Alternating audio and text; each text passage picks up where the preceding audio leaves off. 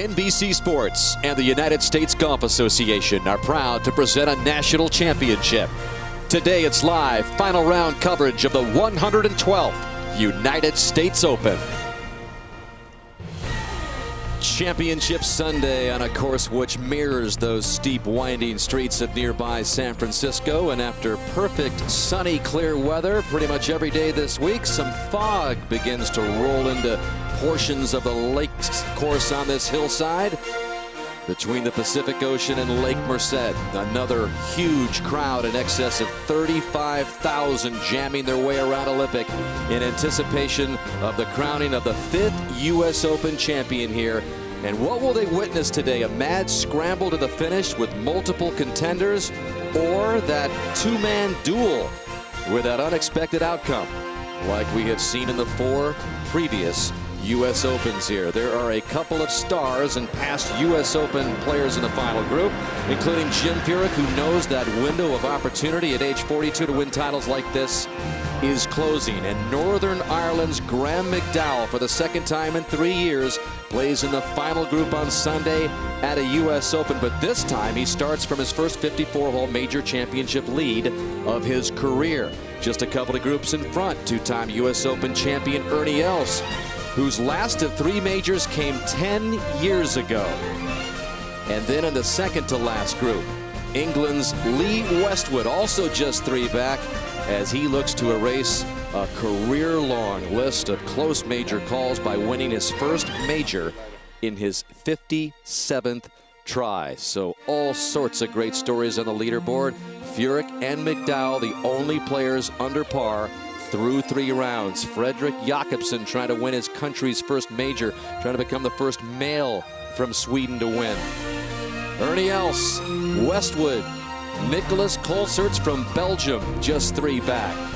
Jason Dufner, who broke through twice this year on the PGA Tour, is at +3. And then there's the continuing amazing story of the 17-year-old high school senior-to-be Beau Hossler, who will go off in a bit, and a live shot of Tiger Woods, who was tied for the 36-hole lead, but came back yesterday with an uncharacteristic type of Saturday round for Tiger Woods when he was tied for the lead in a major championship. So Tiger begins the day 5 off the lead and will go off in less than an hour with Casey Wittenberg, the 1:50 local time tee time. Mickelson out to the course we go at the 7th, the short par 4. Mickelson, who celebrated his birthday yesterday, again having to accept another U.S. Open week where he doesn't come home with a trophy. Over at the 12th, we check in with Peter Jacobsen. Thanks very much, Dan. Happy Father's Day to you. Davis Love for Berg. Very nice. Gets Davis back to 10 over. Even par on his round today. This game looks pretty good. Really good. Pretty solid.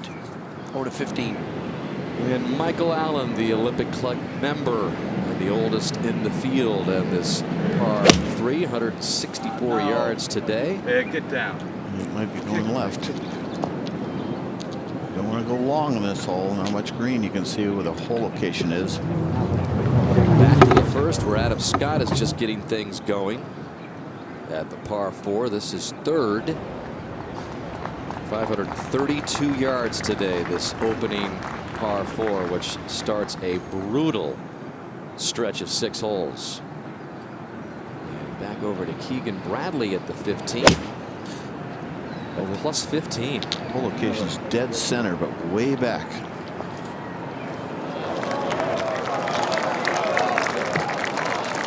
An excellent chance for Bradley to get one back as we welcome you to Olympic Club. Happy Father's Day, everyone. Always special to sit next to you, Johnny, at any tournament, but especially this championship on Father's Day, just a short distance away from here off of Ocean Avenue. You beat balls in your basement there where your dad just called you champ all day long and turned you into a champion, the winner of this championship back in 1973. So all sorts of emotions, I know, going through you on this Father's Day, final round of the U.S. Open. You know, there's nothing better than a great dad, and you have one yourself. Yep. So happy Father's Day to Happy Father's Day to my dad there. out in Tucson, Arizona. Let's talk about this championship.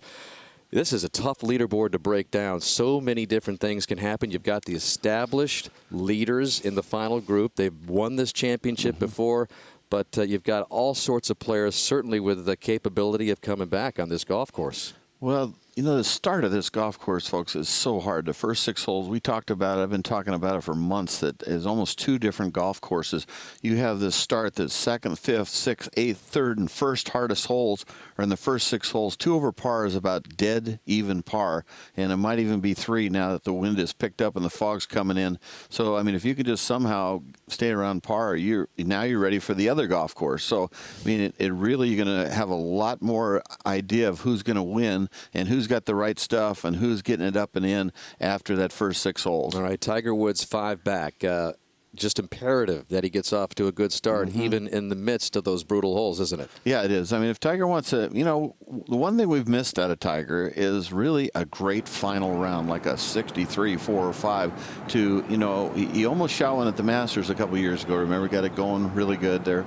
But the bottom line is he's due for some historic final round. He's done everything else, made these unreal chips like he did at the Memorial down the hill, and done super stuff to win when he's leading, but he has never come from behind, has he? Never. Yeah. All of his 14 majors, he's at least had a share of the lead heading into the final round, so that would be an unexpected twist and turn to be sure. Jim Furyk set to go off in a couple of hours from now with Graham McDowell, and just a short time ago, Jim caught up with our Roger Maltby.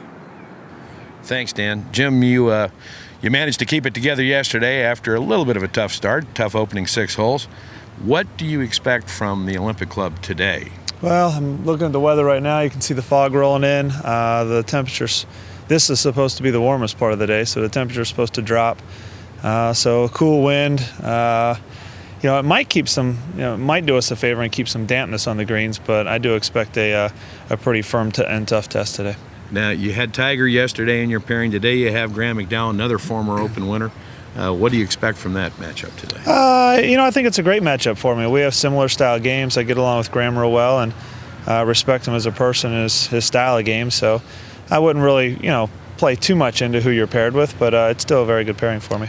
Now, you've won one of these before, obviously. What would winning a second Open at age 42, I believe it is? 42. 42. What would that mean? It'd be special. You know, it's hard to put those things into words, and I'm probably trying not to really think ahead too much. And sorry. we're really just focused. Oh, no, it's all part of it. I mean, you can't help but right now it's really trying to focus on, you know, getting off to a good start and trying to play a good round today and put myself in position towards the end of the round.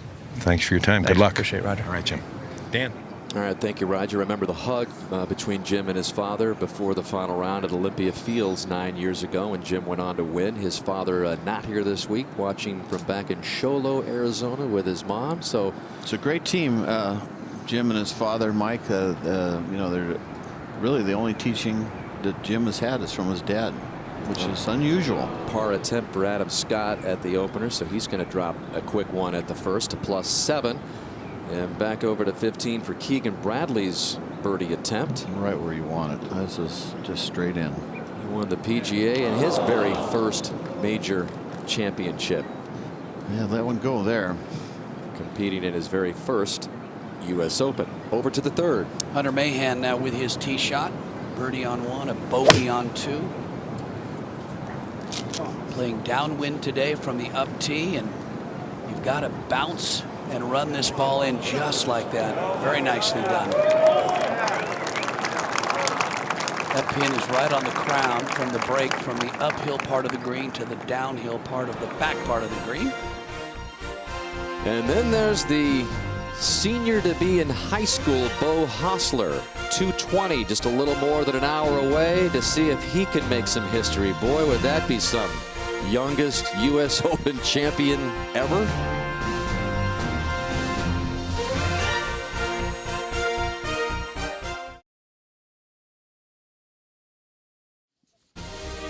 th U.S. Open Championship is brought to you by World Elite MasterCard, by the all-new Lexus RX F Sport, and by Fidelity Investments. Take control of your personal economy. Well, we talked about the tough stretch of the first 6 holes, but you do get a bit of a break here at the short par 4 7th. A look at the hole location down there in the bottom tier of this just 264-yard par 4. And earlier today we had a couple of young guns take cracks at it. Johnny, Ricky Fowler hitting a low cut. Yes, that looked like a Lee Trevino shot. And watch what this does, folks. It's going to hit this backboard here and shoot it to the right, and down it comes for almost inside the weather. Maybe it is. And in that same group, playing alongside the impressive 20-year-old amateur Patrick Cantlay, who followed that up with this. Yeah, these two players are probably going to be in championships several times in the future. And it almost lands the exact same spot. Gets a big bounce to the right, which, you know, if they hadn't bounced quite so hard to the right, this might have been a 2. So they both made eagle 2s. So after you get beat up 1 through 6, you've got a chance to get back at Olympic at the 7th. Yeah, the 7th is a very easy hole today. Back to 3. Hunter Mahan now for his birdie. Pretty straight putt here. Very hard green to read perfectly. Yeah, there. You can come close. Looks like he was trying to make it go left, but it just dead straight. All right, so Lee Westwood, who you see there at +2, 3 back. He'll be in the second to last group in a while from now. And Roger Maltby had a chance to catch up with the Englishman about his chances today. Thanks, Dan. With Lee Westwood and Lee, you told Bob Costas yesterday afternoon that you were going to sleep good last night, did you? Yeah, brilliant. I never have any problems with that. No problems with that. Never. Well, it's been well documented. You've yet to win a major. You've been in this situation a lot of times. What's your mindset right now? Just to keep playing how I am, you know. And if we start on Thursday, I've played pretty good, and you know, I'm having a good time this week, enjoying the course, enjoying the city, and was enjoying the weather. Well, I would think you'd be used to this. Yeah, it's different. We left town and it was sunny, and then you get out here and there's a bit of a fog setting in. So you know, it'll be another thing to contend with, and a bit of breeze as well, which, you know, make it play tougher but keep it interesting. Thanks for your time, and we wish you all the best. Thank you. Thanks, Lee. Well, Westwood seems to at least try to appear to be more relaxed at every major opportunity. Yeah, he has a good chance, again, if he can get off to a good start. Michael Thompson, the first-round leader, who flew his third shot in the hole yesterday for an unlikely birdie. This is third shot today from the right side of the monster opening par 4. Look at how this ball's sitting up. He's had a very difficult time putting the ball in the fairway, and don't you know he puts the ball in the fairway here and then misses the green. But a short Lovely game, there. Yep, short game should enable him to open up with a par and remain at +5. And we mentioned Michael Thompson holing it out, and there have been some spectacular shots here this week at Olympic Club. And for the first example, we go back to the opening round, second at the par 4 14th for Michael Allen, the Olympic Club member. 8-iron from 145. Drops in for eagle. Part of Allen's highlight package this week, but one of the great highlights, Nick Watney's second at 17, same day. 5-iron, 208 yards out. Could it be a double eagle? Third double eagle U.S. Open history for Nick Watney. That was Thursday. And then yesterday, I mentioned Michael Thompson. He missed his opening drive off the first hole, but then his third after punching out to this point at the first. Just textbook. Lands, trickles down that hollow there, and what a birdie. Runner-up at the U.S. Amateur 5 years ago, having another great week at Olympic. And then John Peterson, former LSU Tiger, 7-iron, 180 yards, par 3, 13th.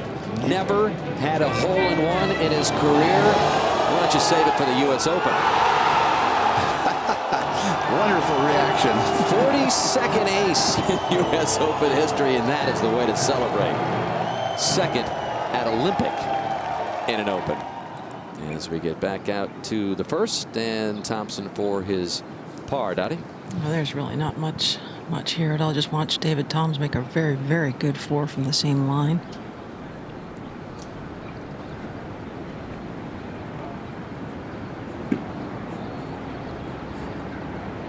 Okay, that's a good way to start. Par at the first for golfers back there. Begins the day 6 off the lead. Martin Keimer warming up. He begins the day 5 off the lead. Jason Duffner begins the day 4 off the lead. All of these guys could come back on the leaders, you bet. Tough golf course, Olympic Club. We'll be right back.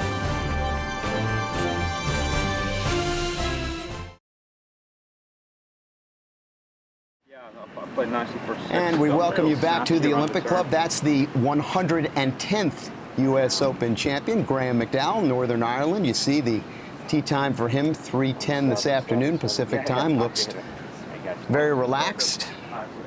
The last group playing alongside Jim Furyk. To the second here. And the lengthy par putt for Adam Scott. It's a nice save. Scott remains +7 for the championship.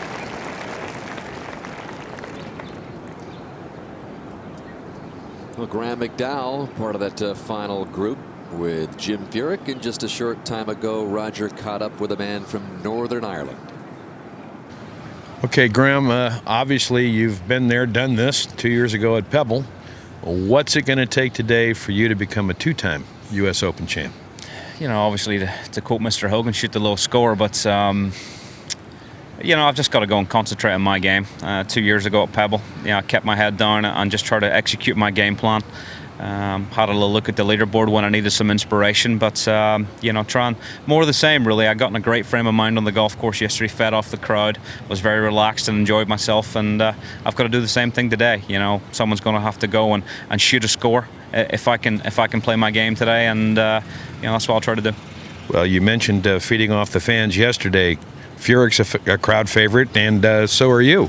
What do you expect from the fans today? Yeah, you know, there's a big Irish support out here, you know, in San Francisco, and you know, I think there's more Irish out here maybe than there is in Ireland. But good time. The crowd have really felt they're really pulling for me, and like I say, I can just feed off them and enjoy them, and you know, if I need some energy, I can fit, like I say, just kind of get it from them. But I think I don't think energy is going to be a problem. You know, I'm right up for this today. I'm feeling good, and the adrenaline should be in the body, and you know, slightly different conditions today. I thought I'd driven into the wrong golf course this morning. It looked a little different, but this marine layer's in. Ball should be maybe not flying quite as far as it has been all week, but you know, we'll adapt and we'll be ready.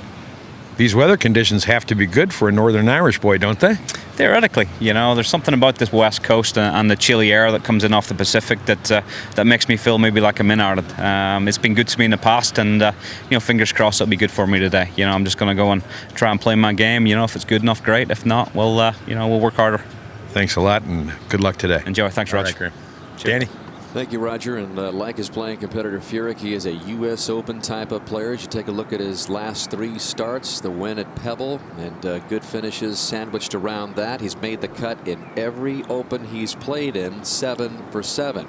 Well, KJ Choi got through the first tough 6 and 1 under, and so now here at the easier 7, he's got another birdie try. So KJ Choi on the early march. Over to 2. David Toms uphill birdie putt. That was after a terrific drive here. He only had 129 in.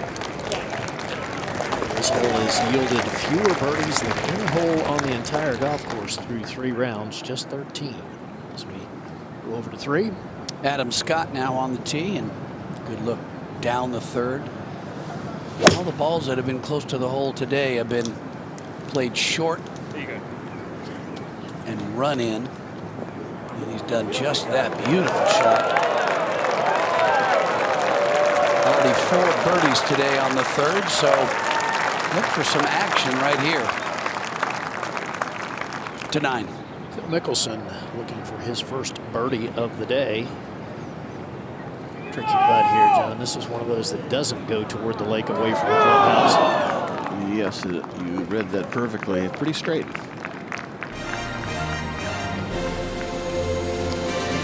Peterson, the 23-year-old who starts the final round 4 back, playing in his first U.S. Open. He with the hole-in-one on 13. More magic today? We'll find out.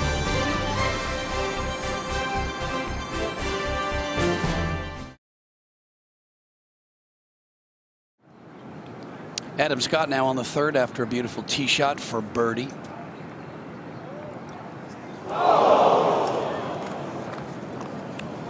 Again, we've said it all week. These greens are hard to read. Got to be real careful. The greens that have those little brows that stick out, huh, Peter, that moves the ball off them. And up ahead on the other par 3 on the front side, the 8th, KJ Choi with a 7-iron. It's a tough hole location today, John. Back left, and the players are trying to swing a big draw in there. Let's join Bob Costas.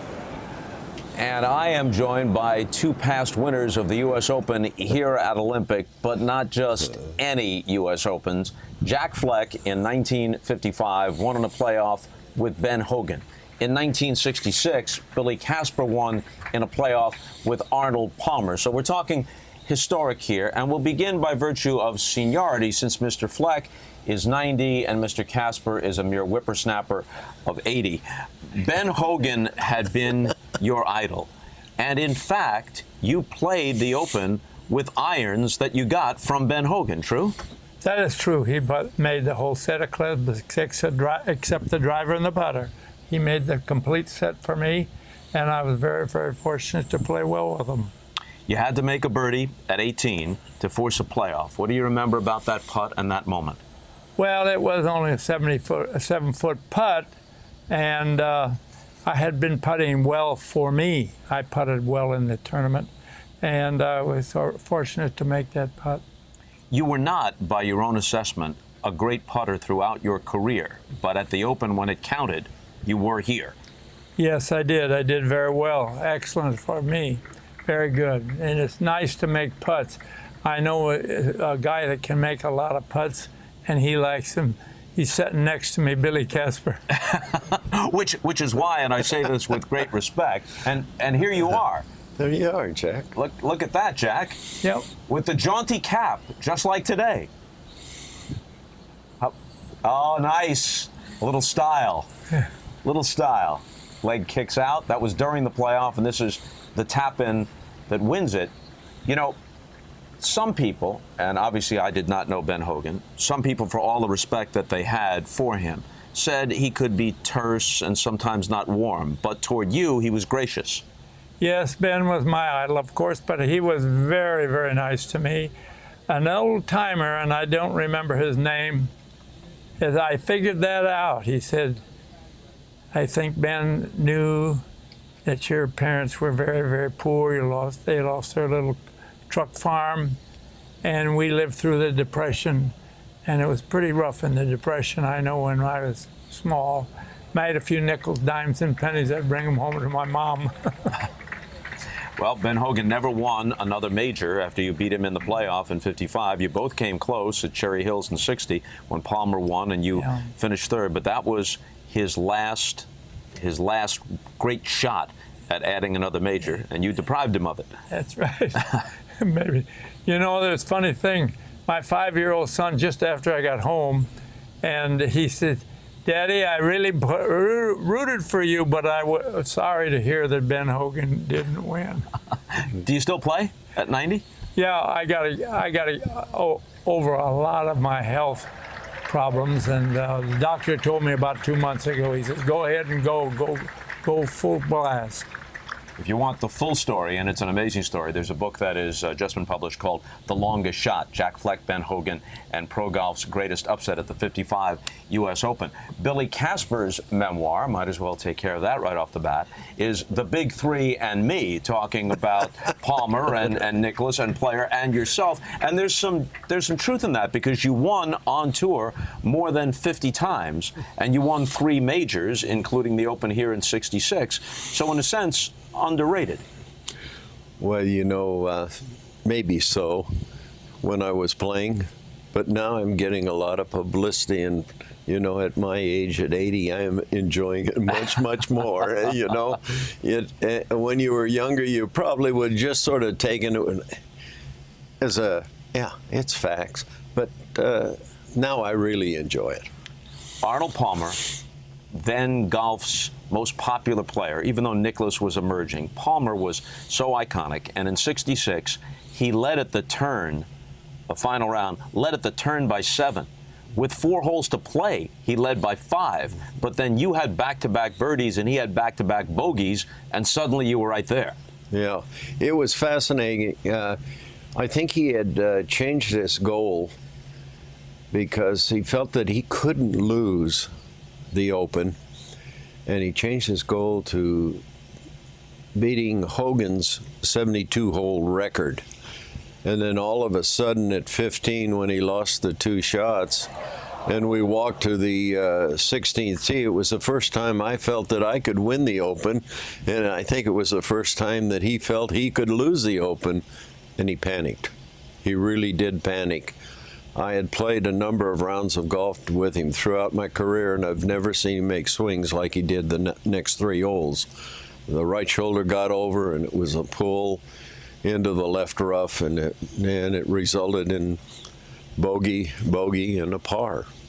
And yet, even in the playoff, at the turn, he led by 2. Right. But you came back to win, ultimately shooting 69, and he shot 73. Right, Bob. If you check the front page, if you check the cover of the book, the cover is the picture of the results of me holding about a 35-foot putt with a 10-foot break on the 11th hole. In fact, we're going to look at it right now. Look at that. Right? No, there you go. This was on 13 here. Oh, okay. That was 13 when I got to be a stroke ahead. And this is the final putt that just wraps it up. And that was a birdie for 69. See, there's the difference, Mr. Fleck. By that time, they had color TV. It was black and white in 1955. And here's a side note. NBC actually went off the air declaring Ben Hogan as the winner. NBC was kind of warming up for the Heidi game a decade or so later in football. Went off the air. The winner is Hogan. Good for him. Goodbye. And then you come back and force the playoff. Yeah. I was very, very fortunate there. But I hit some shots that really I couldn't imagine how great I hit the ball.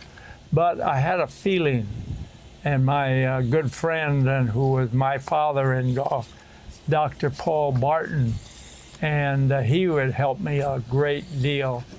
And I've never been so fortunate to do it, but I'm tickled to death. Mr. Fleck, Mr. Casper, thank you both very much. And I'm going to leave with this. Have you ever seen such a stylish quartet? This is President Gerald Ford. This is Bob Hope. This is Billy Casper. And this is Jackie Gleason. Now, styles obviously have changed for the worse since then. I mean, that's a pair of slacks there, Billy.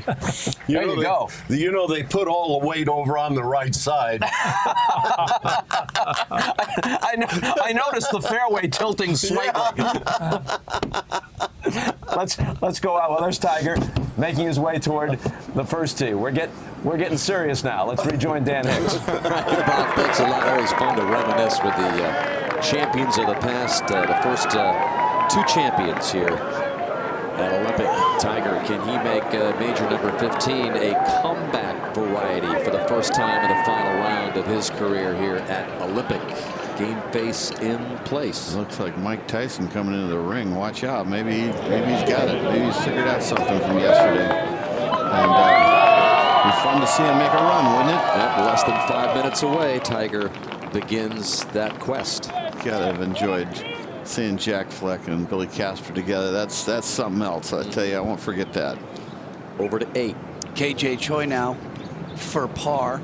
Remember, he flared his tee shot to the right in the bunker, blasted in the air, and keeps that momentum going. 2 under on his round today, and just 5 over. Back to 7. And Robert Carlson, this was earlier at the short par 4 7th. Takes a big swing at it. Looks like it's tracking beautifully through the marine layer, and look at this. Should come back off the tier as well. That is textbook. Nice shot. Are we going to see an ace here like we saw from Alvaro Quiros in the practice round? You never know. Eagle attempt by Carlson to quickly shave off a couple.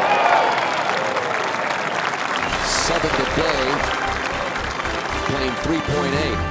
Birdie hole after the treacherous start. How will Tiger start his final round Sunday at this U.S. Open?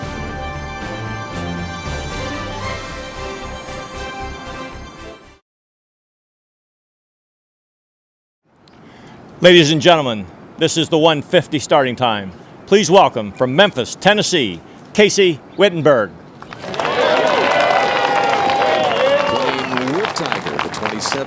year-old out of golf-rich tradition Oklahoma State, Casey Wittenberg, who was the runner-up at the 03 U.S. Amateur at Oakmont, parlayed that into a beautiful Masters finish the following year when he finished tied for 13th, the best finish by an amateur in that tournament in the last 30 years, but playing alongside Tiger.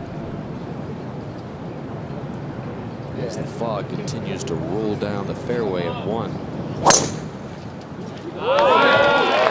Looks to be pretty good here, headed up the right-hand side a little bit. Well, dead center, beautiful shot. It's out there pretty far too. From Hobe Sound, Florida, the 2000, 2002, and 2008 United States Open champion, Tiger Woods. Well,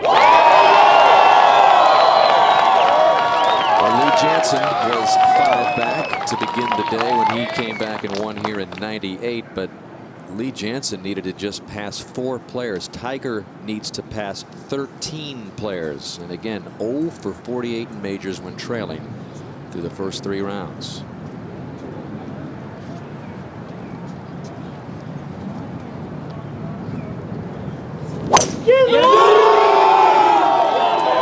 This is a low burner up the right-hand side. Oh man, didn't get hardly any run whatsoever, and was sitting down in that moist grass. Pretty bad break. That was the way it was yesterday too. He hit a bunch of edges, and he talked about that, and not much luck. Just a few groups, a couple of groups behind the Tiger group is Beau Hossler, the 17-year-old high school senior to be. His goals coming in, Low-Am, play of the weekend. I think those have changed just a bit. What do you think, Johnny? I mean, it's almost you know, unheard of, but you know, you look at his game. I think he came here thinking, oh man, just low amateur, and then he's playing with everybody, all the pros, and he's hitting it right out with them. He's hitting his irons as good or better than they are. He's putting great, and after probably 2 or 3 days of this, he's saying, I thought you guys were better than me. I think I can beat them. So, you know, that's a little bit of youth there. And I was the same way. When I went into the 66 Open, I finished 8th, and it was like, man, I could have done better than that. I thought maybe I might win. You know, and he's the same way. But this is your home course. The guy never saw Olympic Club till he showed up here from high school. Yeah, I know. Just played his high school state championship tournament. Here he is at the U.S. Open, out to 9. And the second shot of Nick Watney on the way, back left hole location today. And if you can get the ball up into the middle of the green, every ball wants to work its way toward the hole. So we should see some birdies there today as we go to 8. Steve Stricker coming off a birdie on 7. You can see that hole location is in the far left of this green. And do have a hook wind, which helps move it. It sure does. That's an aggressive line there. It's 1 for 2. He had the line, but not the distance. Back to 9. KJ Choi playing his second shot. Go hook fly with a hook wind, huh? Yeah, but at least the hole location matches up to that shot. It does. It's excellent. So KJ will have a chance to make the turn in 3 under par. So there are some birdies out there. That wind looks like it's changing right there. Over at 16. Davis Love with his 3rd. Swinging really well right now. He's playing well. He's the Ryder Cup captain, and he pulls a string on that to tap in distance. It'll be our first birdie of the day on 16. Back to 1. And what's the lie like for Tiger at the first, Mark? It is a terrible lie. Just barely a yard in the primary rough. What a really bad break to start today. A couple options. He could lay up. I could actually see him laying this ball up, or he could try and just burn one down that little opening. But I don't know how far he can actually advance this ball. Has the wind totally switched, Mark, or is it still a little left to right? It's a little left to right. Tiger! He's just laid it up. That's solid. Tiger! Roll out. Well, we mentioned all week long how this golf course sits on the side of a hill, and there is an 18-story building height that goes all the way from the top part of the golf course to the bottom. You're looking at 190 feet descent from the top near that clubhouse to that 15th green where we have marked there, Johnny. Yeah, what happens is that fog comes, the marine layer comes up off the ocean, and it compresses against the beach area there, and then comes right over the top of Skyline Highway in the first hole. So the main part of the fog is on the first hole and a little bit on the second, and the wind is the strongest up there, and then it's protected down below once you get to 4, 5, 6, 7, 8 on through the course. Casey Wittenberg after a good drive in the fairway. That's a hit and walk, a Gary Player special. Just right of the flag. Might kick right. Yeah, I'm not sure what that follow through is about, but tough start. 532-yard par 4 first. In fact, the brutal first 6 holes this week at Olympic. Lots of talk, or shall we say attempts this week, to explain just how difficult this start is. The first 6 holes versus the last 12 holes among the final 3 pairings today. You can see all those big plus numbers 1 through 6 of the final 3 groups, and then they play under par the last 12 holes. So it is a rough, slappy in the face kind of start. It is, and we knew it was going to be that way before the championship. Third shot now for Tiger, trying to save a par here. 110-yard shot, and he's got it right on line if it's far enough. And that's been the story of the whole championship. He cannot get the wedges and short irons inside of 15 feet. It's just, it's amazing, really. Just cannot do it. Up to 9. Where Nick Watney has this short putt for a birdie. KJ Choi unable to make his 15-footer. Watney sneaks it in, so Nick Watney makes the turn at even par. +7 for the championship. So back 8. Steve Stricker played a pitch to this position here out of the bunker, and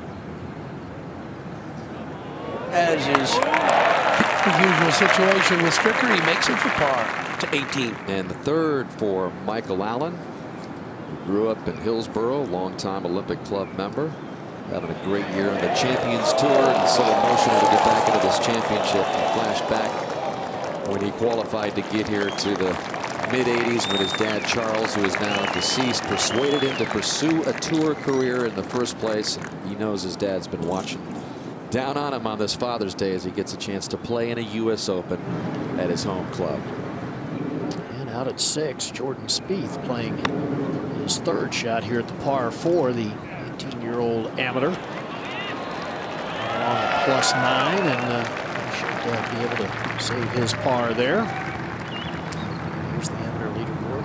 The 17-year-old best score so far. So we'll go back to the first. And Wittenberg's 3rd. A little bit of a downhill lie. Got to pitch it over the swale, I think. Drives it in there, Mark. Quite a bit of spin and a very good shot. Yeah, that was nicely played. So a chance for Wittenberg to save his par over at 11. This is a birdie attempt for Phil Mickelson. Big swinger to the left.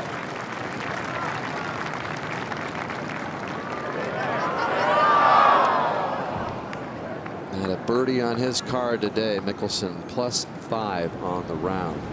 Back over to the first. It's tough for Phil. He only plays to win, and he's got to keep trying just because he's a pro, but his heart is somewhere else, I think. Probably thinking about Father's Day and his family right now. First 6 holes really beat up Tiger yesterday. First couple of rounds he was even. He went through this stretch of +3 yesterday, and he shot 75 yesterday. Very uncharacteristic round for Tiger, even in this second career of his. Because for the second consecutive time when holding the lead in a major, Johnny, he shot 75. The last time was that 2009 PGA going to the final round. You know, he played so well the first 2 days, but very rarely did he have a birdie putt. I mean, it was like they were birdie putts, but I mean, they were this length or longer. Mark? Yeah, and now to have one for par on the first hole has got to be disappointing.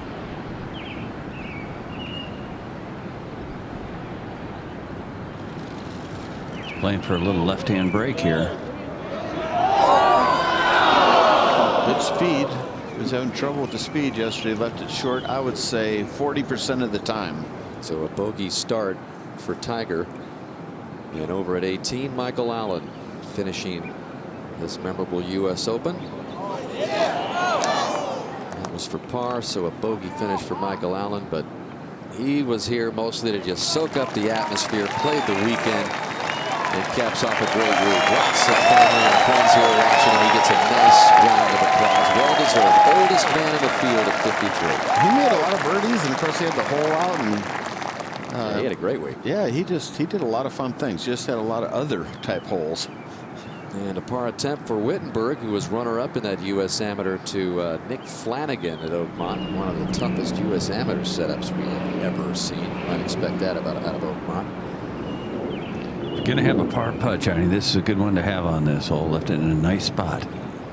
Absolutely. How about the round that Wittenberg had yesterday? Matched Lee Westwood's 67 with the best round of the day, and just misses that par attempt. So bogey start for Tiger and Wittenberg as Casey made the cut on the number. Ernie Els getting set to tee off in less than an hour. He'll play with Blake Adams and Lee Westwood in the second to last group following Ernie.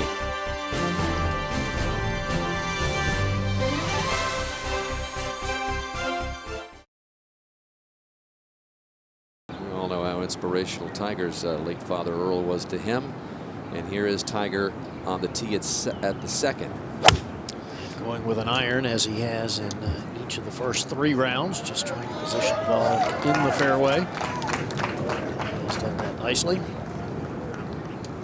And let's go up to the 18th tower. Gary, thank you very much. And in the first 6 months of his 2-year tenure as the president of the United States Golf Association, Glenn Nager is with us, enjoying his first U.S. Open as president. It's been a pretty good start out here at Olympic Club, right? Oh, it's been fantastic, Dan. We wanted to provide a competition that tested players' skills, their emotions, their physical endurance, and the leaderboard speaks for what's going on here. It's been a great start. So many issues I know you want to tackle. Let's talk specifically about one that should speed up the game. I know the Tee It Forward program is something that you're very excited about, and you had a chance to go out with 4 other people in the golf industry recently and kind of put this on display at Augustine Golf Club in Virginia. Tell us a little bit about the day. Well, this was a effort on our part as the 5 major golf organizations to promote the Tee It Forward concept, where we get golfers to tee from, like recreational golfers like myself, to tee from tees where our second shots are going to be into the green using the clubs that the tour professionals hit. So we'd have more fun, make more pars, have chances at birdies like the pros do, and hopefully play faster. Alan Ranowski, the president of the PGA of America, part of the day out there. Did you take any cash from anybody, or was it just a friendly game? Well, it was a friendly game, but I played better than I usually do, and we had a lot of fun. This illustration that we're about to show you, I think, further kind of gives you an idea of what the Tee It Forward program is all about. Just to illustrate it here, the pro and the amateur coming off, the professional 290 off the tee, the amateur 240. So you end up with this big disparity in distance. But if you take the amateur and you tee it forward, I guess the thinking here, Glenn, is to give both players to maybe hit their second shots with a similar club. Isn't that kind of the thinking? That's right. I mean, golf is a game of skill. It's not just a game of distance. And so what we're looking for is for the amateur player, after they hit a good drive, to be in a position to use a similar kind of club as a tour professional hits. So that you've got, as I said, an 8-iron or a wedge, rather than typically, and we saw this in the event that we played, ordinarily if I'll hit a good drive, I'll still have a 3-iron or a 5-wood into a par 4 on a 440-yard hole. Or if you move me up 60 yards and I've got a chance to hit an 8-iron, I have a chance to hit a 9-iron, I have a chance to high-five a little by making a birdie every now and then. I know you're excited in a few hours to present the champion with the trophy, and every year in the U.S. Open since 1895, a gold medal has been presented, but this time it has a new name, just announced this week by the USGA, the Jack Nicklaus Medal.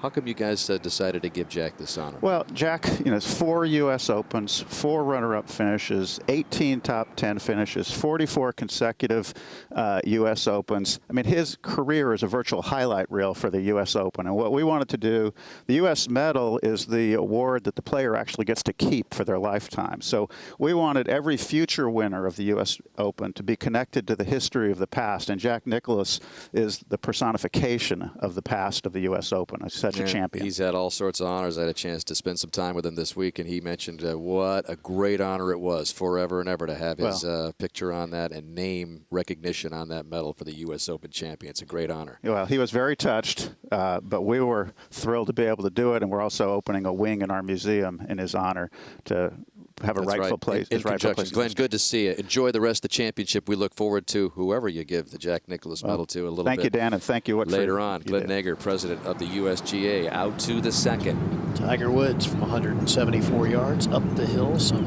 23 feet. Let's see the putting surface. You can hear Joe LaCava say softly, this green very firm. Another one, distance control, not particularly good. That is well long. Back to the first. Matt Kuchar just getting going, just over the green at the first. He begins the day at +4, as does Martin Kaymer, his playing competitor. So just 5 back, Matt Kuchar. Not a hard little pitch, really. A little surprising. That was not a good shot. Getting beat up at this first hole. Up ahead at the 8th. This just a moment ago, Alex Cejka on the tee with the 6-iron and a skull cap. Not opting for the bill. Take a look at this.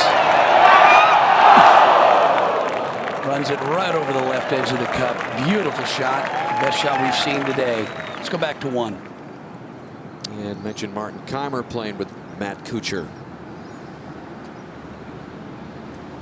Kaymer's been playing well all week, and another guy, if he happened to get really hot at +4, somehow shoot 66 and get it at level par and post that, that would get the attention of Furyk and McDowell. I can promise you that.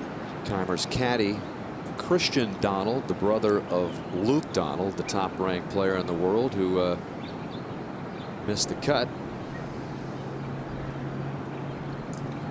Well, this is a classic June gloom, foggy day for Olympic that plays really well. Yeah, this is normal. In fact, this is the wettest, kind of foggiest month of the year, isn't it, June? Well, I wouldn't call it wet, but it's damp. You know, there's no rain. Oh, good try. Just burns the edge. This was a moment ago for birdie Aaron Watkins. One of those qualifiers in the championship. Just sort of letting it feed down the hill. 29-year-old rolls it in. Shot 68-66 in Memphis. The sectional qualify for his first U.S. Open. Back to 2. Woods with his 3rd. This is an area of his game that he has really struggled with this week. Has only gotten the ball up and down 2 out of 9 attempts around the greens out of the bunkers. Back to 1. And Matt Kuchar, recent Players Champion for par. Johnny, seemingly the game in the makeup to win one of these majors one day. Yeah, well, it could even be today if he gets it going. You know, again, 66. Got a good chance to be in a playoff. Maybe win outright. So seeing all sorts of bogeys at the first. Yeah, it's sort of a half bogey. It's you know, playing 4.5 to 4.7 or something. So in reality, 5 is not the worst thing that ever happened to you. Ernie Els due off in about 45 minutes or so, or less than that actually. And a few moments ago, he spent some time with Roger. Thanks, Dan. Ernie, you missed the last major. How good does it feel being back in contention in a major championship? Yeah, it was really good. Yeah, I forgot about that actually. Sorry. It's nice. It's nice to be back. Obviously, at a U.S. Open we've won before, and in contention. You know, I've been preparing for this for a while, and you know, got a nice opportunity. Now, you've won a couple of U.S. Opens before, and you've come from behind before. In '97, you were 2 back after 54. Yeah. Now you're 3 back. You got to be feeling pretty good, don't you? Yeah. No, I was pleased with yesterday. Obviously, I had a horrendous start, and I got it back into under par, and obviously that miraculous shot on 17. But you know, it's a new day today. There's a lot of pressure on a lot of people. most of the guys in contention are going to really feel it today, and it's just a guy that can keep his nerve and get the shots going his way. 3 U.S. Opens has a pretty nice ring to it, doesn't it? That's pretty rarefied air. That is really rare. That's in some serious company there. So I don't really want to think about it. I just like to play a really solid round of golf and see what happens. Best of luck to you. Thanks, Ernie. Man. Thank you. Danny. Thank you, Roger. It was kind of an uncharacteristic trip to the first 3 rounds for Ernie Els. Look at the fairways hit way down the list, but total putts, Johnny, and that's the part of his game where he's been trying to get some touch back. Tied for first with 80 total putts. But look at the fairways hit. There's 72 guys on the weekend, and he hit 13 out of 42 tries. It's amazing that he is contending with missing that many fairways. That's magical. Crazy. He was in the lead with 12 holes to play back at that U.S. Open at Pebble Beach when Graham McDowell won, but he went +5 down the last 10 holes to let it slip away to 2. And the par putt for Woods, Mark. This one pretty steeply up the hill. It is, and Gary, last night he worked for an hour on the putting green about trying to get a little better hit on the ball and get a little more distance. He was leaving him short yesterday. Yeah, did a lot of drills just using his right hand only on the putter, trying to release the toe a little more. Right. Been his miss. This is not the start a lot of people across America wanted to see. Certainly not the start he wanted to see either. It's the young amateur Beau Hossler, 17 years of age, makes his way toward the first tee. You don't usually want to say, I'm playing to win at 17 on Sunday. You usually might say, I'm happy to be here, keep it to yourself. Over at 5. Michael Thompson for birdie. This guy keeps hanging around, and he said earlier in the week, especially after his opening round, first round 66 lead, if I continue to putt well, I will do more than hang around. I can contend. So a long range birdie for Thompson moves him to +4 within 5. And this was a moment ago at 18, and here is an example as turned in by KT Kim with his second shot on what can happen with this whole location at 18. Yes, there's 2 strips here closely mown, and he hits on the green with the backspin. Watch this. And its false edge is going to get him and just keep trickling and go all the way down by that bunker. Picks up speed now and just follows that cut there. And you think that one's bad, folks. If you happen to hit right there 3 feet offline with backspin, it will roll 50 yards down the hill, and you'll end up with a 50-60 yard pitch shot. So you better, if you're just a few feet offline with spin, you're going to see something you haven't seen in a long time. So we'll watch Kim with his third. It's really an easy hole location. You just don't want to overspin it and miss it right or left. That front bunker, which you can't see, and the other side where all that long grass is there might be some plug balls right in here. So you got to be careful of that too. Always been one of the steepest greens at Olympic, but they softened it with a recent renovation. But that had mostly to do with the back left portion of the green. And Kim is just got buried. Hitting it all over the place, and now he's buried. What is ahead for a 17-year-old high school senior to be? We're going to find out when we tee off Beau Hossler after this.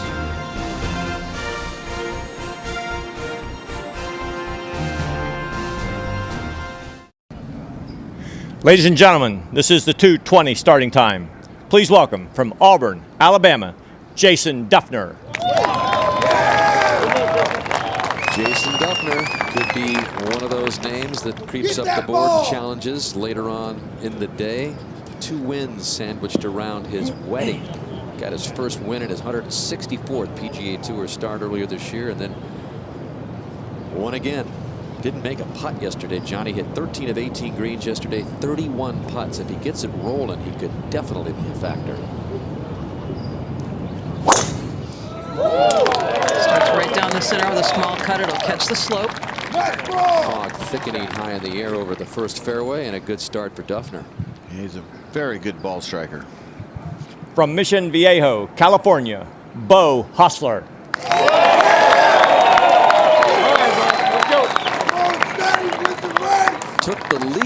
Championship at one point on Friday.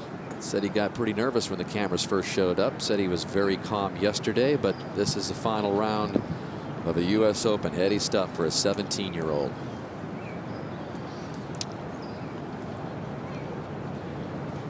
Needs a good drive just to quiet the nerves.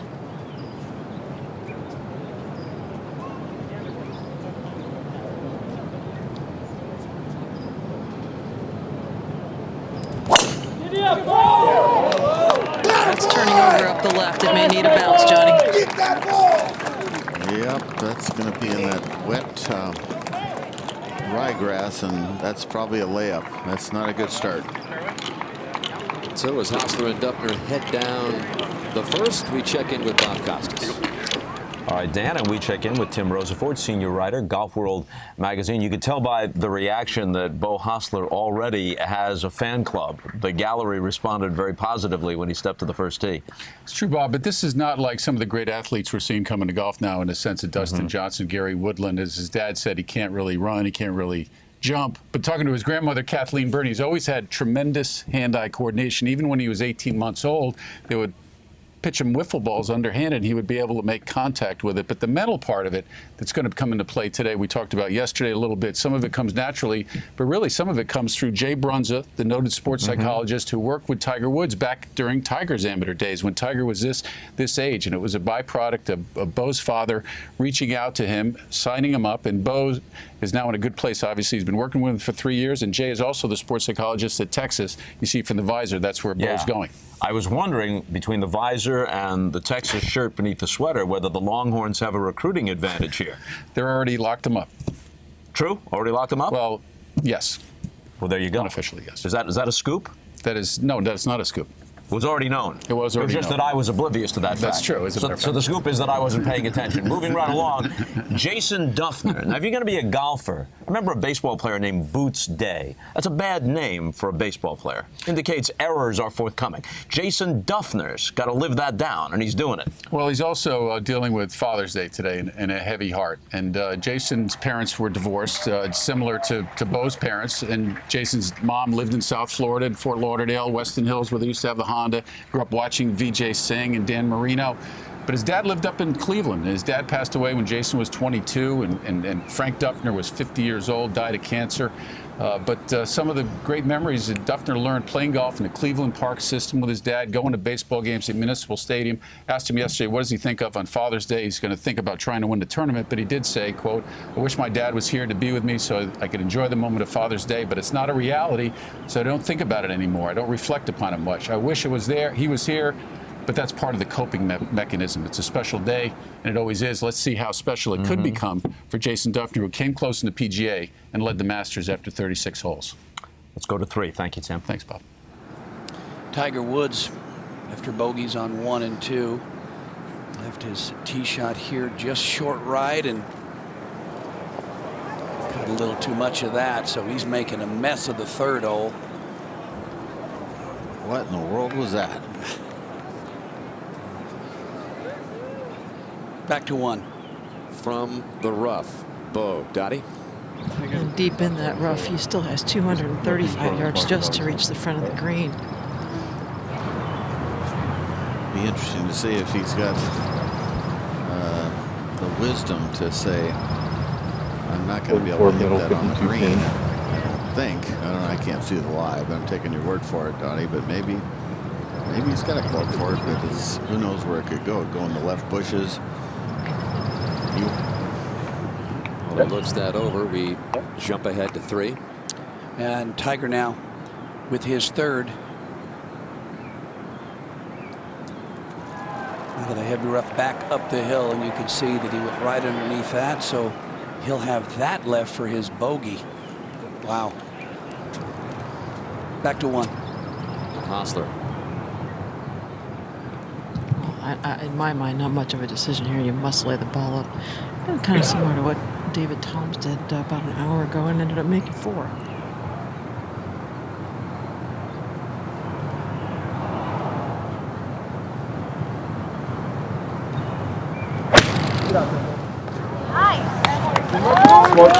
Short of bunkers, and just fine. good shot by Hostler. And back up to 3. Tiger now for bogey.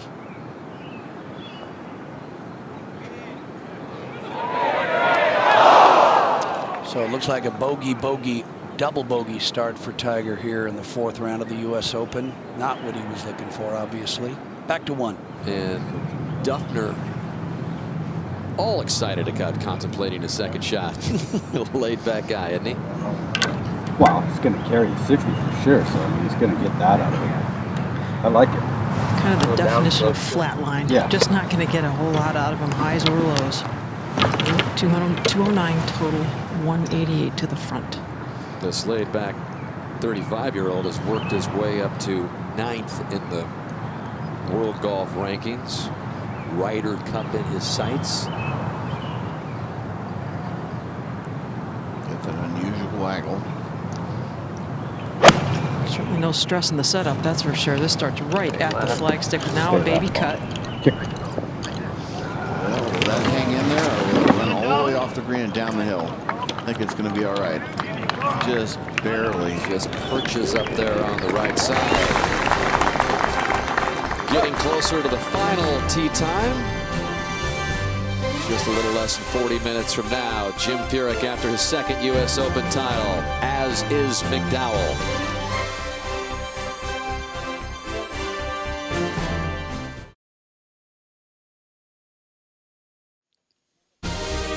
th U.S. Open Championship is brought to you by Scottrade. See for yourself why so many investors are saying, I'm with Scottrade.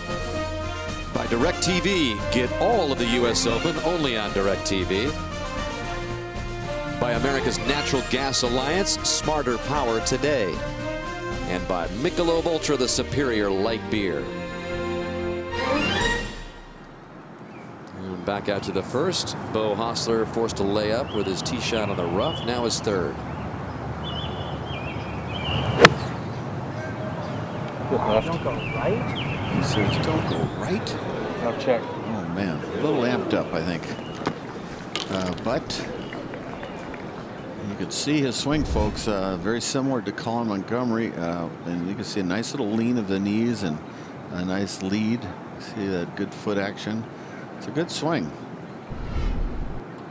Over to the finishing hole for Davis Love's birdie attempt. Yeah, watch these putts on 18. You might want to see one of the leaders make this to win the United States Open. That ball's looking good. That might be one to study. Yeah, there it is. That was about a foot of break to the left. And Davis has got a lot of game right now. Nice round, 69. Good for you. Actually, all 4 rounds are pretty reasonable. Up to 6. Michael Thompson playing his 2nd shot, and you see it +4. He's 1 under par through the first 5 holes, so getting through that tough stretch.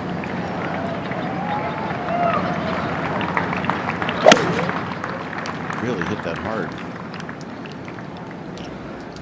Players have been hitting this green less than 20% of the time in regulation.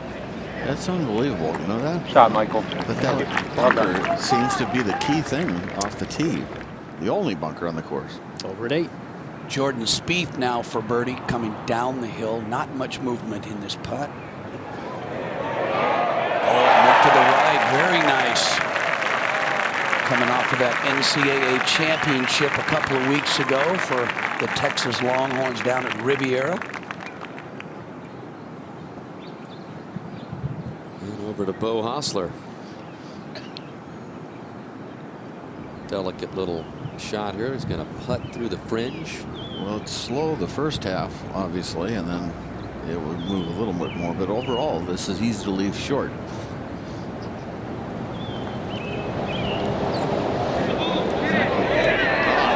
What a start for Hossler.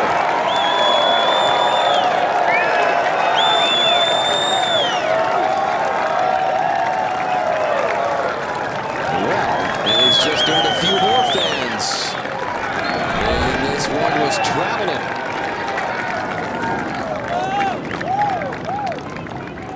Well, that's sort of a dream putt there to make on the first hole after really playing a sort of a mediocre hole. Well, even if he doesn't pull off a miracle U.S. Open win to become the youngest U.S. Open champion ever, look at the best amateur finishes in this championship since World War II. Jack Nicklaus with a standard there in 1960. But there hasn't been a top 10 finish by an amateur in 40 years. So Beau Hossler has that to shoot for, but as you heard him earlier, he wants it all. That's quite the putt. Now Duffner for birdie. Dottie. Played the hole in even par for the week, one of each, uphill into the dune. How about that putt? Maybe Duffner could get that putter heated up as the fog rolls in. Par start for Duffner, and that's gaining some strokes on the field. Fowler over at 15, 164-yard par 3. The wind off the ocean right to left is a factor, but an easy dead center back hole location. Just don't go long. That looks really good.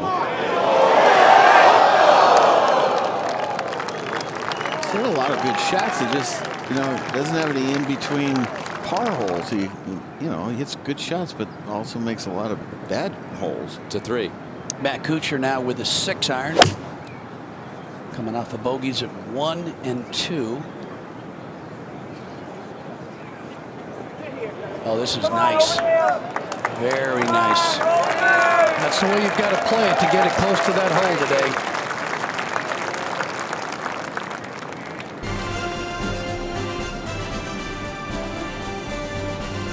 Let's take one more look there, Dan. Yeah, Hossler finding the cup for 4. Dream alive.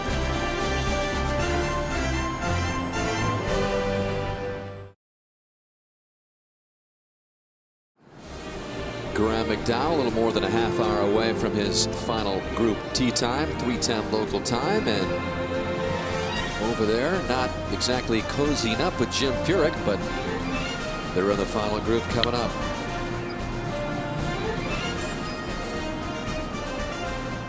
Up ahead to the second. And Beau Hossler going with a driver, so a lot of club here. Most players have been hitting less than driver. Teeing it down very low, though, you noticed. Say softly. It's going to go left as well. Will it stay? Probably not. But up there quite a ways, so a short shot left. We'll watch the flight of this ball with our Pro Tracer. That could be his miss there, that hook, like number 1 and 2 now. Up to 15. And Fowler for his birdie.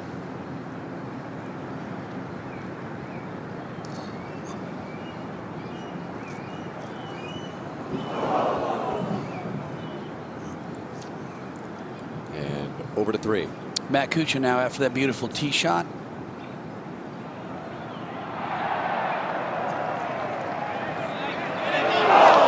Oh, it just breaks left there. The players are having a hard time reading this green. Up to 9. Jordan Spieth has a chance for 3 birdies in a row here. Not a lot of break. Pretty straight putt. Off the 18-year-old. Got in as an alternate when Brandt Snedeker withdrew with a rib injury. So making the most of it. Not in 1 under par. As we move over to 6, Michael Thompson with a chance for a rare birdie at this hole. Hardest hole on the course. Through the first 3 rounds. Should move a little left. Is it firm enough? He is a great putter. No doubt about it.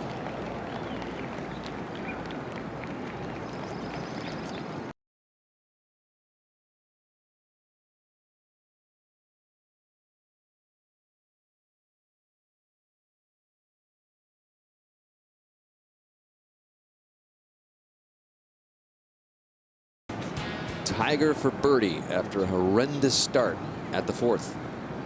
Slides to the right.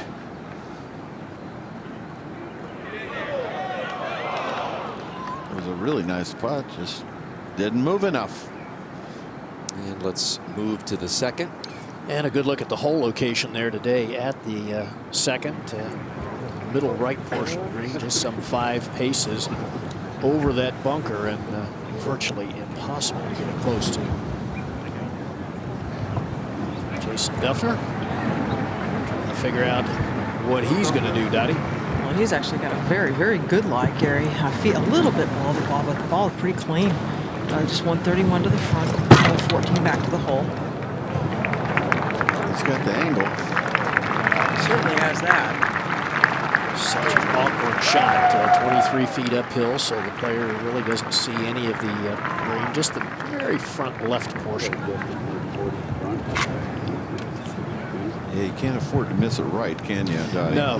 Hard, Gary. Yeah, no, right, you're not going to get it up and down. If you go left, you have a chance. He's truly one of the best ball strikers on tour, wouldn't you say, in Duffner? Oh, yeah, absolutely. Top 10 in fairways hit and greens hit in regulation through the first 3 rounds of this championship. My short legs appreciate that, Gary. Thank you.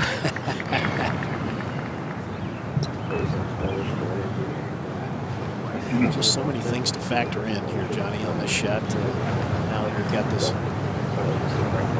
cooler air moving in. Probably, yeah.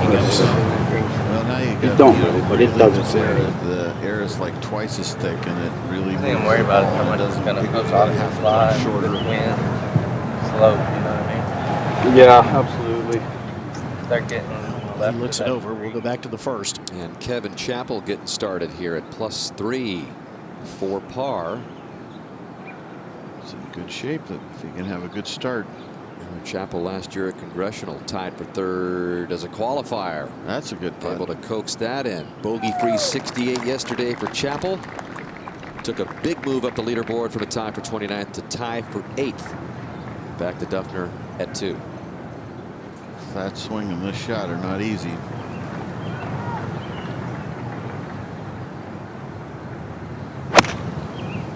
Oh, get down. Okay. Came out a little warm. He's got that back bunker. It has been a popular spot, and very few players have been able to get it up and down from there.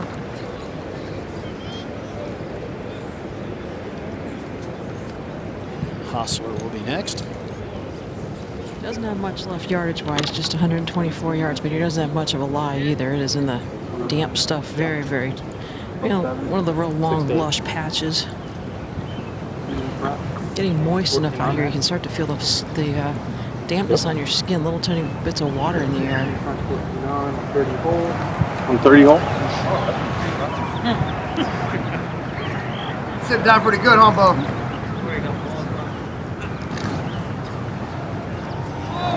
Fans certainly into it, following him around. I was leaving the lobby of the hotel this morning very early, and the elderly gentleman asked me if I was involved with the U.S. Open. I said, yeah. He goes, watch out for Beau Hossler. I'm a member at his club. He can really play. It's amazing how many people come out of the woodwork, isn't it? I think if I chop was an 8 iron. trending on Twitter yesterday, Beau Hossler, which he thought was pretty cool. Over at 4. Second shot for Keimer. Got a slice wind and a slice lie, and needed to play a draw, and he's done that. Tough start for Keimer with 3 bogeys in a row, but that might come back.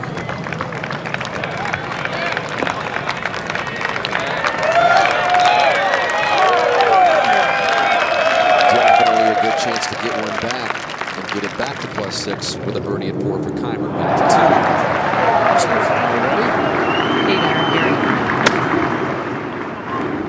Came out with nothing on it toward the right bunker. I get up in the bunker? You get up? I don't know. Get up in the bunker, and you'll be glad that it did.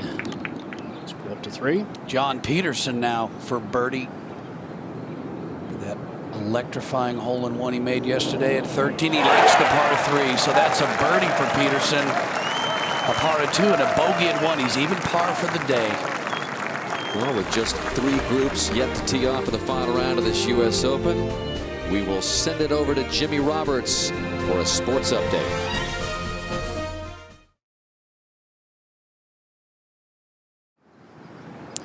Out at the second, Hossler with his 3rd from the front greenside bunker, and this is doable, a little bit on the upslope. Stop using the trajectory, and he does it very nicely. He seems to be a really good bunker player. And the technique, very good, Johnny. Gets the club up and then down into the sand. Keeps the club face open as he goes through. Gets pretty close to the ball too, which is good, you know, for spin. Ahead at 3. And a moment ago, 2-time U.S. Open champion Retief Goosen for birdie.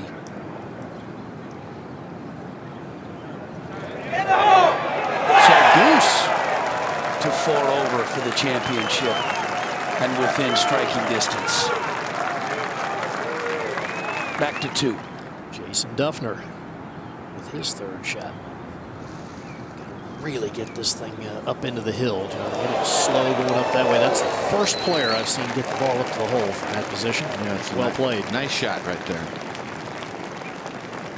Over at 14. And Tiger, not the only big name struggling on this golf course today. This was just earlier 3rd for Phil Mickelson at 14. Went on to make bogey. Just 4 of 11 fairways hit today for Mickelson, +8 in 14 holes. Back to 2. Phil and Tiger look like they're turning back the clock to when they're about 5. And back at the 2nd, Hostler for par. Dottie, he was asked, you know, what's the coolest thing about being here in the U.S. Open? And he says, man, it was, you know, it's the free dry cleaning service they provide in the locker room. You know? He thought that was really something special. Perks that you just don't realize how big an impact they make. I guess. I just want to know. Now, I looked at his posting for his handicap. He posted a score Tuesday of 68. I think that was his practice round score.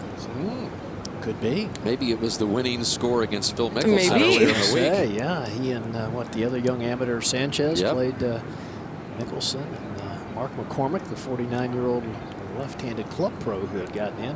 The youngsters took the cash.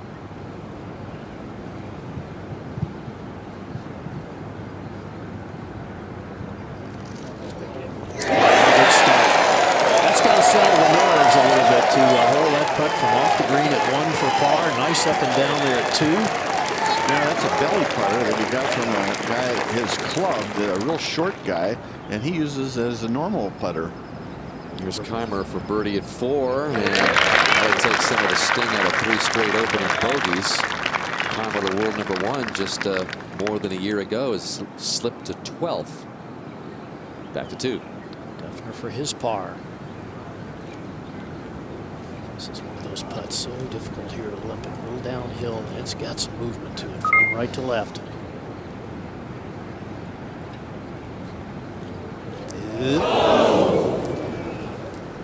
He has struggled with that club. Yeah, something's going on because he's a pretty good putter usually. Over at the 7th. And choosing to lay up, I would assume, was Michael Thompson at the short par 4. Again, just 264 yards today. Thompson off to a 1-under start through that tough first 6 holes. So he is in great position to make a move here. This is a very easy shot here. You can do it several different ways, but that's not a great leave, really, folks. You really want to leave it right of the hole and underneath where the fall line is. And now he's, of course, got a swinger. I don't know if he's ever seen a putt he didn't like, so I really shouldn't talk. Well, Webb Simpson, 4th to last group out, just getting going. Missed the green at 1. 3rd shot coming up the closely mown area. It's slow the first going up the hill. Once it gets on that green, the greens are quicker today. They rolled them and cut them and hardly any water at all. So Webb's going to start off with a par, remain at +3, up to 2. Yeah, here's a guy that if he can make some putts, Johnny, John Senden could make some noise. He, as is usually the case, has driven the ball well, hit his irons well. 94 putts through 3 rounds. Sort of an old-fashioned knee action. Another good shot. Yeah. He's a player, tee to green, and like we said, we haven't paid a lot of attention to him. And well, it's an unusual swing, but he owns it. He really strikes the ball very solidly. Wonderful rhythm. Up the line and down the line. Over at 15. Where Mickelson has a par attempt.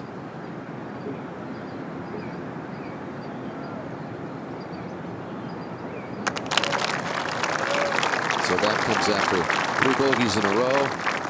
Mickelson having a tough final round. Back at the first,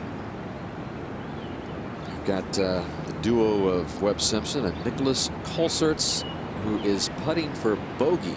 Beginning of the day at +2, just 3 back, but danger of dropping 2 here. Drove it right, but does save the bogey, so Colsaert's to +3. Those are the kind of putts you got to make, and he does it. Got a glimpse of his long hitting prowess yesterday. Over to 3. You know, Dottie, there's just something about Olympic and teenage amateurs. As we know, Johnny Miller back in '66 tied for 8th as a 19th-year-old, and Kuchar tied for 14th as a 19-year-old, and now Beau Hossler making a great run. In fact, Kuchar was serenaded around the golf course, turned 20 in the final round of that '98 U.S. Open here, Jake, at Olympic. So great to see. Jake, Hossler now with a 5-iron, Dottie. Yeah, he hit 6 out first, back to the 5. Taking a lot of time, isn't he, Dottie, in all the shots, which I'm not saying is bad, but it seems like he's taking more time today. Yeah, well, I think he realizes where he is, and he knows he has a chance to win the championship. He changed his goals, kind of upgraded his goals from being low amateur to, hey, I got a chance to really win this thing. I will say he and his godfather Bill are having a really good time out here. It's been pretty loose.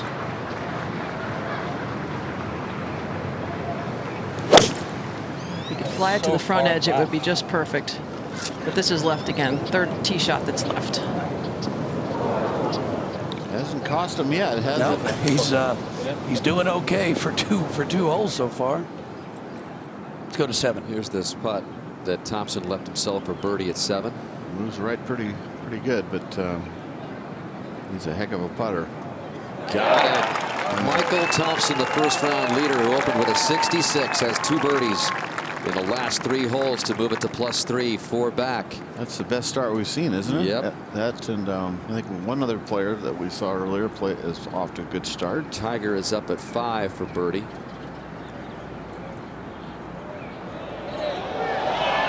Right idea.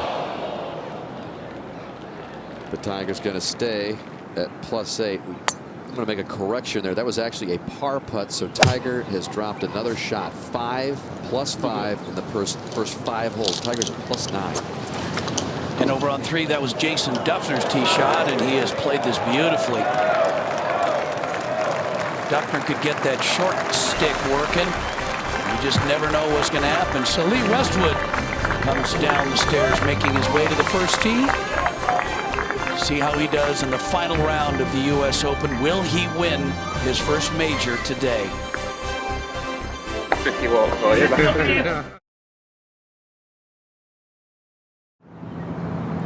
Second shot for Ernie Els, just getting it going here. 3 off the lead. I like it. He hit the fairway. Again, leading the field in total putts. That's a good sign as well. You would think, and Ernie set up nicely at the first. That was 2 fine shots there, Ernie. You can get the ball in the fairway off the tee, which you haven't been doing. You got a shot at it. To 2. John Senden with a chance for a birdie. Slow putt here, steeply uphill.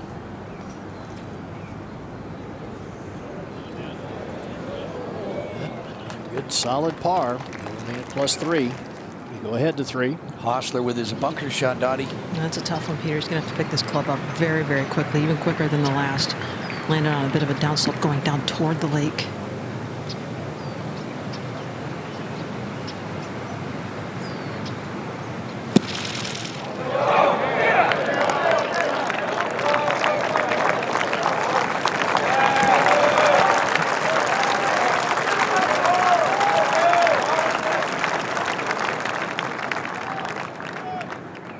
And up ahead, par 3 8th, Michael Thompson with the 6-iron.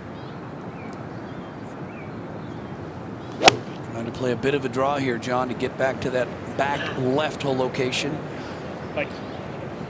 Yelling for it to bite, but hit softly and really just hole high, huh? 2 under on his round today, back in contention.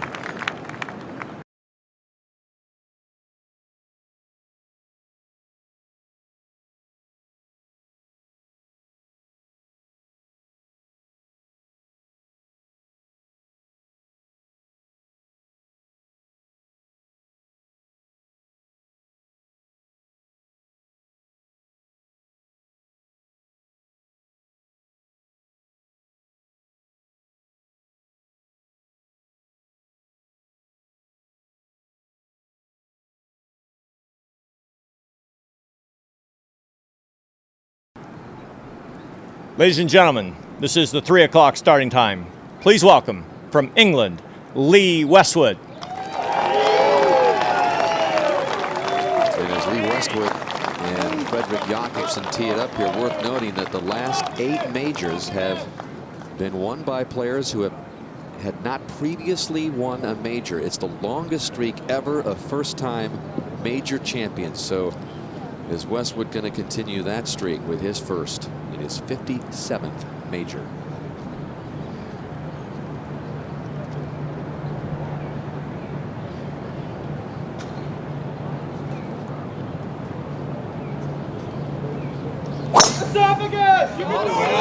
This one is pounded.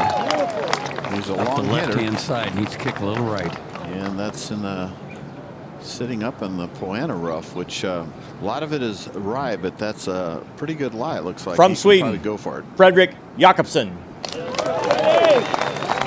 are we going to get out of the Swede today? Remember last year he made some noise in the front 9 at Congressional. Looked like he was on his way to a runner-up position, fight for that spot behind Rory McIlroy, but he shot 40 on the back 9. Next week he picked up his lone PGA Tour win in Hartford and his 188th start on the PGA Tour. So kind of a hard guy to gauge here, Johnny, especially in this position, second to last group. He's really played very poorly this year. Stats are terrible. But this week's been good, so maybe he's peaking at the right time and he can putt, even though the putting has been very good this year so far. But it seems like he's come alive this week, and who knows, out of nowhere, Jakobsen might be holding up that trophy. And again, no man from Sweden has won a major. Good course that one next week, isn't it? So just one group left to tee off, the final group, up to 3. Hostler for par. See if he can grab and keep this momentum going.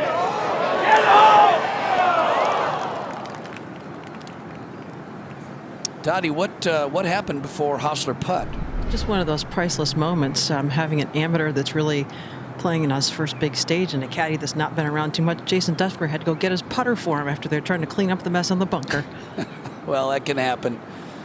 It's a big stage here, and if you're not used to caddying out here and certainly not used to playing, crazy things can happen. Dufner now for his birdie. Going to get a nice teach from Hostler's putt. And the struggles with the putter continue. Back to 1. Great look for birdie for Ernie at the first. A rare birdie if he were to make it. You know, he's #1 in putting. He's tied with a couple other guys, but I haven't seen him #1 in putting in a long time. Still a good start with a par at that hole. 4 or 3, I should say. Hostler for bogey. So you're going to make some bogeys, especially on these first 6 holes, and he's already had a birdie on 1, so he's even for the round. Yeah, he hasn't hit a green in regulation, so pretty good. And up ahead on the par 3 8th, David Toms for birdie. A nightmare day yesterday. See how quick that is. Wow. It starts turning left there, John, and starts running to the back left of the green. To 1. Blake Adams drove it in the right tree, so has this for par. He's playing with Ernie Els. First major championship appearance for Blake Adams, and he starts off with a bogey. And back to 8. Good shot from behind the green of this newly designed 8th hole. We said back in 2009 they decided to make this a little tougher, and boy, it's gone on a scale of 10 from a 2 to a 10. It's a beautiful hole. Michael Thompson now for birdie. 2 under on his round so far today. This putt is quick. It's right through that brown patch. Yeah, it's quick, and it's going to turn pretty good to the left. See, this is gliding along. I think he. That's a good lag. It's a good lag. Not bad.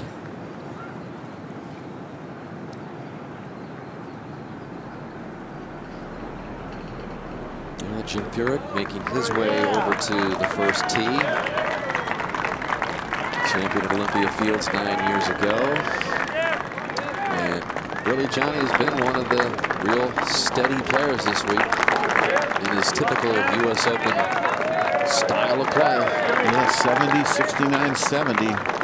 only player in the field without a round over par, and he is a pro's pro. You want to know how to be a pro? Watch this man. Just 2 left to tee off in the final round. Jim Furyk will tee off when we come back with Graham McDowell. So here we go. Worth noting, only 24 hours ago, Tiger Woods was part of the last pair to tee off. A third round 75, and then 3 bogeys and a double already today have removed him from contention. Jim Furyk, though, begins the final round exactly where he began the third, with a share of the lead. The man he now shares it with, Graham McDowell, moved up the board with yesterday's 68. They're both set to go, and so we head to the first tee. Ladies and gentlemen, this is the 3:10 starting time. Please welcome from Punta Vedra Beach, Florida, the 2003 United States Open champion, Jim Furyk. This marks just the second time in the last 40 years that 2 U.S. Open champions are in the final pair in the final round. As Furyk and McDowell try to become just the 22nd multiple U.S. Open winners in history. Tough opening hole. 523-yard par 4 in the fog.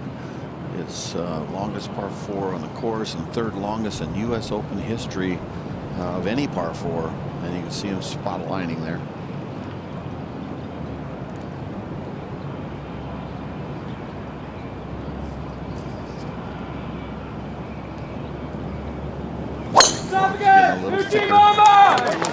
Starts down the left, but is not cutting. And he needs a good bounce, and he does not get it, and that's probably a layup on this hole. It's playing 4.5. From Northern average. Ireland, the 2010 United States Open champion, Graham McDowell.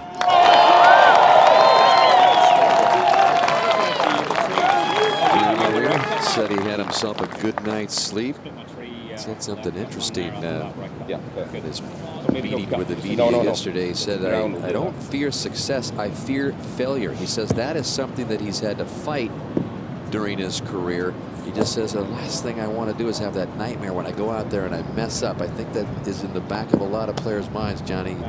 But you just kind of force it, in the back and keep it there. Keep the demons down, huh? Yep, but it helps that he's #1 on tour in driving accuracy.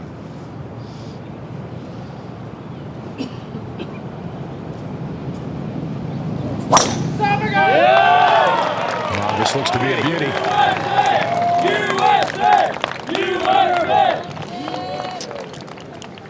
So a good, solid drive by McDowell. And it lands on the edge of a small divot. Shouldn't be a problem. That actually is a good line. So everybody's on the course now, and up ahead of the green while that last group was teeing off. This was the third for Westwood, who missed the green. Drives it into the bank. Oh, hits the edge of the hole, looked like, but not a good shot. I'm not sure. That was really driven in there hard. So Westwood facing a bogey here. This for par. Mark Rolfing with this group. Well, Johnny, he didn't have a very good lie on the third shot. Otherwise, I think he would have played it more up in the air. Couldn't he have putted it, though? Well, he might have. He was way off the green, though.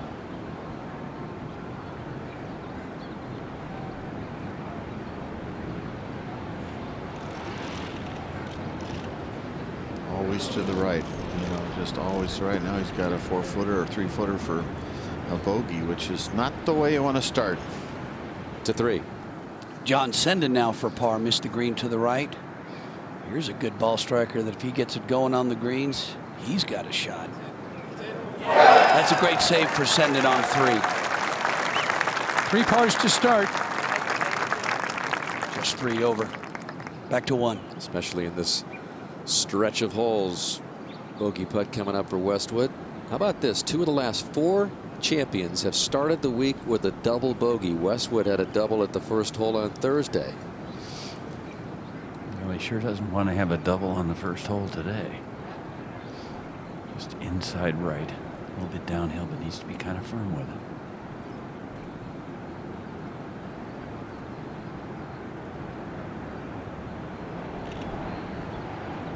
Safely in for bogey. Westwood, in fact, was +4 after the first 6 holes on Thursday. A really struggling start for him before he started to bring it back to 9. Adam Scott with this putt from just over 25 feet. Big bend right to left. Chance for birdie 3. Adam's got it. So Adam Scott +6 through the first 9. Even par for the day. We're back to 1. And Jakobsen for par, Mark. And pretty much the same putt that Lee Westwood just had. Well, you make par here, Mark, and you just, it's really a sort of a boost to your confidence, isn't it? It feels like a birdie. Always been a terrific putter.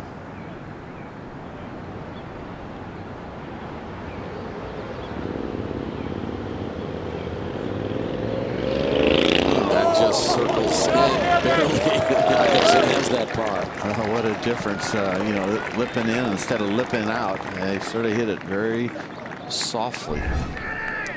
That's how close it came to maybe not going in. Yeah, he cut across that. That was, I think he was super nervous there. You could see it. That's not his normal stroke. Up at 4, third for Hosler. +1 on his round. Was that quick? Oh, boy, just climbed barely out of the fringe and then took off. So he's got a par tester coming back. And back to the first and a look at Furyk's lie, Roger. Well, and he's drawn a reasonable lie over here. He's got 271 to the hole. It looks like he's got a wood out, so I assume Turner going to try to sneak something between those bunkers and chase it into the green. I mean, you say reasonable. I say that's a phenomenal lie. I mean, come on. This is U.S. Open. Yes, That's true. You heard right. 271 for your second on a par 4. With the bad news, this lie could squirt right or left, and there's bushes left and trees right.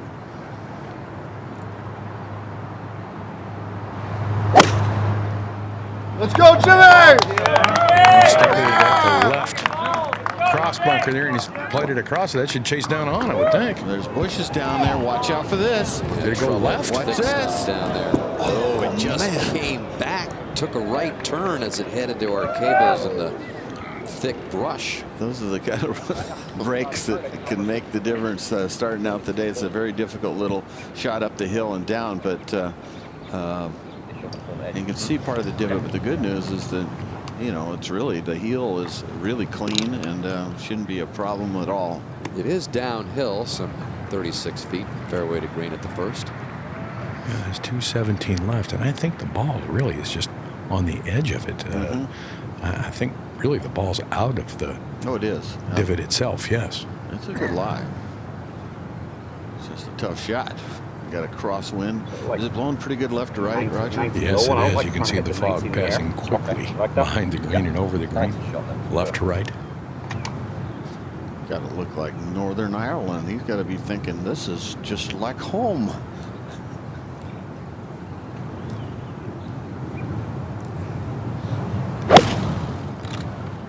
Did he pull it, or is it good? No, he didn't pull it. It's just right of the hole. A little bit of a cut. Pretty good looking shot if the distance is okay. It's got to slow down. There's a false edge in the back. Is it going to stay? Nope. But not bad. That's makeable, actually. That's one of the better shots we've seen. Take a look at the ball strike from just on the edge of that divot. Yeah, just excellent. Look at how the shaft and the face stays square, and that was well hit. Good shot. Up to 4 for Hosler's par. He's held it together so far. Pulled it. Oh, that was a pretty quick stroke, wasn't it, Johnny? Back-to-back bogeys now. Yeah, he just hasn't hit a green in regulation. Pretty good shot on 4, but he hit it long, and you can't hit it long on 4. Hosler falls to +5. We go to 2. Yeah, Ernie Els' lengthy putt from the fringe, steeply uphill. A lot of players have left that well short. That was beautifully judged. So Ernie Els continuing to wield the hot putter. He's going to start par. An excellent start on these very difficult opening holes. Jim Furyk in a little bit of trouble. And Graham McDowell in pretty good shape at the first. We'll be right back.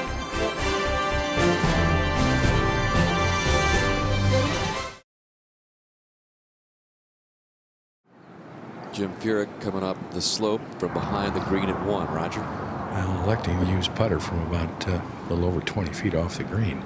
It's uphill all the way. I really didn't read it as a putt. I thought he'd probably chip this ball into the little bit of an upslope short of the green. Once on the green, it should wiggle a little bit to his right, I would think. That's pretty good, actually. Yeah, it's good up. So a chance to save the 4 for Furyk, up ahead to 3. Ernie Els now on the tee. This hole, you see, he's 224 yards, plays some 20 yards downhill. Got to land it short and bump it up. This with a 7-iron. He's hooked that. At least he's on the correct side to be able to get it up and down. To 2. Lee Westwood getting ready with his second shot up the hill. Hit a tee shot, Gary, that for all the world looked like it was going to end up in the fairway and didn't. Pretty good line the first cut, but changes the dynamic of the shot. He's got 137 to the hole.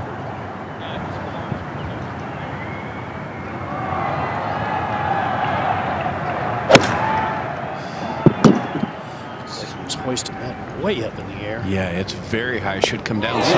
Wow, this is by far the best shot we've seen at number 2 all day long. Very good chance for a birdie there as we go back to 1. And McDowell. Yeah, there's 2 parts to this. The first part off the green is uphill. Once it gets onto the green, it'll go a little to his left, I believe, and run downhill slightly. It's kind of hung out. It actually died to the right. So a couple of par putts for McDowell and Furyk. Upcoming, we go to 9. Yeah, this lengthy putt for a par for Michael Thompson drove it well left and unable to reach the green in 2. In fact, had about 120 yards for his third shot. Should move a little left. Oh! Man, can this guy putt. That's how you know how good a guy putts. Is when the misses are hitting the hole. Really. So we go back to the second. Jakobsen. He's got a pretty good lie, too. It's a little thicker rough, and the ball's more above his feet. There's one of his follow-throughs. Oh, man, he can look awkward at times, can't he, John? Well, he'll look real awkward on the next one, I think. It's going to be in that back left bunker. Not good. So we go back to 1. Furyk for par. Well, I guess this is the second nerve check. The first one on the first tee, and then you get your first short putt. Shouldn't be much in this.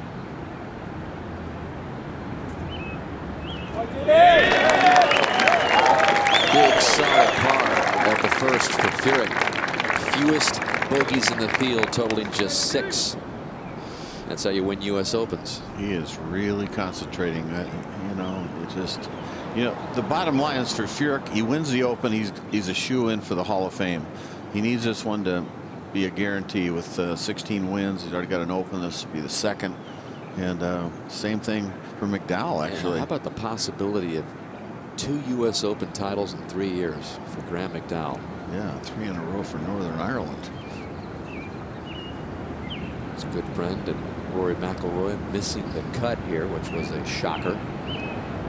McDowell could do that. 2 U.S. Opens in a 3-year span. He'd be the only the 3rd player to do it in the last 60 years, joining Curtis Strange and a guy named Tiger Woods. So pretty heady company for McDowell if he's able to pull it off. Sending for birdie at the 4th. Ball striking intact. It's just a matter of how he rolls it. He's going to stay at +3, just 4 back. And over to 3. Get a good look there from what the players see from the tee, and Ernie Els has missed his tee shot in the left green side bunker, Dottie, and he's got some room to work with. Well, he has all sorts of room to work with. It's a lie that has not been touched yet today. And always a phenomenal bunker player. Can't imagine tempo being much better than that. Well, he's got those heavy arms too that, you know, when he gets in, strikes the sand, the club doesn't slow down much. Needs to fly this ball no more than halfway to the flagstick.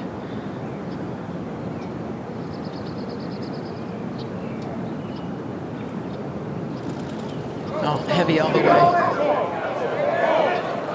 You can see that ball's going to kick and run from the front of the green, but he needed to carry that thing much further than that, as Dottie said. Back to 2. And Frederick Jakobsen, and Mark, you were right. This is really awkward. Yeah, these are always tough when you're standing above the ball like this. Real easy to get the heel into the sand too quickly. Very easy to leave this well short. He's a scrambler, though. That's what he's known for. Yeah, he's 4 for 4 in sand saves so far this week. Boy, this one came out nicely. That's a nifty little shot. Low with some run.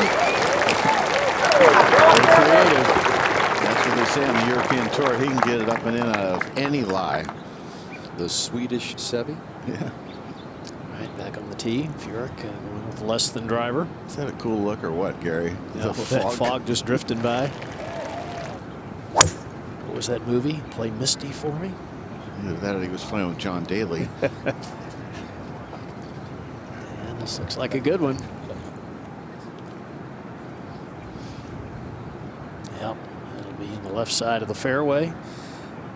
Excellent shape. We'll take a look at the flight of this ball using Pro Tracer. Nice little soft draw. And here's the impact. 68,000 frames per second. Amazing how the ball compresses against the club face. Look at how the heel's opening up there. They try to hold that shot. And now McDowell. Less than driver there.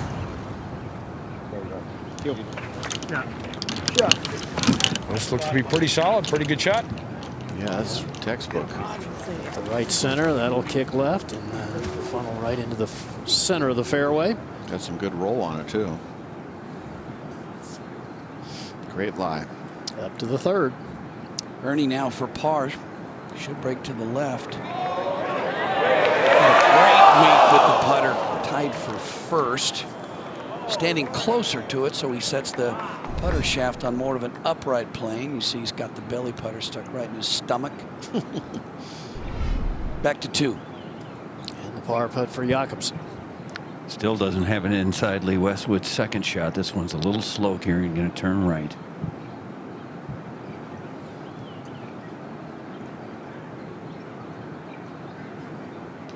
No. Never quite firm enough. So Jacobsen is going to drop a shot. Gets himself at +2. Championship. See if Westwood can get back the shot he dropped at number 1 here.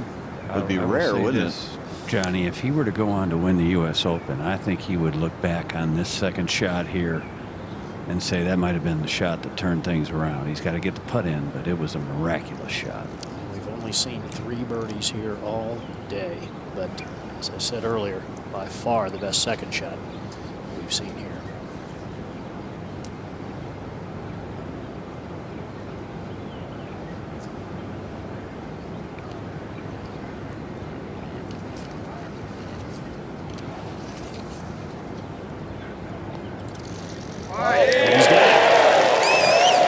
Takes advantage of the brilliant approach, does Lee Westwood, and he moves to within 3. Incredible major championship scoring record for Lee Westwood. As you look at the lowest scoring average in majors since the start of 2009 with a minimum of 20 rounds, he's tops on that list. 7 top 3 finishes in majors in the last 4 years. No one comes close to that. 112th U.S. Open Championship is brought to you by U.S. Bank. All of us serving you, member FDIC. By Rolex, official timekeeper of the U.S. Open Championship. By TW13 Performance Footwear from Nike Golf. And by the all-new Lexus RX F Sport. Back out to the long par 3. Blake Adams now. Nightmare start. Also for Blake Adams, bogeys on 1, 2, and now 3. Drops him to 5 over. Back to 2. And there's a good look at that hole location that has been so difficult to get close to. And Graham McDowell to play first, Roger. He is, Gary, 147. And this is just a great hole location on this hole. Just about 5 paces on the green over that bunker, just 4 paces right of the hole. It's an uphill shot with the wind coming from the right, ball a little bit above your feet. It's just so hard to manufacture one in there close. Some 23 feet from fairway up to the green.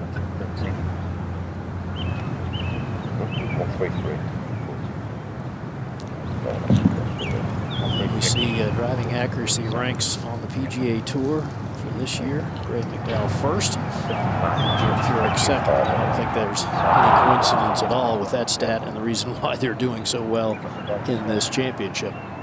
So we go over to 18. This was just earlier. Ricky Fowler finishing up with a short birdie look. And Fowler, who broke through for his first PGA Tour win earlier this year. Next step for him in his ascending stardom on the PGA Tour and major championship. Expect him to have all sorts of opportunities in the coming years. Hopefully, yeah. Yeah. Back to 2. McDowell finally ready. He's got 8 iron here, Gary. Doesn't get much tougher than this with a shot of this distance.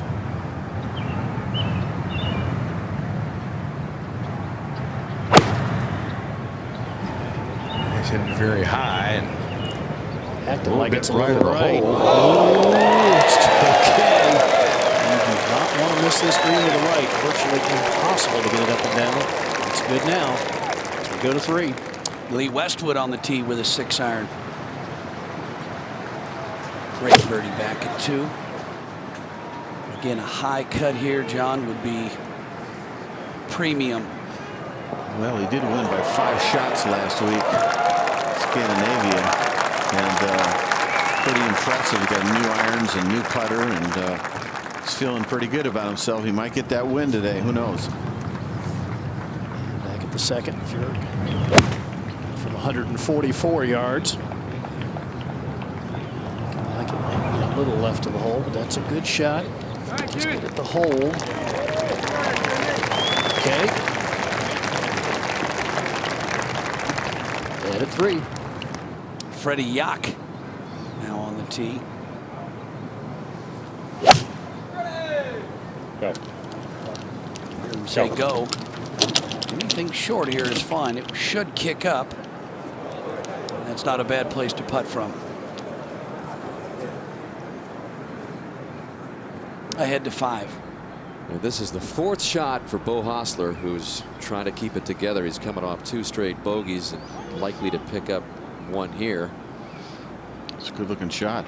Really good looking shot. Magical shot.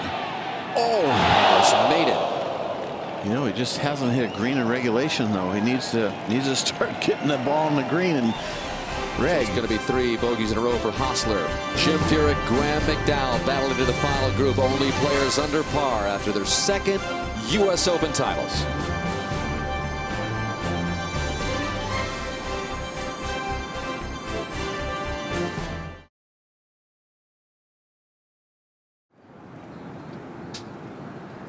Back at the second green, lengthy birdie putt for Jim Furyk. This one slow up the hill, moving to his right.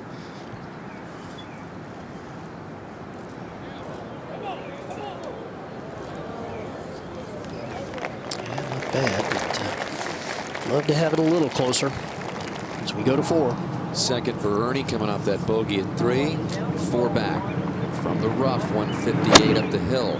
Just don't want to go long. It's way back center hole location, and he plays it in front of the hole, but not any spin. It's actually a terrific shot. It is a beauty. Managing your way to the first 6 holes. Ellis has a look at birdie at 4. And back to 2. And the birdie putt for McDowell. This would take the outright lead. A rare birdie. Yeah, just about 12 feet.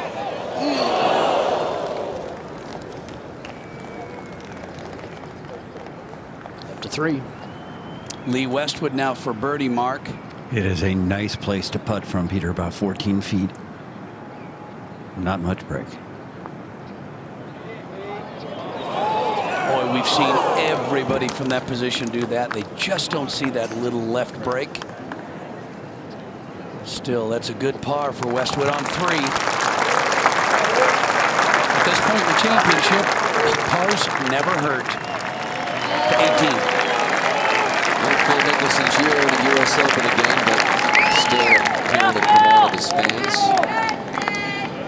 Played in that practice round with Beau Hossler earlier in the week, and just always imparts so much knowledge to the young players. Beau Hossler's always been his favorite player, and Bones, Phil's caddy, found out about that. Phil found out about it, just went on to help Beau Hossler in so many ways with the short game, especially. Over to 2. And Furyk safely in with his par, so final twosome to the second green at 1 under par. Furyk with no 3 putts so far in the championship. So we go to 4. Jakobsen for par.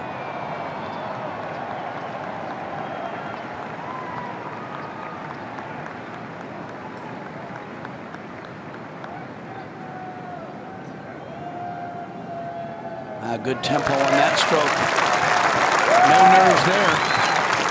So Freddie Jakobsen leaves the 3rd, just 3 back.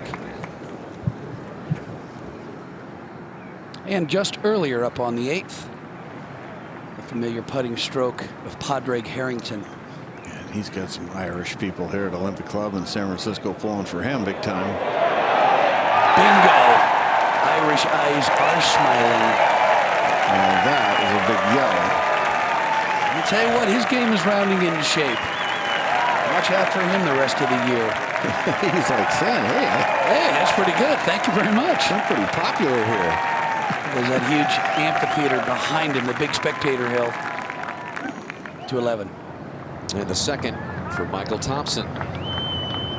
Fantastic tee shot. Got the wind sweeping down from the left.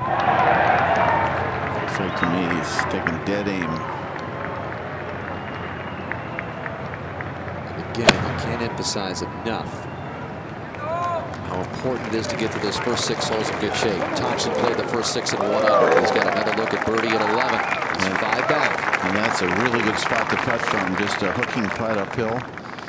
See if Mickelson can thrill his fans with a birdie at 18.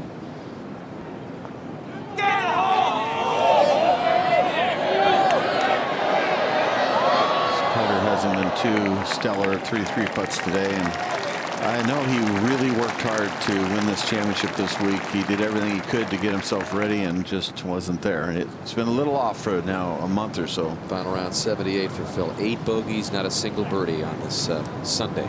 To 3. Furyk's ready with his tee shot. Got 6 iron here, Peter. 211 front, 224 hole, and cut just short of where it starts to fall off toward the back of the green.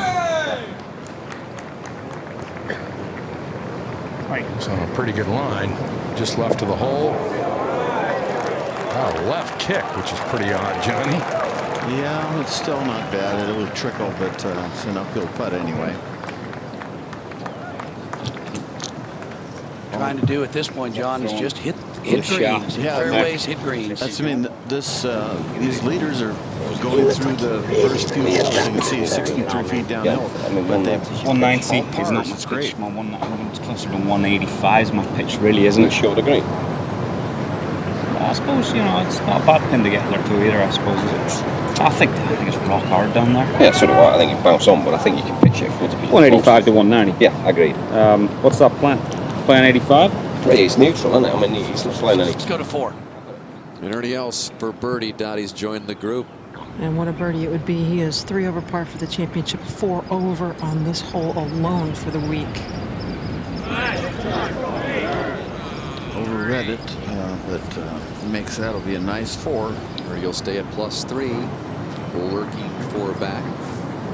Back on 3 now. You heard Graham and his caddy Ken Comby talking about how far they want to play this. They said they were going to try to fly it about 185 to 190, and McDowell with a 6 iron.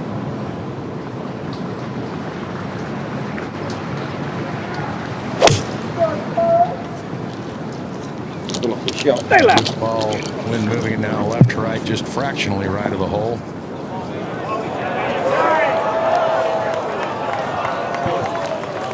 That's a pretty good shot. It's not on the green, but it's makeable. To 5. Kevin Chappell has been playing this treacherous start very, very well. For par at until there, where he bogeys. He had par 28 holes in a row. Actually, at par or better, he'd played that stretch. but he falls to +4. His first bogey since Friday. That's what it takes. U.S. Open. Stay focused, stay away from the huge numbers. You're going to make your bogeys. You're going to have your trials and tribulations. We've seen a little bit of everything at Olympic Club. What are we going to see today in the 5th U.S. Open here in San Francisco?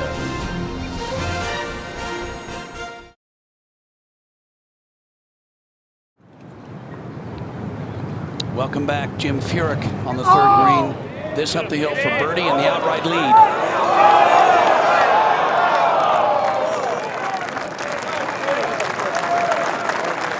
Up ahead to 11. And Michael Thompson trying to add to his birdie total.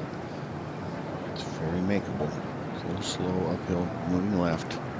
And that is with authority. Michael Thompson moves it to +3. Staying with the same family that he stayed with when he finished runner-up in the U.S. Amateur here 5 years ago on Lombard Street, of all places. He's been very impressive. Up at the 9th, Padraig Harrington's second shot out of the left rough. This is the place to play from if you're going to miss the fairway. How about this shot? So Harrington's going to have a great chance to make it 3 birdies in a row. And just a moment ago, up on the 8th green, Tiger Woods for birdie. You can see he's really struggling to +10. He makes that work, and he says, forget about it.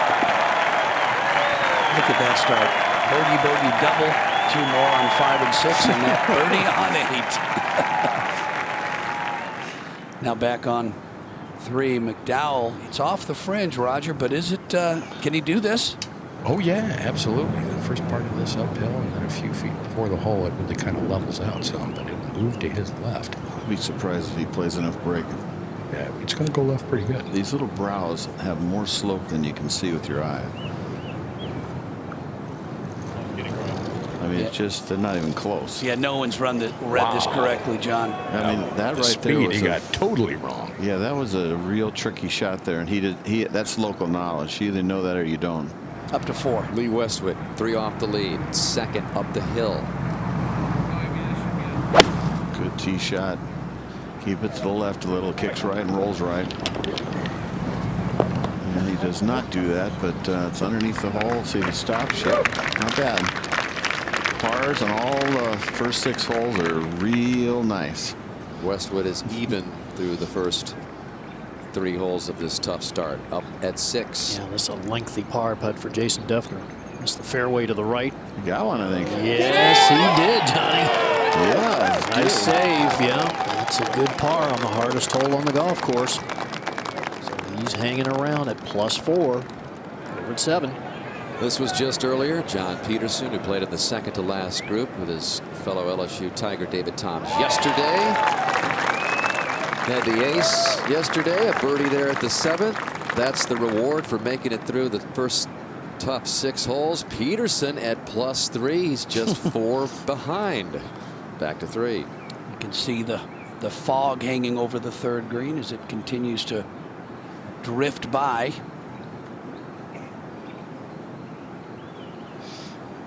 This is really the last hole that the fog will be showing up as much. The dreamlike year 2010, 4 wins worldwide, clincher at the Ryder Cup, the U.S. Open title. Since then, 42 starts. He hasn't gotten a win, but this would be a great way to get things going in the winning column again for the man they called G-Mac.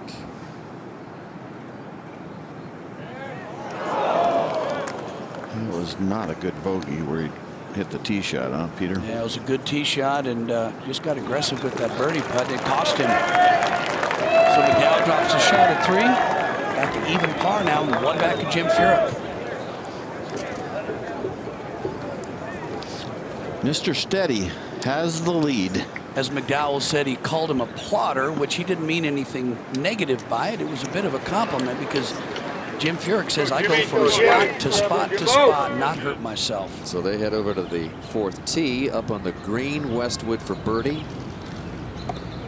It's a slow putt by Olympic standards. And a very nice 4. This has been a good start for Westwood in search of that major. They stay at +2. Over at 9, Harrington, short putt for a birdie. So Harrington +4. He's coming into that part of the golf course where you can make up some shots, and he's a 3-time major winner.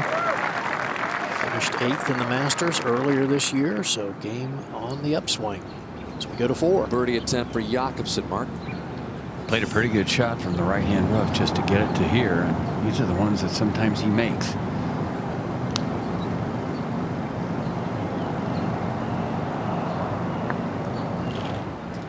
Kicks off real sharply left from the fringe. A nice spot to putt from. He'll stay at +2.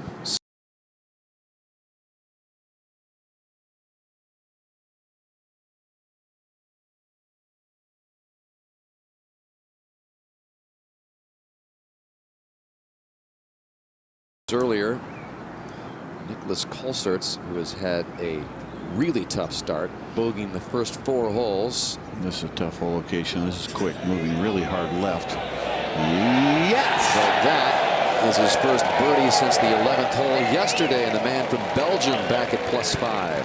There's that. Look at that card. 4 in a row bogey start without a par yet.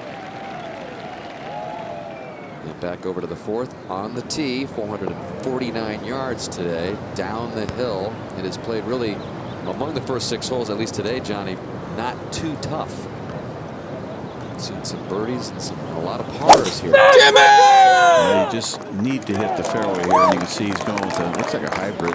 Yeah, this is going up the left center. This is going to be fine. And again, this the real first reverse bank hole, as you've called it through the years, Johnny, where that fairway slopes really big time left to right. Yeah, number 2 is also. Yep, and then the hole comes way up to the left at 4. So you got the reverse bank to 2, 5, sort of a little bit of 6, 9. You know, a bunch of them. As you look at that fog out there, the forecast for Portrush tomorrow is just about what San Francisco is today. 57 degrees. San Francisco a couple degrees warmer. 72% humidity, which is exactly what it's going to be like at Portrush tomorrow, McDowell's hometown in Northern Ireland.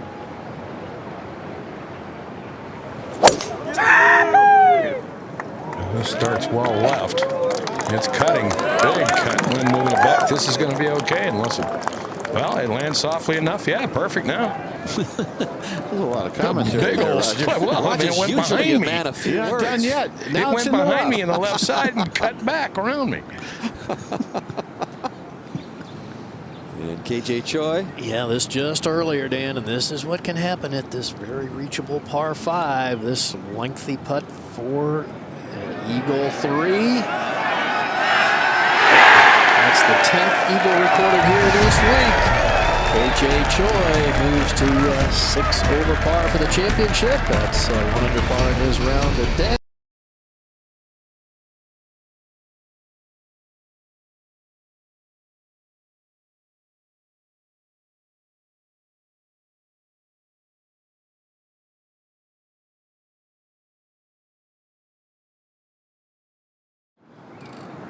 Well, Johnny Furyk's swing may have more moves than Lombard Street, but he gets it done. Yeah, he takes the club real high and then gets real close in here. And watch the heel of the club stay square so long.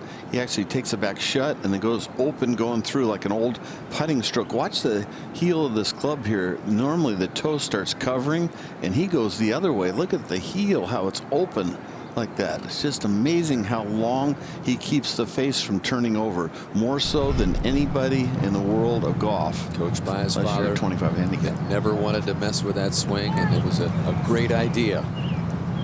His dad watching from Sholo, Arizona. He was at Jim's first U.S. Open championship 9 years ago. But he can draw too at will. Just from 170 on a good line. That's a nice little draw. See if that comes back. That could be pretty good. Yes, sir. Wow. Yes, sir. What a shot. Furyk's looking pretty darn tough to beat right now, I'll tell you. Dad might have just come off the couch in Sholo. Chance to get to 2 under. And McDowell right on the edge, Raj. Yeah, it came right to the edge. It moved so hard right because of the amount of cut he put on the tee shot. It now has 167. 65, just go ahead. And really the lie, the cut here is not high enough to really present any kind of real issue. Was Was there a pretty good reception for the shot of Furyk? Like he knows it's close? Yes, there was from the crowd, and it was late too. He knows the ball would have been at rest by then, but they continue to cheer, so he knows it turned toward the hole. How's this little draw? No, he's trying to hit a little cut, but it's really not cutting much left of the hole. Yeah, that's a big breaker there. Pretty good breaker to the right. Not the best leave, really. This was earlier at the 5th. Lee Westwood off the tee. Very difficult tee shot. You got a hook wind and a hole going to the right and the slope left. Ball lands that's one in of a cypress tree, and it is believed to be stuck up in there. Remember the final round of the '98 U.S. Open when Lee Janzen's ball got stuck in there. Mark, no one's seen any ball come down out there? No, this is just so eerily similar for me because I was standing underneath this tree when Lee Janzen hit it 14 years ago. The same thing happened, but of course his ball eventually came out. This one, I believe, is up in this tree. We did not see it come out. And I believe it is the exact same tree as Janzen. It stayed in the tree. Oh, no. Yeah, that's the USGA. Yeah, it's in the tree. Well, we don't know if it's in there. Well, Jeff's got the clock. Let's just continue to search for the period of time. And the reason why it happens with these cypress is that they grow up and flat at the top. So when you hit them, it just lands like on a nest up there. The other thing is there's no way to see a ball, Johnny, because if it's sitting on one of those little nests, you've got foliage underneath it. Well, we mentioned Janzen at 98. You got to see a ball. He went on to win this U.S. Open. There was his tee shot off the 5th. Looks like he teed it up at about the same spot on the tee ground there. Gets trapped up into the cypress, walks down. He was walking back, and it finally fell. Well, this is the most bizarre thing I've ever seen in golf. The ball, nobody saw the ball. They said it was up in a tree, but nobody could really see it. Lee was on his way back to the tee to hit another ball for a lost ball, and all of a sudden the ball fell out of the tree. So now he's hiking all the way back down the fairway. You got to be pretty happy about the whole thing. I know, but if it had happened like 2 minutes later, he'd already hit his tee shot, and it wouldn't have mattered anyway. He would have declared the ball out of play, so it's a heck of a break for him. That was the voice of John Schroeder, who was a part of our broadcast team back then. You're 2:30 into a little past. What is it, Jeff? 2 minutes. Just over 2 minutes left to search. There's the. You don't see that every day where a player's not even looking. He's just like. He's not even looking around. Neither is this caddy. He's open for a little Lee Janzen magic. They're just waiting for it to fall out of the tree, I guess. Yeah, they're going to get a line of people here, Dan and Johnny. I think Tom O'Toole from USGA is going to get him to walk right down this rough line. Sort of arm in arm, see if they can comb every inch of this rough. Well, after it fell for Janzen 14 years ago, he punched out. He hit his 3rd shot over the green, and then he chipped in for par. I know. This hole. And he holed it out from off the back left at 4. Yeah, and it kept the momentum going. For making the birdie at 4, Janzen did drop a shot the rest of the day and ended up winning by 1 in that duel with Payne Stewart. So this is eerie, to say the least. He was trying to look for the ball with binoculars just a moment ago. I mean, to identify your own ball, you'd have to have. How about this? 10 power, 15 power, Zeiss. Westwood in 2012, Janzen in 98. Both named Lee. It just gets more bizarre by the moment here. Over at the 4th, McDowell for birdie to tie Furyk. Yeah, pretty good swing to the right here. Yeah, you can see it's going to start moving to the right pretty good right now. That's a very nice speed. You can sort of see why these guys are leading the championships the way they played. That are playing these tough holes. Let's go to 12. And this just a moment ago, David Toms for birdie. You can see he's +5. Crazy things. And David Toms drops that in for a birdie. Back to 4 over. Let's go back to 5. What about the time left, Mark, over here? Let's just say the clock is ticking. It is real close. Jeff Hall is right on the spot here. Lee Westwood's going to get in the cart. He's out of here. I just timed it. So Lee Westwood heads back to the tee at 5. And over at 4, a great opportunity for Jim Furyk to increase the lead. And a putt that I would call it a sharp breaker, but I think what movement there is in this putt would be to the left slightly. I mean, for a right-handed putter, this is sweet. Yeah, this is a nice spot right here.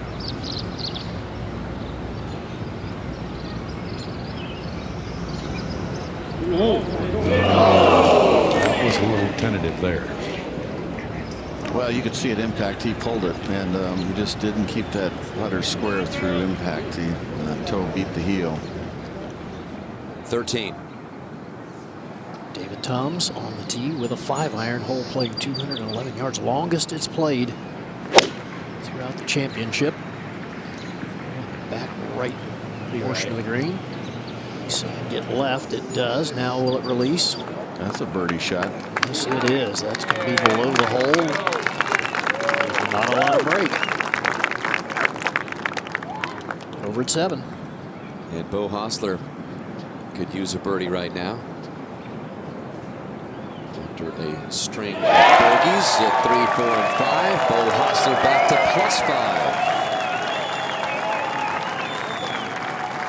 Trying to keep his dream alive of becoming the youngest major champion in history. Back to 5 for Westwood. We'll try again here. Third shot. Yeah, he had no idea when he hit that last one that the result was going to turn out what it did. It looked like a pretty good shot. It looked like it was going to skirt the tree.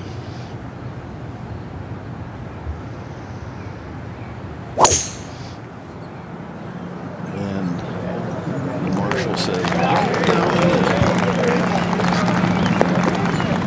can't hit any better than that, I can tell you. That's a good shot after losing your ball. So Westwood lies 3 out there in this par 4. It's a tough hole. Let's trace both shots. First tee shot for Lee. From the left side of the tee, as you can see. And he thinks it's possibly a good drive, like you said, Mark. And that one ends up in the tree. And here's the next one.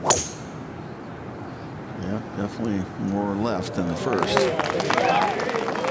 Pretty good rule of thumb on dog legs, folks. Don't miss it on the inside of the dog leg. And now Jakobsen hitting it. This is from 206 for Frederick. Go. Yeah, there's worse spots than that. Westwood getting a ride down to his ball in the fairway.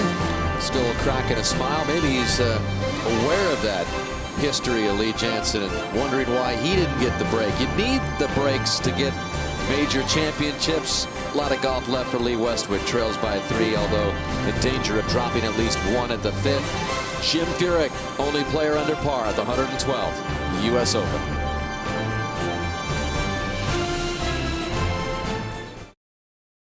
Here is Jim Furyk on that 5th tee.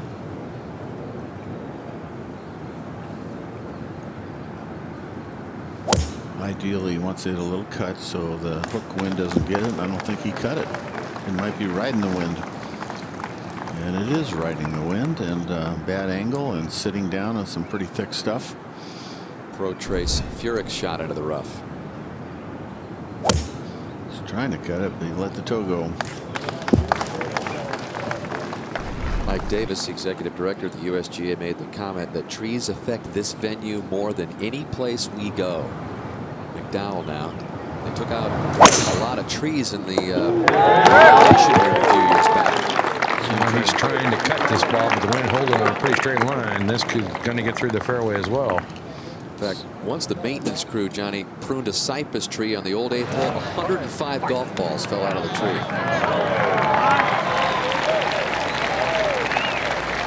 That's a beauty by Jakobsen over at the 5th, where he's trying to save par. And up to 13. David Toms with a chance to get to +3. But the moves ever so slightly right.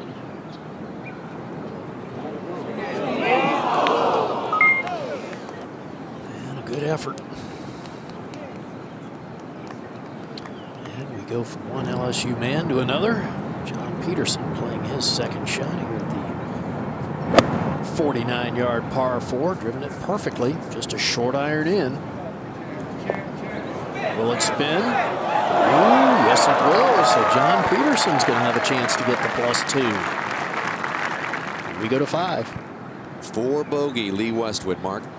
I think it's a good sign that Lee has hit 2 real quality shots after going back up to that tee, and this would be a bonus if he could get this in. This might be just as big as Lee Jansen's par 14 years ago. A bogey here. It's going to drop 2 though. Westwood dropped to +4, 5 behind all of a sudden. Over at 14, Michael Thompson. Yeah, 13, actually excuse 13, me. Dan. Yeah, Michael Thompson. Par putt. Oh, that's a great up and down. He missed the green to the left, down in that near the hazard. Pitched it up there, made another good putt. He could post a pretty good number, Gary, for the rest of the groups to look at. Certainly could. He's got some birdie holes coming up. And Jakobsen for par, Mark. Well, he has kind of been out of sync, Johnny. It's interesting when something happens to your fellow competitor like what's happened to Lee Westwood. You don't know what to do. Jakobsen wanted to play his second shot while Lee was going back up to the tee, but there was just too much commotion. Finally, he decided not to. And he's been out of position since. This one now is very fast down the hill. Well, it was Jesper Parnevik, his fellow Swede, who dubbed him the Swedish Sevi in reference to his shot-making abilities. And 4 of 5 and sand saves so far this week, trying to add to that total. This is actually, it's quick, but it's not a lot of break here. Pretty much going towards Lake Merced, isn't it, Mark? Yeah, it's pretty straight.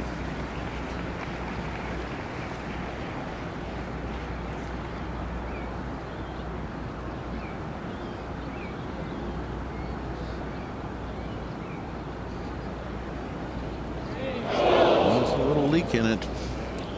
He's got that little move with his head right shoulder as he takes it back, almost as he moves off the ball. So it's going to be a bogey for him to 8. Yeah, Bo Hostler for his par coming off that birdie back there on 7 and just lost its speed. See, for a little frustration now for the amateur. You got to hurt your hand doing that. Ow.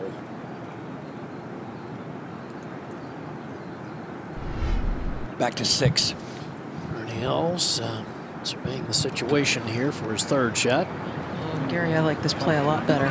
This fringe area is absolutely impeccable, and 6 or 8 feet worth of it to roll through. Played a second shot from the right rough, from 186 yards.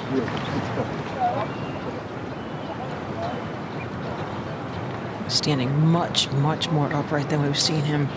I was talking to the first to half his of the year. teacher, Yeah, Claude Harmon III, earlier in the week, and he was saying that there's still an adjustment period with this longer putter for Els. I really like the fact that he's not taking any practice strokes, but that went off in his hands. Yeah, that's not good. You don't want to get that up above the hole. Back at 5. And for the double.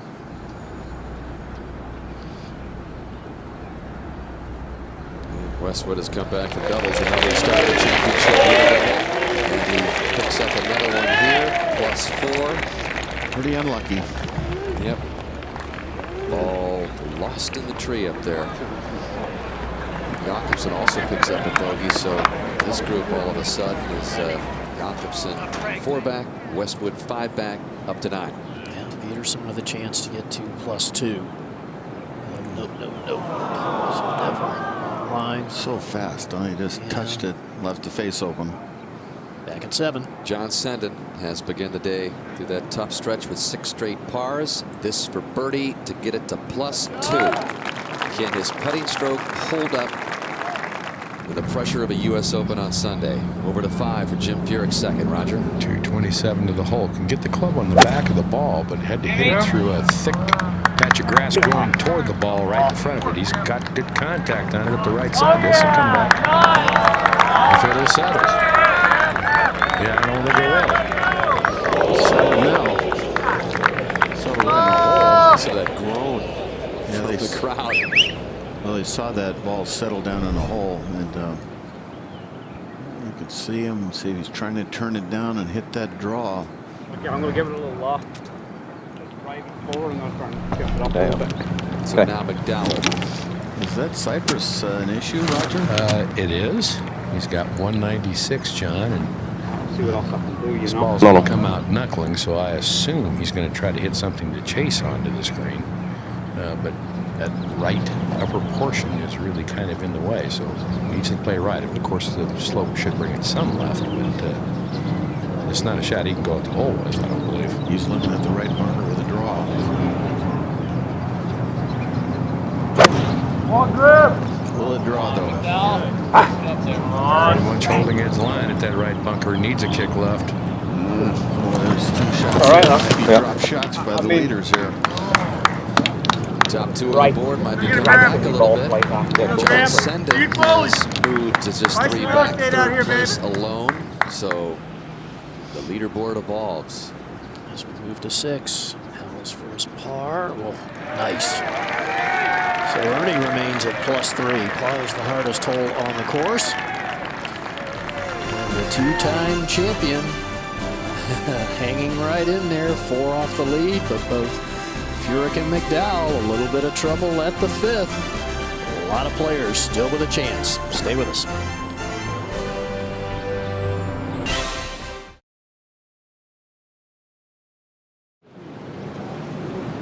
Ernie Els on the tee, 264-yard drivable par 4, Dottie. As quiet out here as it could possibly be. No breeze in as it has been all week.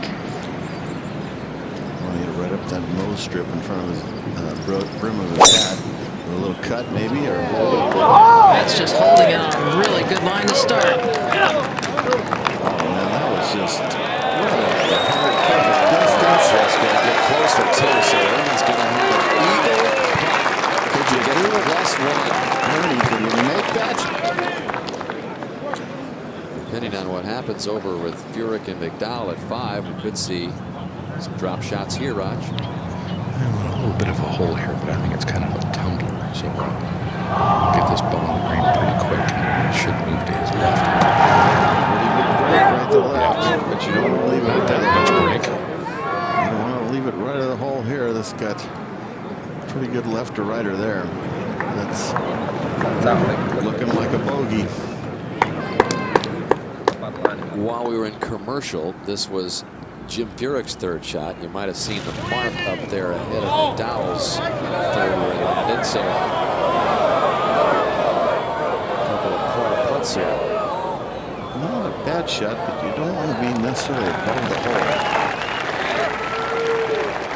To the 8th. And this just a moment ago, John Senden now in contention at 2 over, just 3 back with a 7-iron.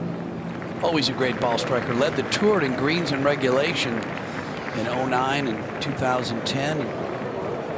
He's definitely played the best the last, counting 18 holes, -4. So he's the hottest player on the course count yesterday and today. And now Senden for birdie. This from 70 feet. This is tough to get the speed here. Slow down. This is the green. I remember I noticed earlier we talked about how brown it is and how quick it is around that hole. It scoots up that hill. Well, getting close to another Olympic game.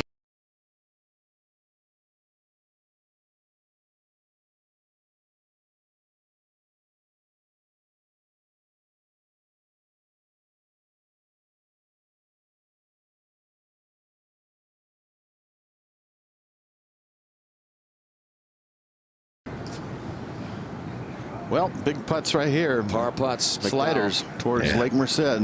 Nasty little putts, John. And like I've said before, when you got them this quick, you got to sort of almost double the break. Otherwise, it'll really drip right.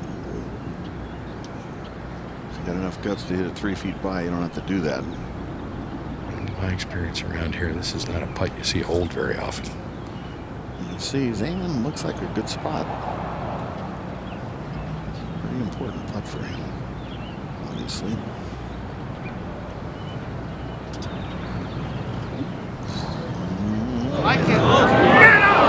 This is more break than most people can see on Roger. Yeah. Just don't see it made much from there.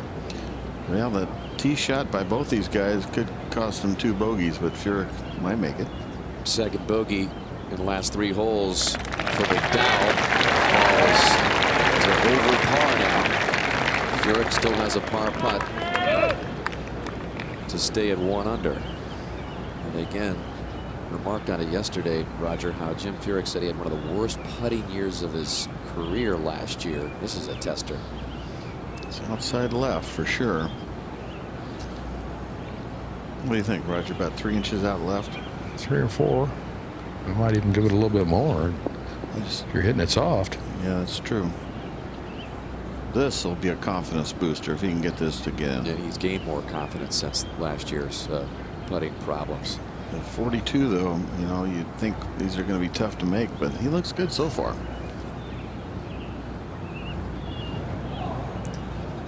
Well, 5th oldest player in the final pairing since the championship went to 4 days in 1965. The players older, only Payne Stewart won in 99, so it does get tougher the older you get. It's a good line. It's a good line. That is a catch. Save for Furyk, who with the par sees his lead go to 2 with McDowell's bogey. Well, it was a nice crisp little hit, and he kept the toe down so it didn't lose it right. 5 straight pars for Furyk through the tough opening stretch. Yes, sir. As we go up to Westwood. Yeah, at the 6th, and Mark, he's got the hardest part of the job out of the way. Hit the fairway and a long way down there. Yeah, I mean, but he's backed off the shot twice, Gary. When we got here, the wind was behind, and now it feels like it's into. Very difficult, and you have to get the right distance here.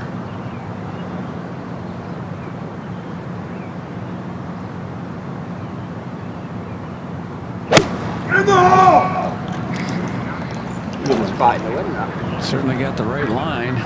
Oh, and will it stay? A little bit of a false edge there. Okay. Nice uphill putt for a birdie from there as we go to 14. And Michael Thompson from off the green for birdie at 14. Not a lot of break here, really. It's pretty straight. He's always got the ball tracking towards the hole. You notice that? It's just oozing with confidence. You can see it. He stays at +3 to 8. Big putt for John Senden. Should move to his right. Like Duffner, that's been the problem this week. He's second in greens in regulation for the week, but he's having a bad week putting on the greens. So Senden drops a shot.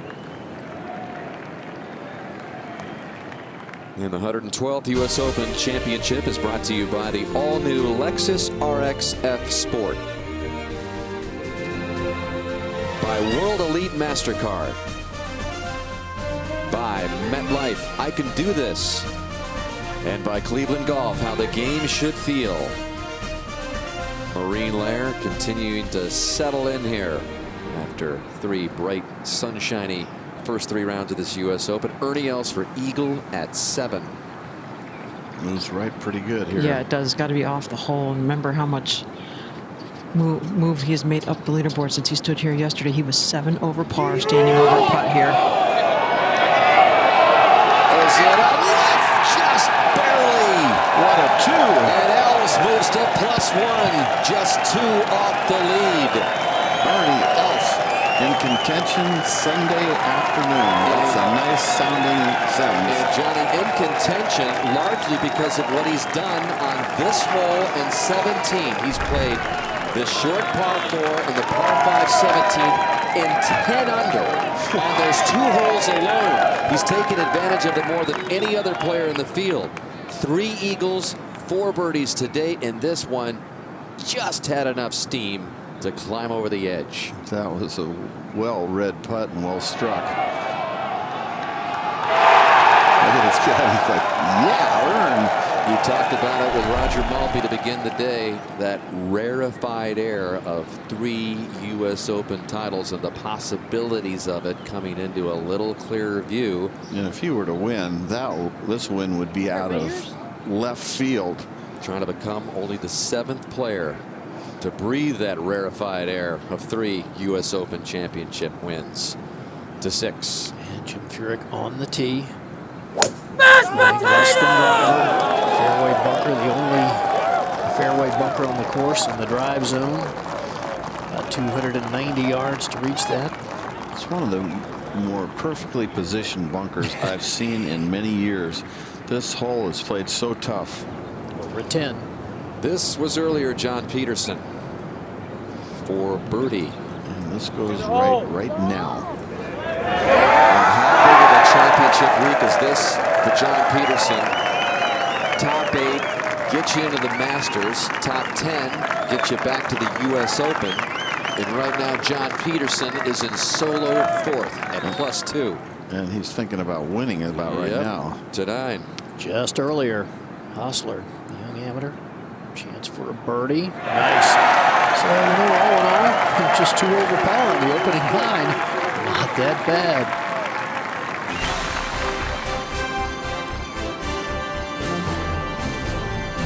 Well, Ernie Els making the most noise on the golf course right now. Eagle putt at the 7th. Ricky Roberts says, yeah, Ernie, we can do this.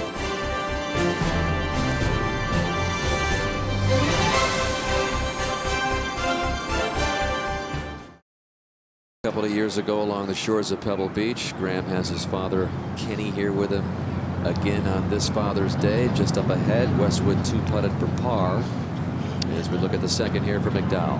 Really lengthy shot here, Raj. 242. Ball jumped out of the primary rough to get to this point, so pretty good break there. But a lot to go. Wind coming from the right and this ball going to the left.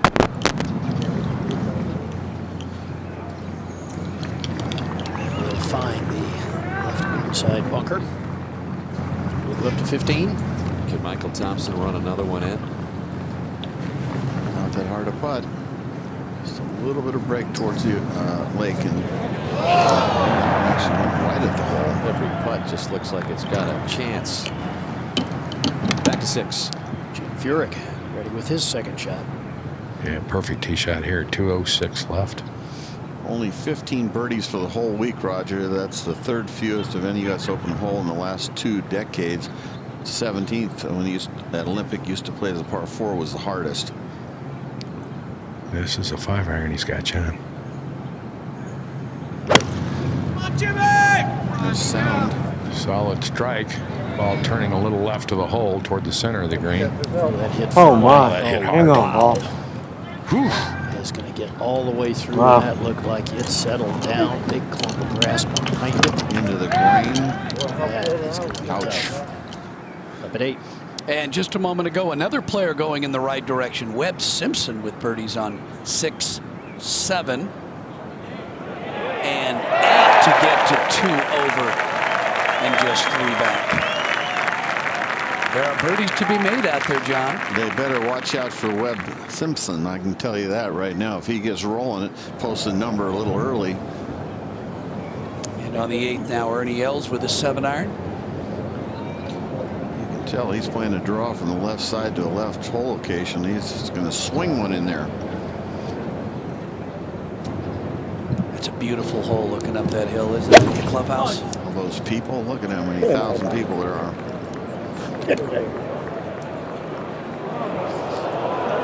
I was a little suspicious of that club, and that's confirmed, and it may continue down this hill a ways. Yeah, that's a long ways to hit a 7-iron, even coming off of an eagle. Well, it may have gotten here yesterday, Peter, but it is definitely heavier. The air much heavier out here today. And that ball's picking up some speed. That thing stimps at about 12. Yeah, we might see that on the 18th hole today before it's done on the left side. Look at that ball go.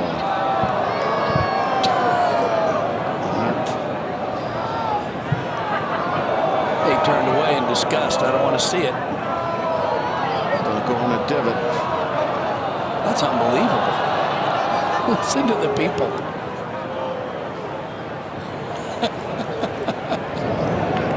Look at he's shaking his head like, I didn't want to look at that after making eagle. Well, that ball landed on the front of the green, and that rolled back some 30 yards to 10. And Hostler from the bunker.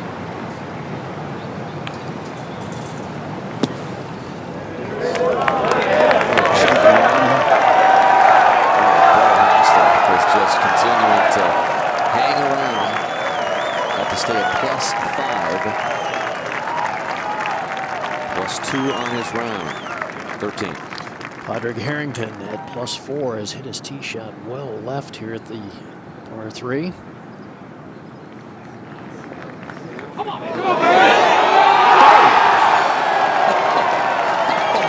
He didn't even know it had gone in. He thought maybe hit the pin and jumped out or something. Oh, man. So Harrington at +3 with some birdie holes left.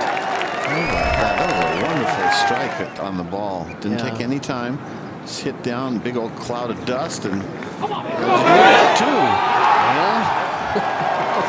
This is 4 birdies in a stretch of 7 holes. Yes, it is. He's a 3-time major champion. He's done it before as we go to 6. McDowell's bunker shot. Yeah, an uphill bunker shot. That's not the hardest bunker shot in the world. Actually, not a bad leave in this front part of this bunker. not a good leave there. Love the hole.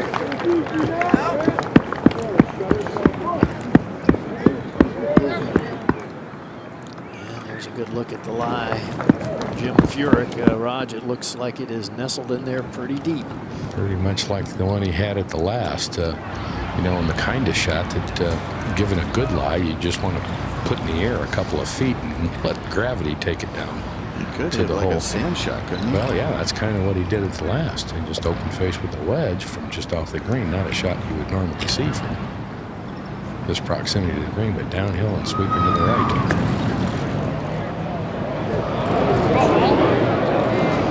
Very softly. That's a bad break. That's a terrible lie. It's a pretty good shot he hit in, too. Yeah, not the best shot there. That's for sure. At 8. Well, Dottie L's ball pulled back about 30 yards. He's got about a 50 or 60 yard wedge shot here. Well, he's still walking, Peter, and I'm coming up on 55 yards short of the green, plus the hole location. The tree's not an issue, right, Dottie? No, it's not. So we've got a shot of 77 yards. This ball actually pitched about 6 yards short of the green. And the steepest part of the upslope. Nice little 60-degree, no problem shot, maybe. Maybe not if you're on a par 4. Well, you know, he just made a 2 on a par 4, so. The problem is here, John, he can't run this thing. Obviously, he got the bunker in front of him. He's going to have to throw this up in the air and hope it stops. So I mean, it's a perfect lob wedge. Smoothie in there and knock it stiff. So we've got a small little shoulder of the green, about 6-7 yards short of the hole. You could give this the big old kick toward the back of the green. Just be careful.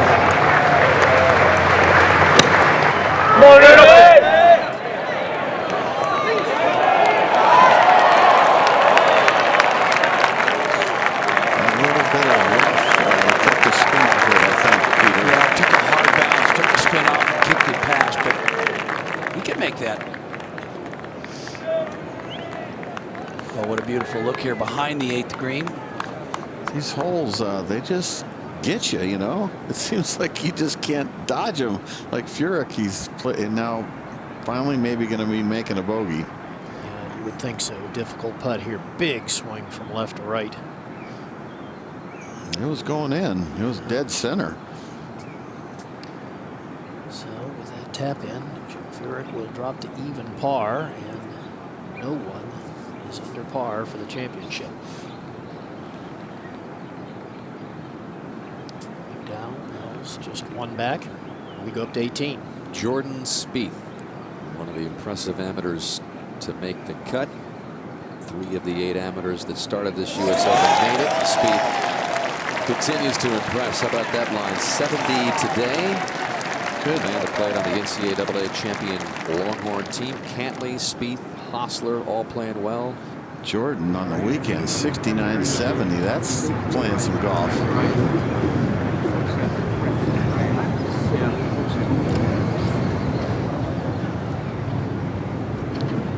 This is updated now. We've talked about the first 6 holes, just how difficult they are. Plus 1,109. And that is not a typo. Goodness. That's a lot of blood, sweat, and tears is what it is. I think Roger Maltby a big putt here for Graham McDowell. I mean, this will be 3 bogeys in his last 4 holes if he doesn't make this. Tough. tough putt to read here. You'd want it to go toward the front of the green. Not so sure it will. There's a little bit of a slope coming into this right side of the green that runs toward the center, and that may keep it from breaking. If it doesn't make this, it'll be 3 bogeys in the last 4 holes.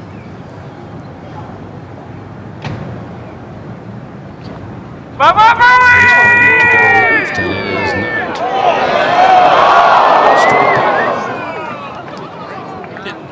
And like I said, the first 2 of this golf course, 1 through 6, Jim Furyk played him better than anybody in the field at +2 for the week. So they have hurt a lot of people's chances, I'll tell you that. 11. And this is a par attempt for John Peterson coming off his birdie at 10. Just touches it. John Peterson stays 2 off Furyk's lead. Over to 8. Boy, with all the people behind this green, if Ernie were to roll this in, imagine the roar. Be a duplicate from that 7th eagle.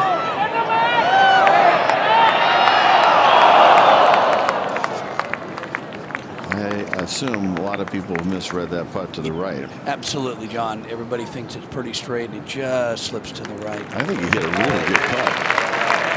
Well, you could see by the way the ball was performing, it was rolling end over end. That line was dead straight.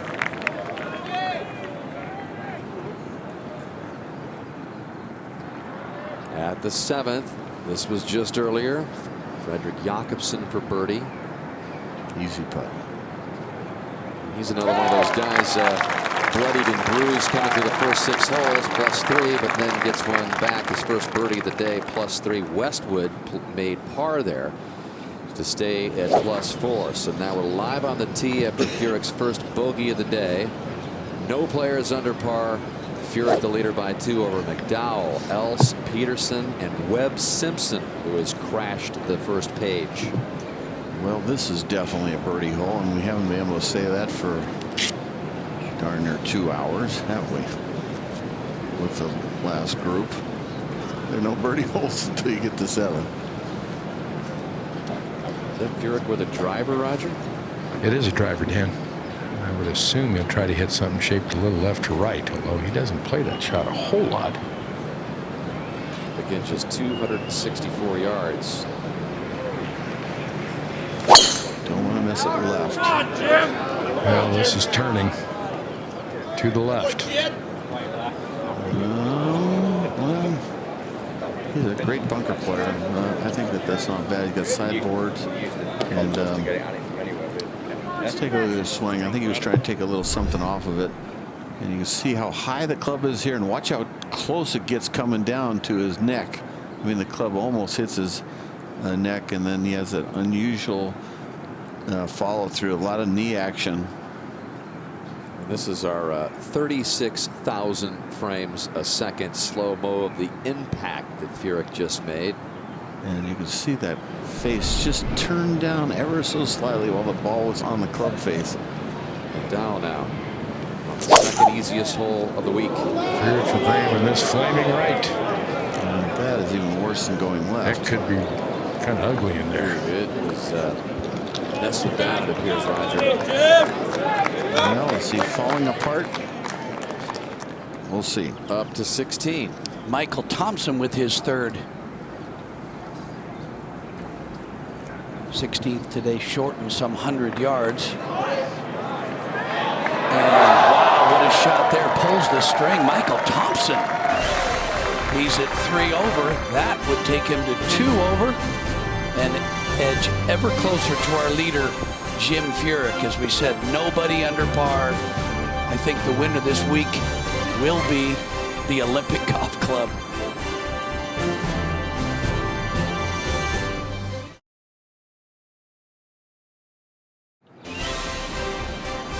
Back at fog-shrouded Olympic, and at this point, the leaderboard is bunched up.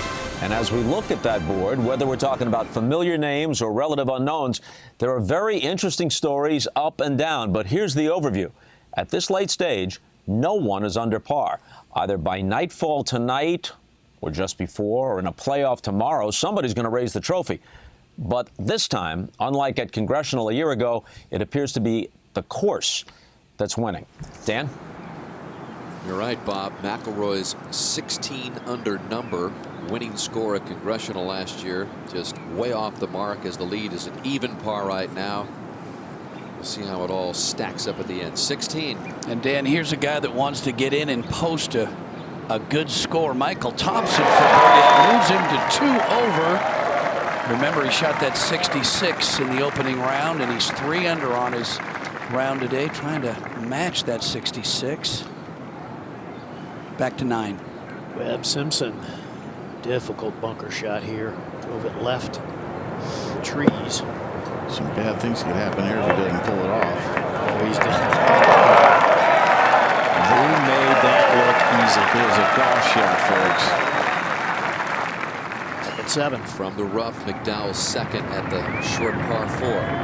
It's a hard shot. This isn't a hard shot. Yeah. Not a good angle at all. You got the backstop, Johnny, but it's going to be hard even to utilize that. Really has to go left of the hole, and well, I just don't think you can get the shot close to the hole. Well, the last thing you want to do is go above the tier. Anything else you can get up and in. Might not be a birdie shot. Flipped it up pretty good. Boy, that's pretty good right there. Now it'll come back. Oh, yes, it will. Yeah, that's a heck of a shot. That is a heck of a shot. That might be the turning point for him. If he were to go on and win, he'd say, that's the shot that got me going. He's bogey 3 out of the last 4 holes. Just 2 behind. US Open, tough kind of shot, huh? Watch how he flips it up right here. He's on the ball, and as soon as he's on the ball, watch how he really sticks it right there.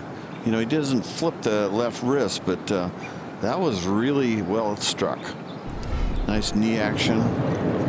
Now he's going to have a makeable birdie putt. Now Furyk, Roger. And as you said earlier, Johnny, this is just not that hard a bunker shot. A bunker player, he's got a couple of ways to get it close. He chose to go and use the backstop, but I don't think he needs to do that. That's a good lie. Well, the one thing you want to do is leave it underneath the hole. I think shorten to the right a little bit if you can do it.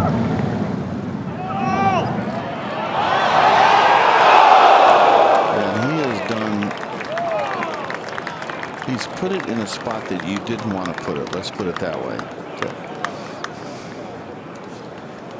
To the 9th. This just earlier.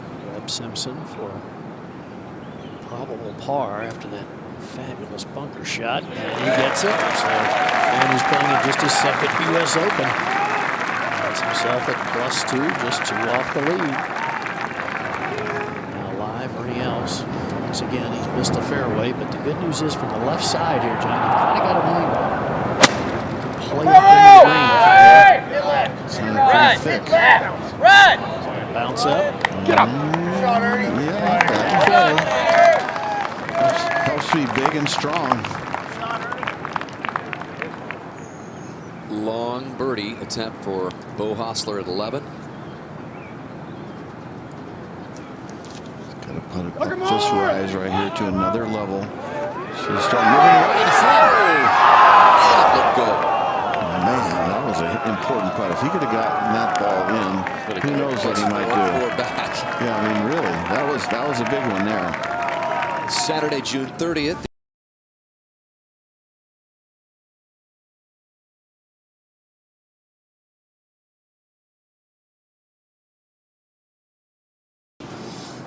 Back over at the 7th for this birdie attempt for Furyk. Roger.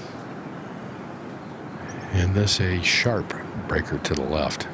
It's, you know, it's one of those putts, Johnny. Really, you could, as long as you match the speed to the line you choose, there's a lot of different breaks you could play here.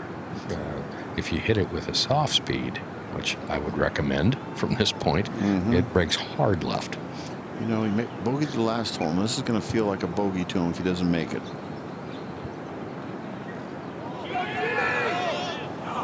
It just moves so hard as it loses speed. Second easiest hole, playing under par, and Furyk is going to par it below the hole. Now McDowell had a chance to cut into that lead as we go over to John Peterson. Good look for birdie here.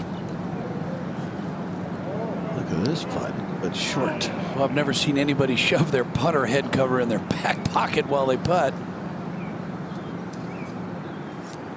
Back to 7. And after 3 bogeys in the last 4 holes in the Furyk's par, this birdie can get McDowell 1 closer. You're not going back. Not going to get an easier putt from 6 feet than this, Roger. It is right up the fall line, isn't it? Pretty much. Might move just a shade right, but not much. It's inside the hole for sure. Oh, yeah. Yeah, it just doesn't do much.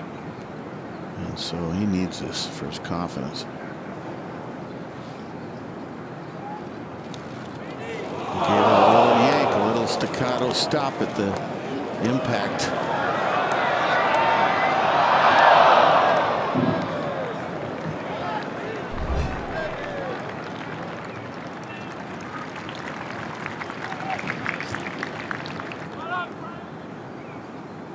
Over to 9.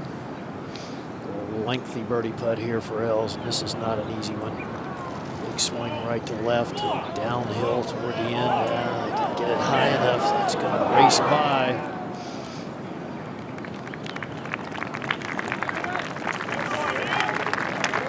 For 14.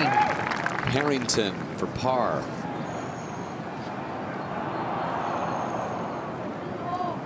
Looks good. Padraig Harrington remains at +3. 4 holes left for Harrington. Yeah, and all of them are birdie holes if you play them right. What kind of score, Johnny, do you think the earlier groups need to post to give the last few 1 over. groups? About 1 over? If somebody can get to 1 over, that's going to put pressure on Furyk and have an excellent chance of a playoff. Well, with Furyk and McDowell parring the 7th hole, that bodes well for the people behind them because that has been a hole to take advantage of. That in 17. As you look at the other scores, Jakobsen hanging in there 3 back, Westwood 4 back. Duffner has a lot of golf course ahead of him, 4 off the lead. And some of the other players in already. And we go out to the 9th for Ernie Els. Yeah, big putt for a par here for Ernie, and Dottie one that moves a little back to the right. That's correct. He's been tested pretty hard here over the last few holes with a par putt at 5. The one we saw him make at 6, all the same length. The good thing is, being aggressive, he's been able to see what it does as it gone by the hole.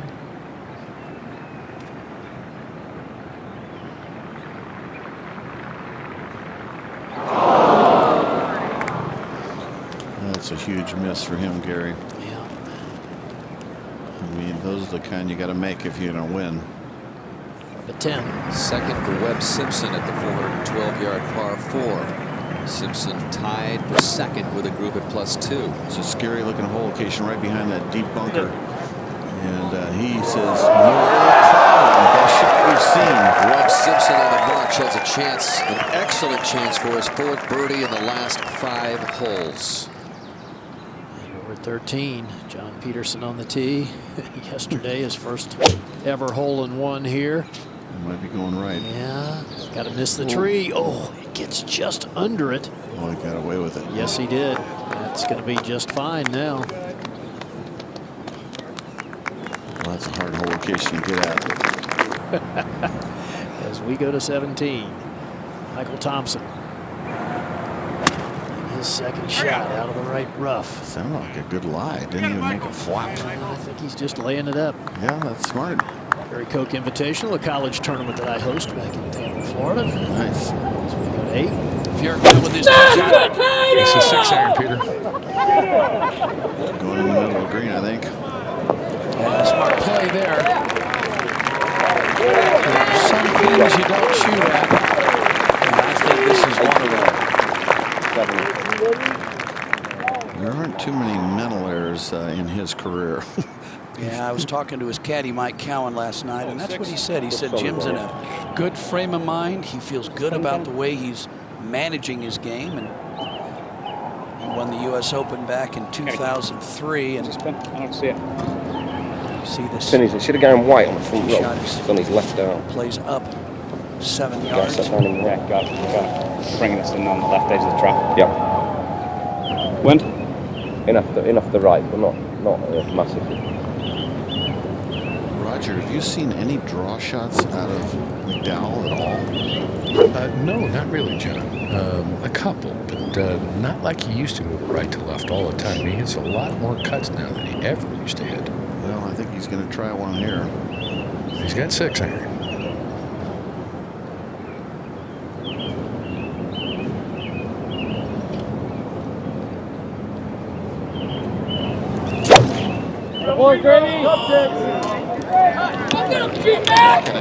That's a confident walk. Oh, man. It was a good line, just not enough club. Didn't miss out by much, did it? But that's a very thick patch of grass right there. To 14. This was just earlier. Haven't heard or seen from Tiger Woods in a while, so we check in with him on this birdie attempt. +9 again. He just joined us. Got off to the horrendous start. So the second birdie for Tiger to get to +8.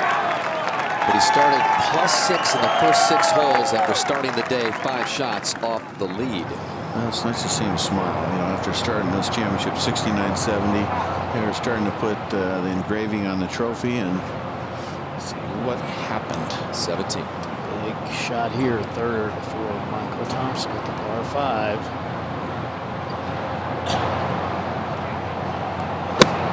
Pretty generous hole location for this length of shot. It's all about controlling the distance. And he does it beautifully. Was that Jack Fleck that just hit that? I'll tell you what, you could make that very easily. You couldn't ask for a much easier putt. It's uphill, not much break.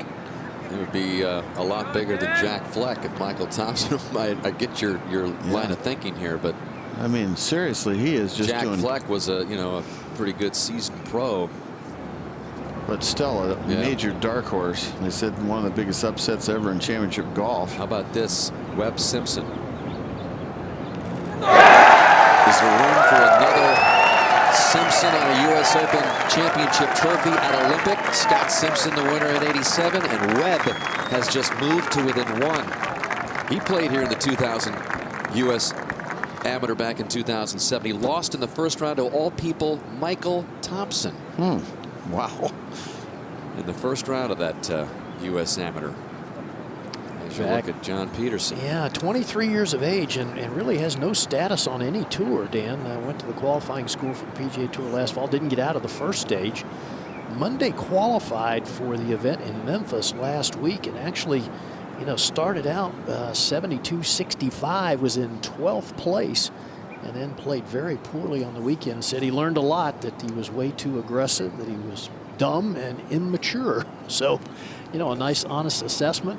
Said he came here, played some practice rounds with David Toms, his mentor, and had a whole different attitude about how he was going to approach the golf course. 831st ranked in the world. It's a little bit uphill there. It's come up well short as we go to 8. McDowell now short of the green, Roger. He's just going to try to hack this and run it up. Yeah, as they say in a pool game, he's got a lot of green to work with here. Comes up over a nose. Not easy to get close here, not easy to judge. He's done a really nice job with it. That is a wonderful play from there. Again, John, you said back in the last hole, all these shots at this point in the tournament could be the turning point. Absolutely. Didn't make the birdie in the last hole, gave one, but maybe picked up a half shot there. Makes a good strike, comes right down on the ball, pretty vertical, and he caught it cleanly. And just ahead on 12, the amateur Bo Hostler for birdie. Is he going to get there? No, a lot of players leaving it short. We saw John Peterson do the same thing. It's back up that hill just slightly. A terrific performance. So 17 years old, challenging for Let's the go to top 13, 5. John. Yeah, let's see if Peterson can make the short putt for par. He does. We go to 8. Jim Furyk now with a big swinger for birdie. Yeah, downhill right to left.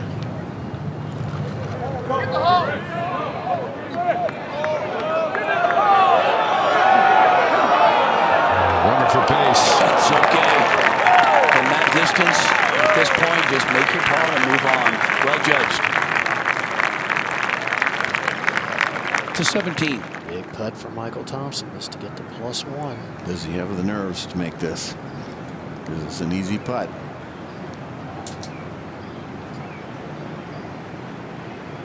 I just had the feeling he's thinking, you know, if I make this putt, I've got a chance to win the U.S. Open. Yeah. I could just feel it.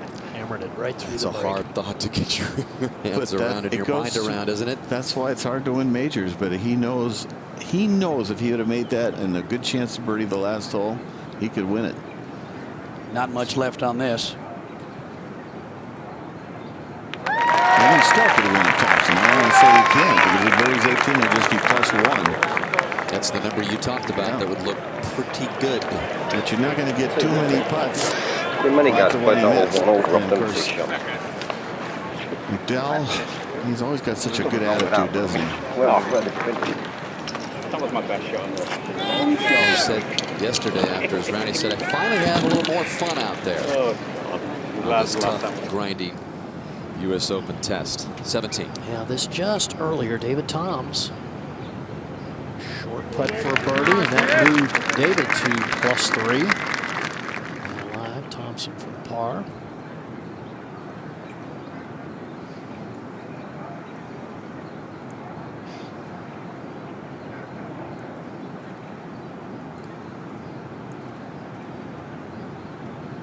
Okay. Golden opportunity miss there. To the 72nd hole, +2. All right, Mike, go birdie 18. Number 12. And this just a moment ago, Jason Duffner for birdie. He's got to start making them now. Again, this goes up that slight hill, John. Got to hit it there. Yes. Jason Duffner to 3 over. There you go. Joe Furyk off the tee, par 4 ninth. Just can't hit it right, that's all. Anything but right. Well, this ball is peeling up the right. It's going to need a kick left. Come on, like you're supposed to. He gets it at least into the first cut of rough, so not as bad as it could have been. Players are only hitting this fairway, John, about 35% of the time. He had a lot of slope right to left. Back at 13, Jason Duffner on the tee. Can anybody get it inside 15 feet here? I think I've seen 1 or 2 all day, John. That's it. Got to be able to hit a cut if you're going to do it. The hook win.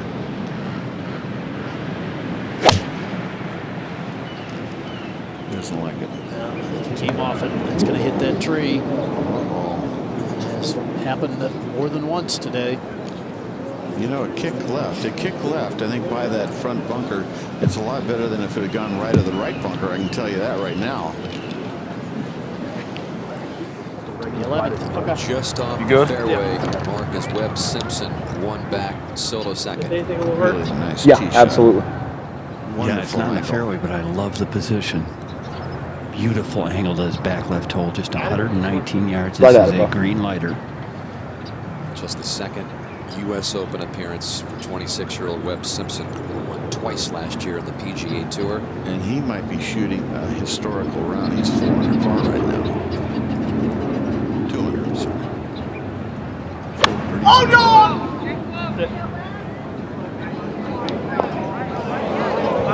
Came out hot.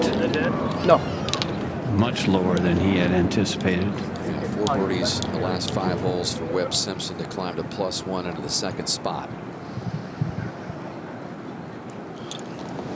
Tee at 18. At +2 is Michael Thompson. Again, this is just his second U.S. Open. Second in the U.S. Amateur, played here 5 years ago. Remained amateur, unlike Colt Knost, the guy who beat him. Played in the U.S. Open the following year at Torrey Pines and was the low-am there. Missed the cut last week, but says he's been staying here in the area since a week ago Friday with the same family on Park Street. He says he's always been a kind of player that can hang around, and he said after that first round when he took the lead with that 66, Johnny, he said, you know what, if I continue to putt well, I can contend here, and here he is.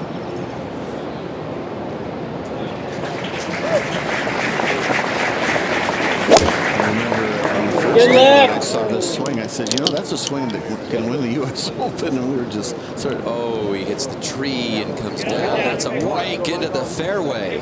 Oh, man. That is a heck of a break. It's on the downslope, which is tough. He doesn't even know that ball's in the fairway. He's going to think I'm dead, and he's going to see it. And even though it's going to really be a hard shot on that downslope, and this is all nerves right now. The putt on the last hole, and then this tee shot. You know, he wouldn't hit that shot 1 out of 100 times in a normal situation. Over to 10 for Ernie Els for birdie. Good slow coming up there, Ernie. Missed that little putt in the last hole. Els is going to stay at +3 over at 11. What kind of shot is this for Webb, his third, Mark? I would call it a tough one, Dan. The problem is it's not a very long shot. Ball is sitting down in the rough. He's going to have to, I'm going to say, only carry it 2 or 3 feet, just barely get it onto the putting surface. He's going to go with the open face slider, which brings a lot of things into play, good shots and bad. Simpson burst onto the scene last year. He's all the way up to 14th in the world rankings. Look how open that face is.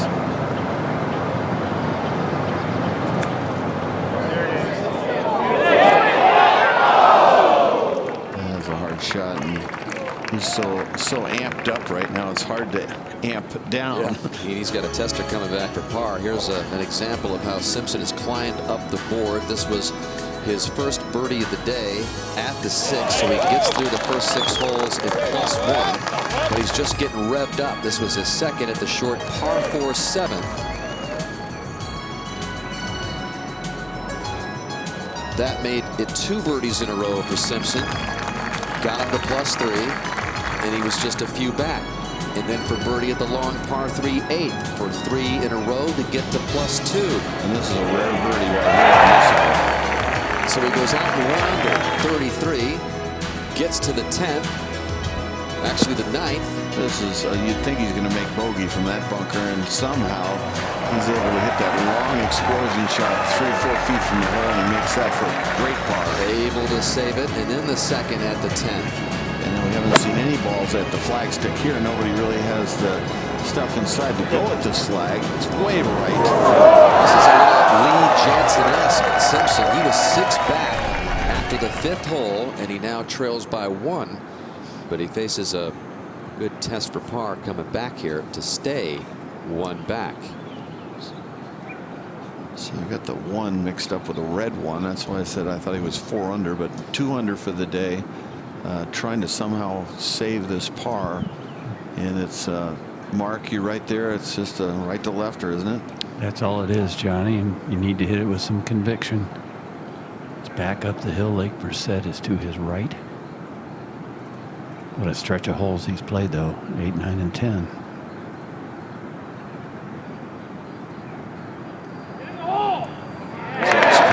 Simpson remains 1 back. You got Simpson in his 2nd U.S. Open.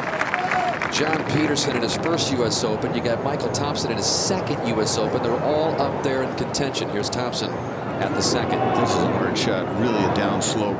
No green to work with. Got to put it past the hole.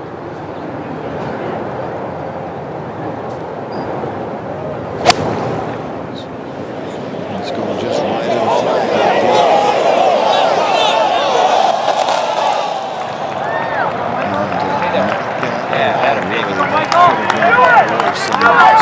Nice, and not too much of a break from there. He'll take the walk up the hill. We'll go back to 9. John Furyk, second shot, 195 yards, first curve rough. Good angle. Just don't turn it too much. Fall off area to the left of the green. It's okay.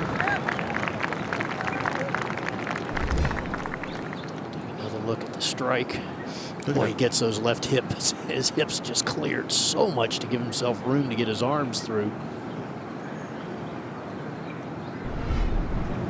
All right, Dowell next to play.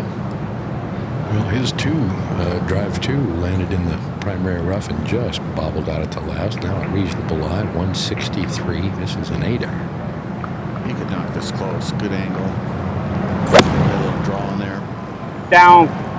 It's a jumper at the right side. There it goes. Good call. That was a flyer there. Down about 4 or 5 feet below the level of the green. And 14. And John Peterson.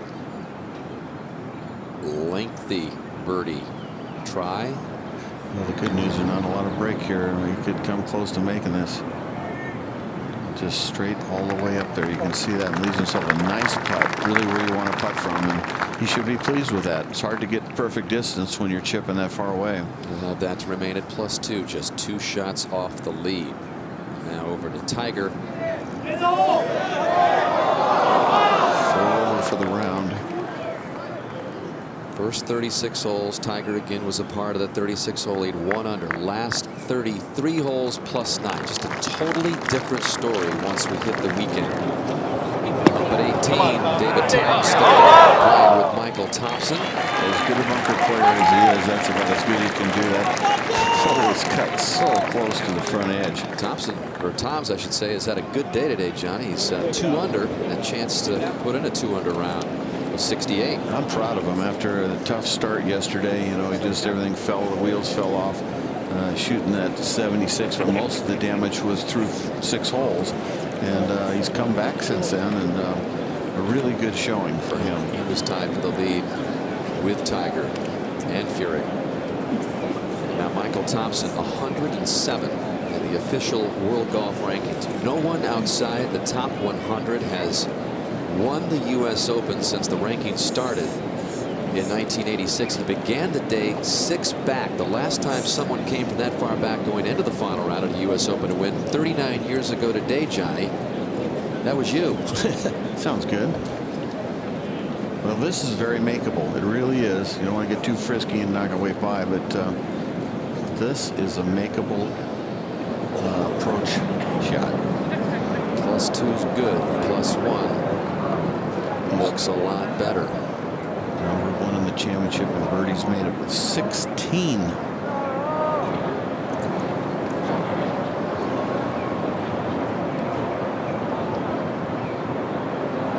Is there a number 17?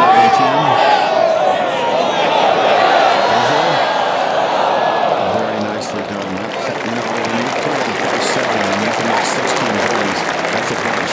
We'll see how much of a factor that missed birdie at 17 is for Michael Thompson. He gets in at +2. Final round, 67. That's got a reasonable chance. You never know. There's a lot of pressure on the leaders, and he posted that terrific round, so he's got to be one happy guy right now. Sectional qualifier at Rockville, Maryland. The low amateur again at Torrey Pines, where Tiger won. Low round today for Michael Thompson by 2 shots. He will wait and see how it holds up. Second for Ernie at 11. This was an enormous drive, just 121 yards left to the hole, 116 to the top level.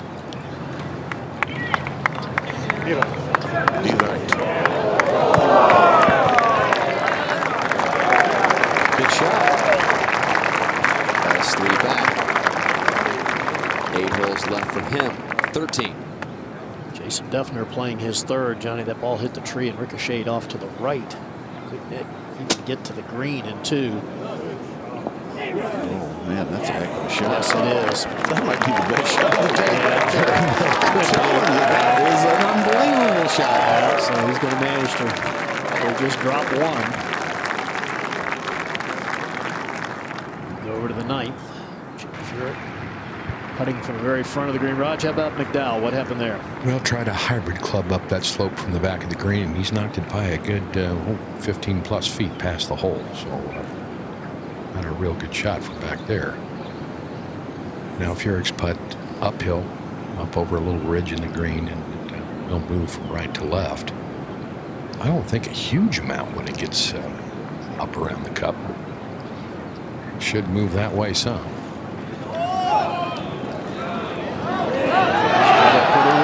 That's a good up. Ahead at 13, Jason Duffner did make that short putt for a bogey, so he drops to +4. We'll go to 15. Peterson did make a par on the previous hole. Take an aim here at this 164-yard par 3. 27 out. Another ace. That came so close. What a nice Trying shot. to. Really fast Thanks. tempo, but it's a good swing. Very efficient. Yeah, repeats to 12. Out in the fairway, Webb Simpson. His second mark. Well, I think he and Paul Tesori, Peter, just trying to figure out how aggressive he's going to be. He's on the right-hand side of the fairway, and the whole location's on the right-hand side of the green. He's got 132. Every time I see this hole, I think of the late Payne Stewart when he hit it in the divot, and it really probably cost him the championship. But this is a birdie shot right here, but play it left. Actually, the green is fairly soft. This marine layer of fog is softened up quite a bit. That's just what you need to hit, isn't it? That's perfect. Back to 11. Ernie Els for birdie, Dottie. Putt that is swinging right the entire way. It breaks more than it looks usually. Little left for Ernie to stay at +3. And to 9. McDowell, lengthy putt for his par. Not much break here. Just ducked left right at the last second. So Graham McDowell record another bogey. That will drop him to +3, which will be 3 shots off the lead held by Jim Furyk, the only man at even par for the championship. And we'll be back with the final round action.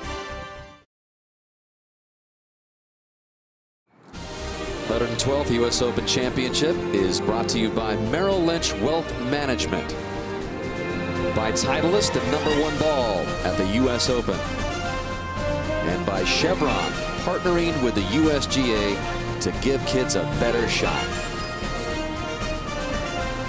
A lot of people have a shot at this U.S. Open as we go out to the 10th, and the leader, Jim Furyk, off the tee of this 412-yard par 4. You have to cut it. Those tree limbs stick out big time, you can see. And they seem to like it. He's trying to make a bend to the right. And it should be good. Just lip it in. Very nice. That's a good angle to the right hole location. So good, we'll pro-trace this baby cut. He likes to play the cut. And it's just a baby little cut with the left to right wind. Probably just 3 or 4 feet is all it moved right. Up at 15, John Peterson for birdie to pull within 1. Again, his first U.S. Open.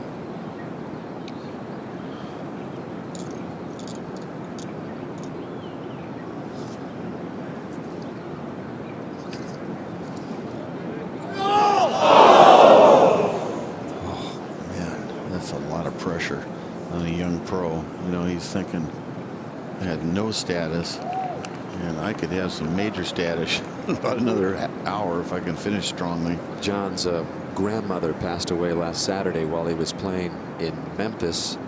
His parents, David and Jan, are out here watching their son after a tough week. It was his father's mother. And Peterson, who was one of the most decorated players in the history of LSU golf, along with David Toms, 3-time All-American, stays at +2, 2 back, 3 holes left for him. That was a well-played hole. He should have made that putt, but it's not easy with the pressure. Over to 12. Now here's a huge putt, Mark. Webb Simpson has this birdie to tie for the lead. Boy, I like this spot to putt from, Peter. I looked at it from both sides. I don't see much break to it. The green, you know, obviously all runs away toward Lake Merced, so it's a little quick, but this is one he could easily make.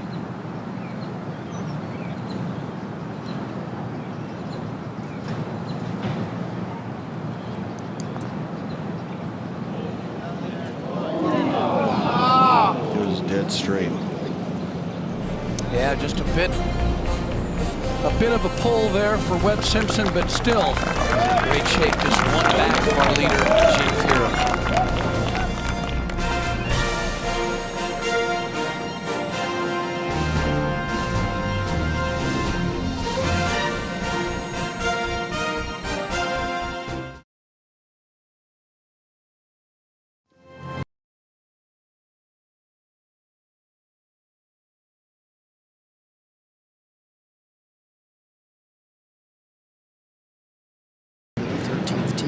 Simpson. The air is very still down in this part of the course right now. 5-iron, he's yelling it like it needs to go. This is a nice shot. Underneath the hole, it is very makeable from there. That's a pressure shot. Yes, it was. Move up to the par 5 17th. Padraig Harrington only at +3. Just looks like he has a middle iron into this green. John hit a big drive. He seems a little antsy, doesn't Camera, he? yeah. Oi. Okay, just hold. Just no pictures here now, okay? Just hold all the cameras. He's got some photographers over there, press people over to the right. Just wants to get settled. Big shot here. I'll say it. Good shot. Gives him a reasonable chance at an eagle.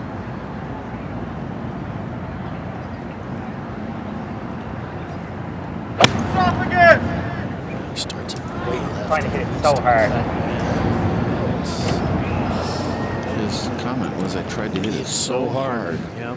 A lot of times you'll pull the ball when you do that, release it a little early. And that's a dangerous bunker shot right there. He could hit it right off the green. Number 10. Jim Furyk second. 116. Good chance here to get it close. Very safe. A very Furyk kind of shot.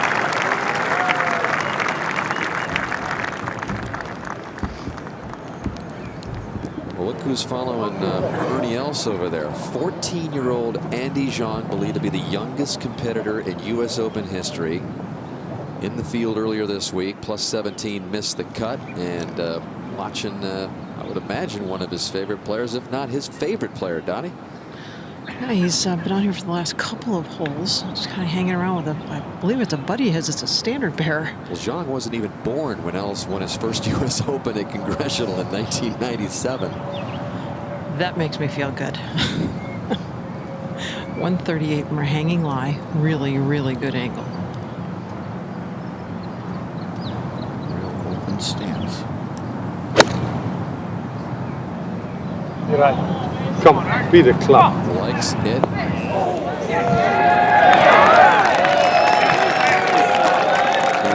have a good chance to get within 2 to 10. And McDowell for birdie.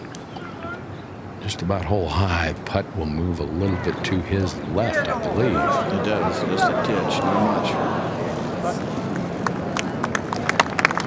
Graham will stay at +3. Tiger for par over at 16 to stay at +8. And again, the damage was done early on Tiger's card. +6, first 6 holes. He's 2 under since then. But the slide began yesterday after he was tied for the lead with that third round 75. Back to Furyk. Should go a little bit left, shouldn't it, Roger? Yeah, there's a little bit of a slope that comes into the green from the right-hand side. So the last bit of this part really is actually, I think, slightly uphill. I think it's a little slower than it appears. I think it fooled Graham. See if it gets Jim.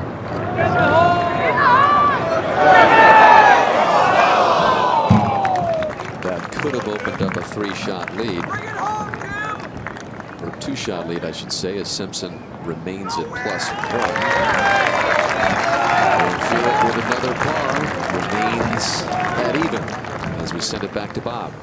All right, Dan, after 67 today, Michael Thompson is the leader at the clubhouse, or in the clubhouse, although technically he clearly is not in the clubhouse. He's sitting next to me at 2 over. You will have a lot to think about, positive and perhaps negative, should you fall just a shot or 2 short, because over the course of 72 holes, a lot of things could have gone one way or the other.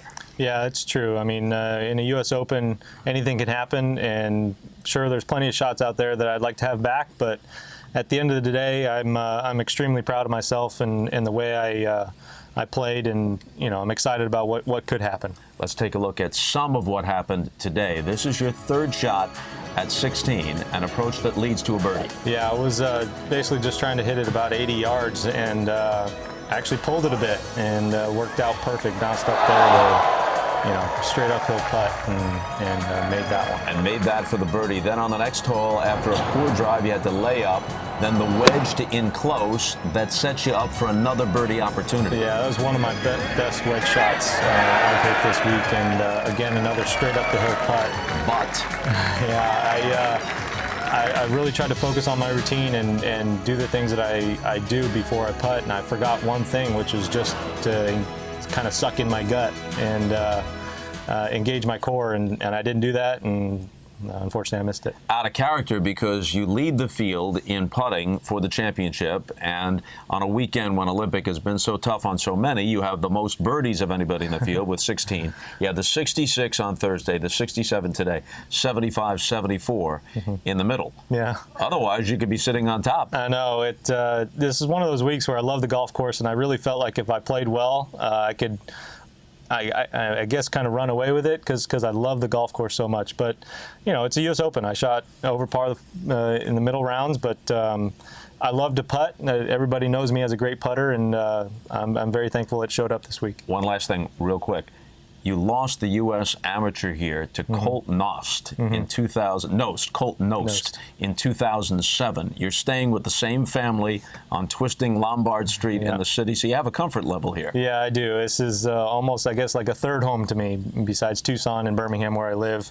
But it's just a special place, a special golf course. It's a USGA event, the U.S. Open. You just couldn't ask for anything more. Way to go, Michael. Thank you. All right, let's go to 13. Webb Simpson with a chance to share the lead at even par. He felt like that would break a little left. You can tell by the way he's looking at it again. Over at 17, here's that awkward bunker shot, Johnny. This ball could go over the green, down the hill if he's not careful. Nice little noise to it. He hit really close to the ball. That was a terrific shot. Yes, it was. Close to the ball, got it to spin a little bit.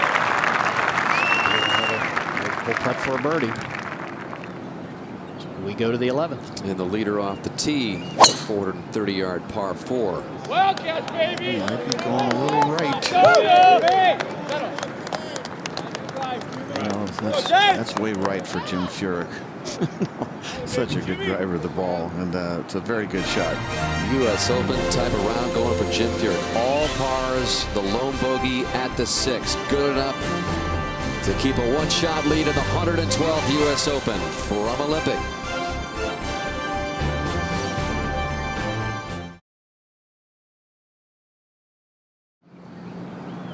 And this from Ernie Els while we were away for birdie on 12. To pull within 2.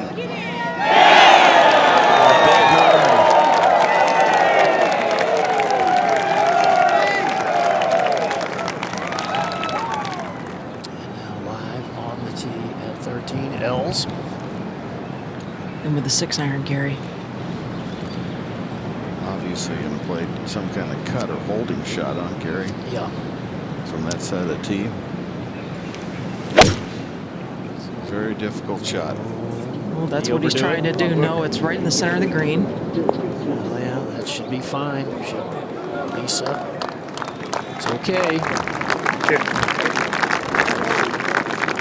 11. Second for Furyk, Roger. Great angle from the right side of the fairway. It's a 9-iron from 141. Pretty good looking line here if the distance is good. A little deep.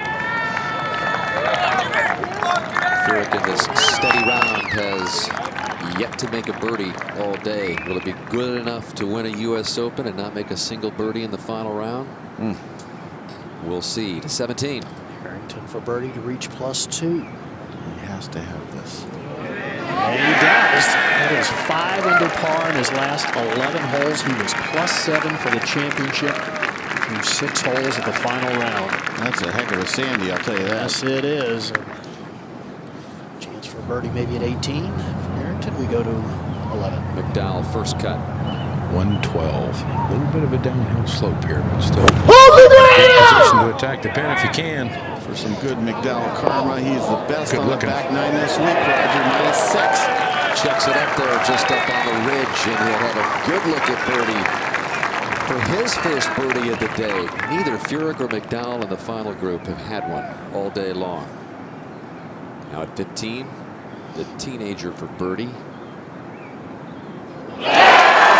Hassler has his third birdie of the day. He's got 6 bogeys to go along with it, but still +6 in the amateur leaderboard. He sits on top of it right now by a shot. And the big tee shot for Harrington. Get it in the fairway. Give yourself a chance from the short grass up the hill. Real quick 1-2 swing, and the marshal says it's right down the middle. And it is. You want to get to the very bottom. Yeah, you just want to get at the bottom so you don't have that downhill lie, and it's okay. Well, on this Father's Day.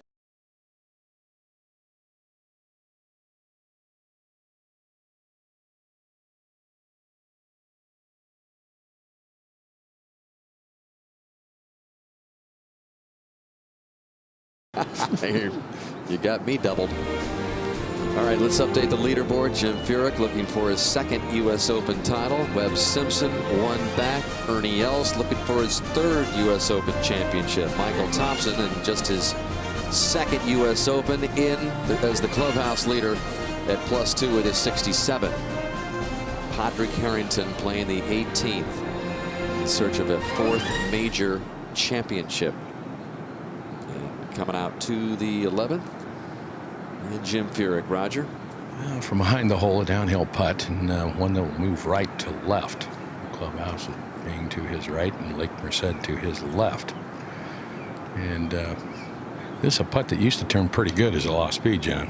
Yeah, it'll break pretty strongly left, and it's the kind, you know, when you get this length here, you got to just sort of be a little cool. Try to just get it down there close. Once it fall in, fine, you know, but pick your spots. You don't want to be running this 5 feet by.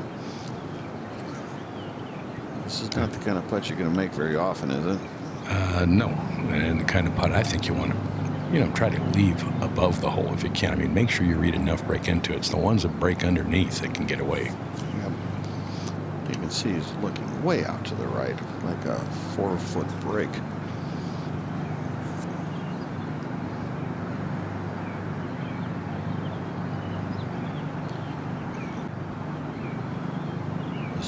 Really fine birdie if you can get it.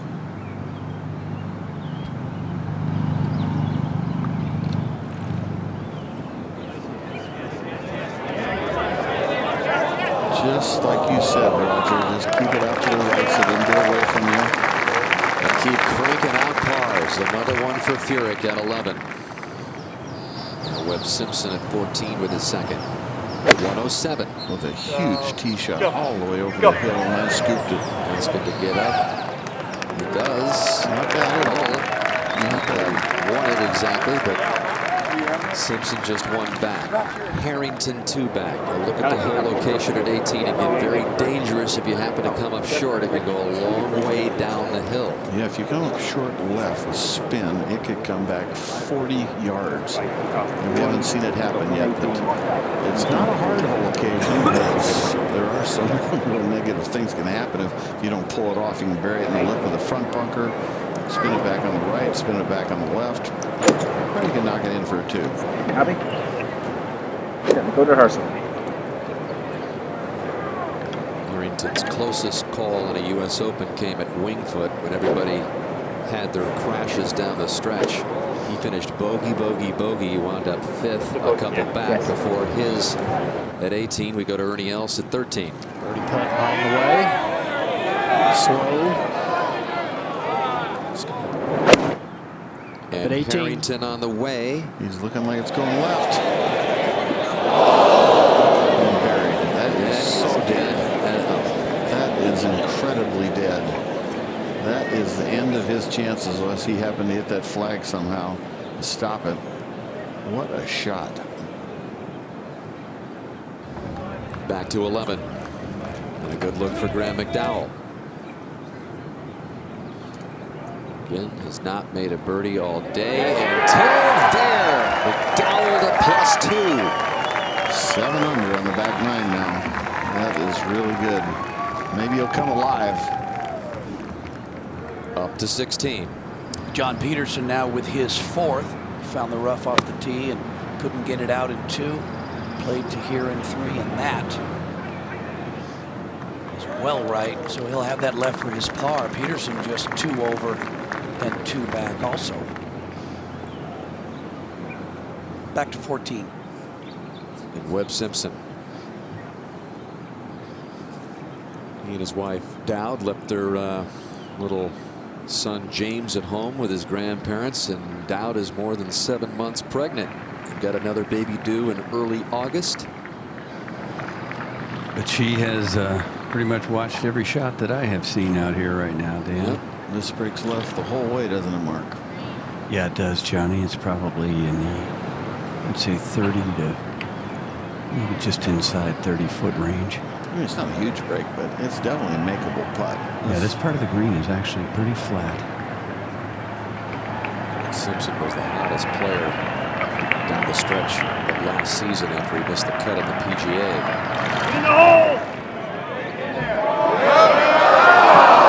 Had 2 wins, 4 top 5s, 6 top 10s. A little slower start than we might have expected out of Webb Simpson in 2012, though, to 16. John Peterson now with that putter cover stuffed in his back pocket for par. What a huge putt this would be.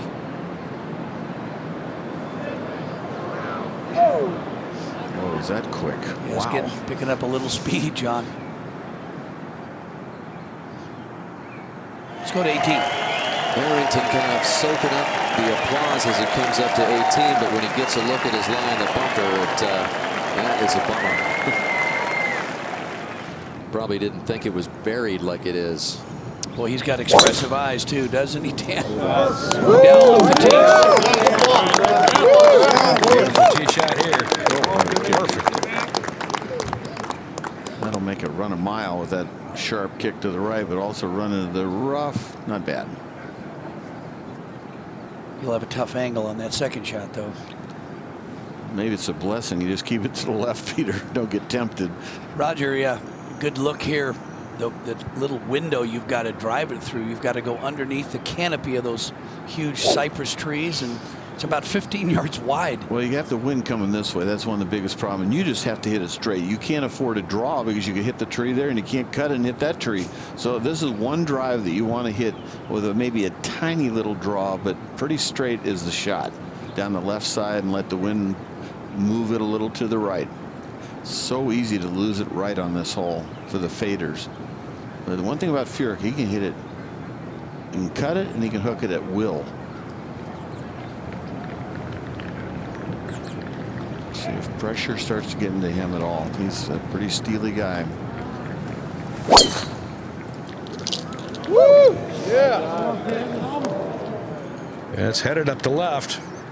No, that was not a good shot. But the green opens up from over there if he doesn't have a tree. But let's take a look at the Pro Tracer on this. As you said, John, you just need to hit a straight bullet. Looked like he was trying to turn that back into the slope of the fairway, and he's trying to let the people know his ball is going to hit him in the head if they don't watch out. You can see, watch him turn down the club.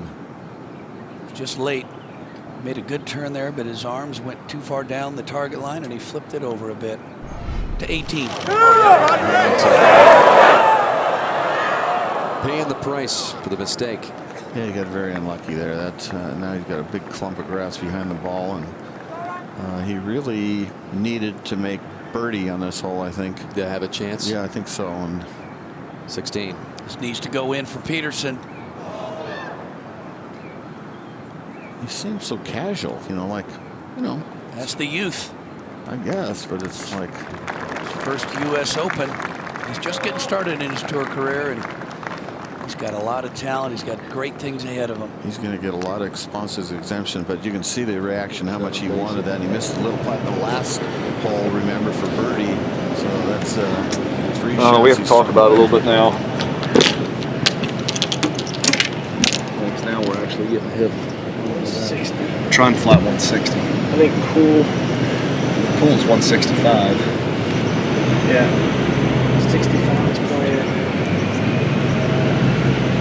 68. What's 6 on? 56 Cool. The basic's 43, so say 52. 52? There's a minute we have to fly at least 52.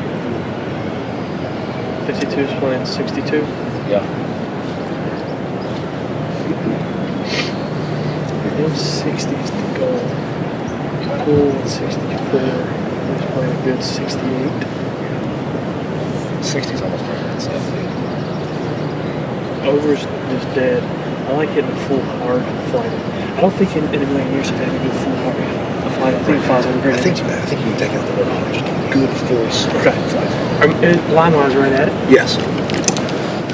Tesori is one of the most influential caddies Any you'll see direction in any on it, right? relationship. Yeah. Tesori has meant so much to Simpson, and you can see how much he relies on him. I like that he knows that Over is dead, because I was there and down in that bunker and behind the green. It is totally dead. So in front of the hole, it's a birdie hole.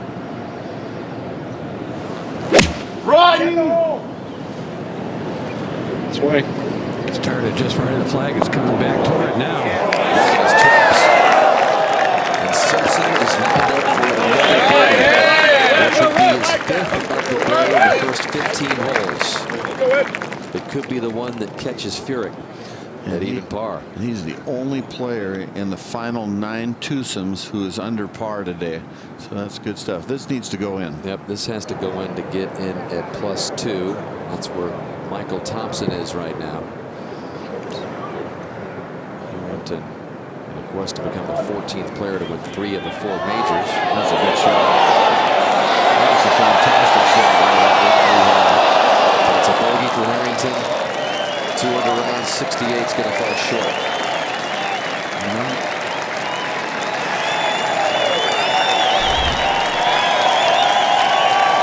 Michael Thompson's in the clubhouse with +2, so yeah, that's what we just said. Yes, we fall short. He's out of it.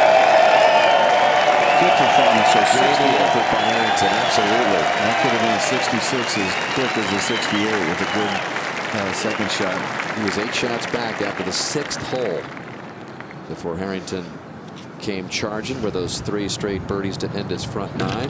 And what about a report on Furyk, Roger? Well, he got a terrific break on the left side of 12 here. Has 184 left of the hole, but his ball's found kind of a bald spot in the rough, and he's going to be able to get the club on it. He has no tree issues, Johnny, and he'll be able to chase this ball onto the green if he wants. I mean, he could hit an 8-iron or something and just land it well short and let it trundle up. That's the kind of things that got to happen sometimes to just eke out a win, isn't it? Yeah. I mean, that could have been against the tree, could have been in a terrible lie, and see if he takes advantage of it.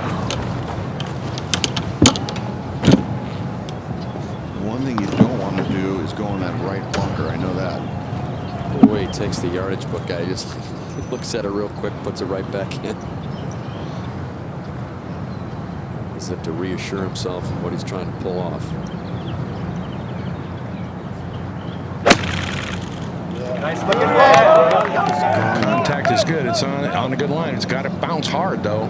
Didn't want to go right. No, it's going right. Yeah, that's really roll down there. Very on the downslope of the bunker with no green to work with. That's probably a bogey right there. For even a great bunker player like Furyk. Yeah, there's just no green to work with. Look at that lag. He knew it immediately. And you can see how long his arms are in extension. And I thought he was going to whack somebody there. Yeah, you don't see a lot of emotion out of Furyk. That angered him. Over to Ernie Els at 14. Dottie? He laid up off the tee with his 18-degree sort of hybrid driving iron combo club. 133 left. This is doable. Oh, totally. Got a little bit of a downhill lie, so this should come off a little shallower. A low draw would be good with a wedge. That's a good shot. Bernie will add that to get to +1. 1 off the lead, but Furyk's having his problems at 12. We go there with McDowell with the second. Just 120 Oh, left down from the quick. right rough. Down! This is left of the hole, and he wants it down. I don't know why he wanted it down so badly, but okay. That's a good lead right there, Roger. He's got a chance for birdie. So Jim Furyk in a whole lot of trouble in the greenside bunker on the right on 12.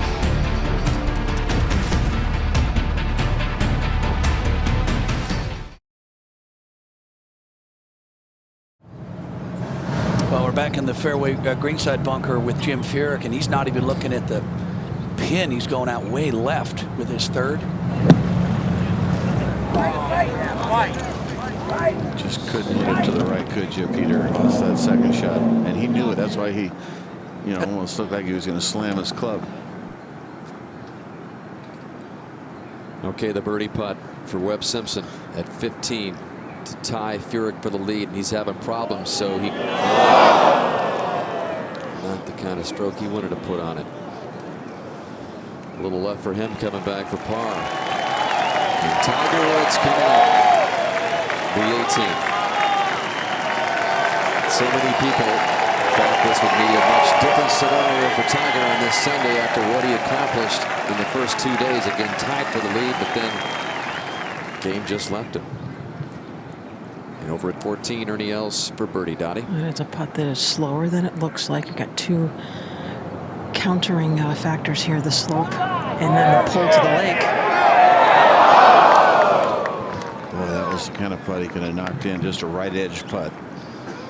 4 holes left for Els, two-time U.S. Open champion, just 2 back, but he could be closer after Furyk gets done at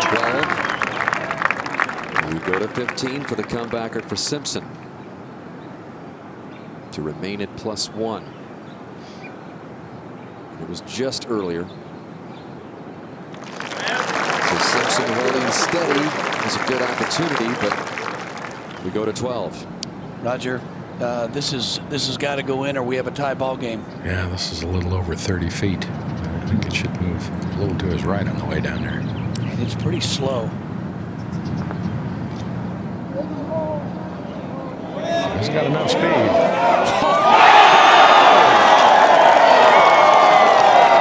That could be a defining moment right there. That's a USGA moment.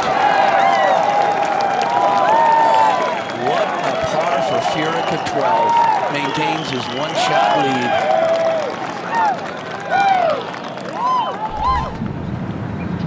John, when you look back on these major championships, if you happen to win, you think, well, it all boiled down to putts like this. Well, it's a player that's made the last 7 Ryder Cups and the last 7 President's Cups with an unbelievable win-loss record. He isn't doing that because he can't make pressure putts.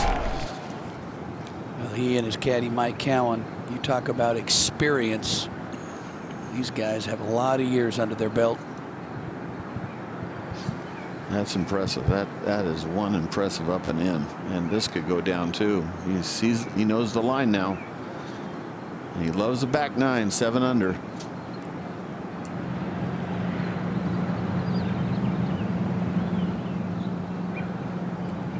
Coming off a birdie.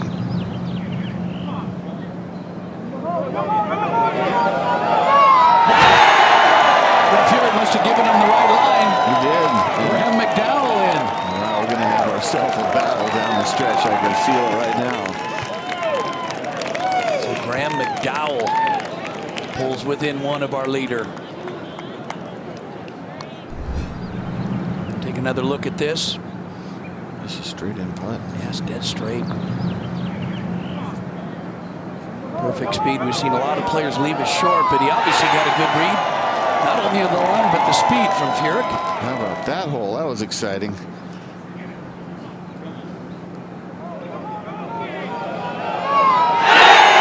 Just here and later. He made a putt there on 12 and pulled within 1. And over on 16 now, Webb Simpson looks like he's going off the tee with less than maybe a 3-wood. Just got to be careful with the fairway. Way too much? He's trying to draw with a 3 metal. Not way too much. 10 yards too much. And that's not where you want to hit it. That's a big miss. That's untouched rough right there. So Ernie Els with a 9-iron off the tee at 15. We essentially have 5 players in the championship hunt here. 5 within 2, including Ernie. Might be a little left. You have to know, folks, you watch these players right now and they don't look nervous. I'm telling you, they are so amped up, you can't believe it. To win a U.S. Open changes your life. How about winning 3 if Ernie can get it done? Well, Ernie's got like a second career right now. For him to win, it's like doing it for the first time. 2 guys up there with a chance to win it for the second time.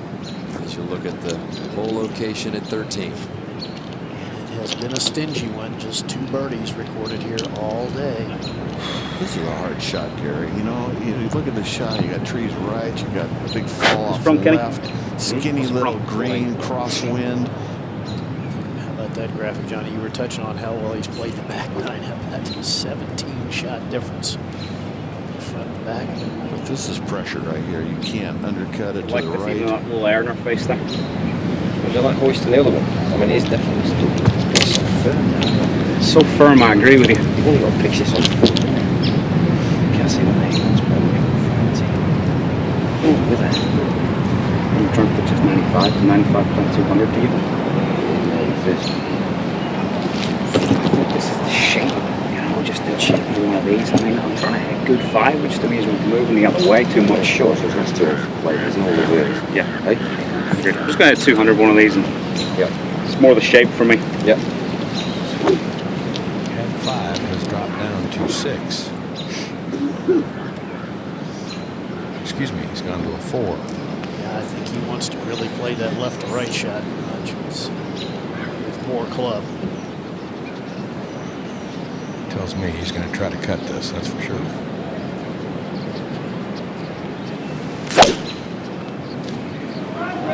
Overdo it. Flaming right at the tree. You could tell no divot whatsoever there. It came up out of it. Up at 18. And this was just earlier. Tiger finishing up with a birdie chance. Did you hit it, Tiger? Would end up making that putt. Final round 73 it's going to be for Tiger.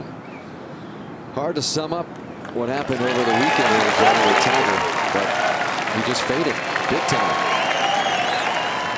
Yeah, and the more majors that go by, the tougher it's going to be to beat Jack's record at 18 professional majors. And at 17, John Peterson has come back with 2 brilliant shots here. Makeable putt for Eagle 3. That's 3 in a row that he could have made. Back at 15. Ernie Els for birdie.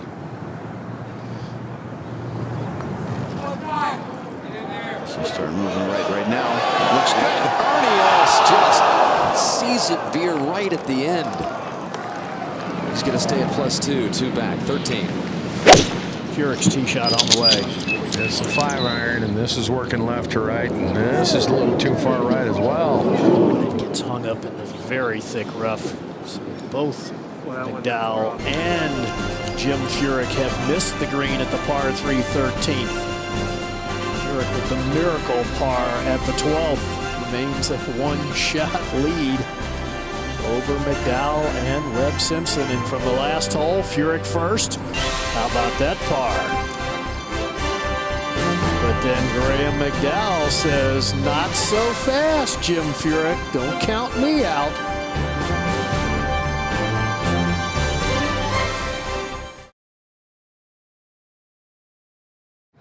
Back at 13, Jim Furyk. Awkward second shot here at the par 3. Roger, chance to look at the lie? Yeah, the lie is not terrible. But the green works away from him and pretty good from right to left. This is the stop. Got a goer, didn't he, Gary? Came out of the rough very quickly. That's the problem with the rough. It's a guess. No, he's got a slice putt, but he is #1 in scrambling. 14 out of 21 times he's got it up and in. #1 in the field.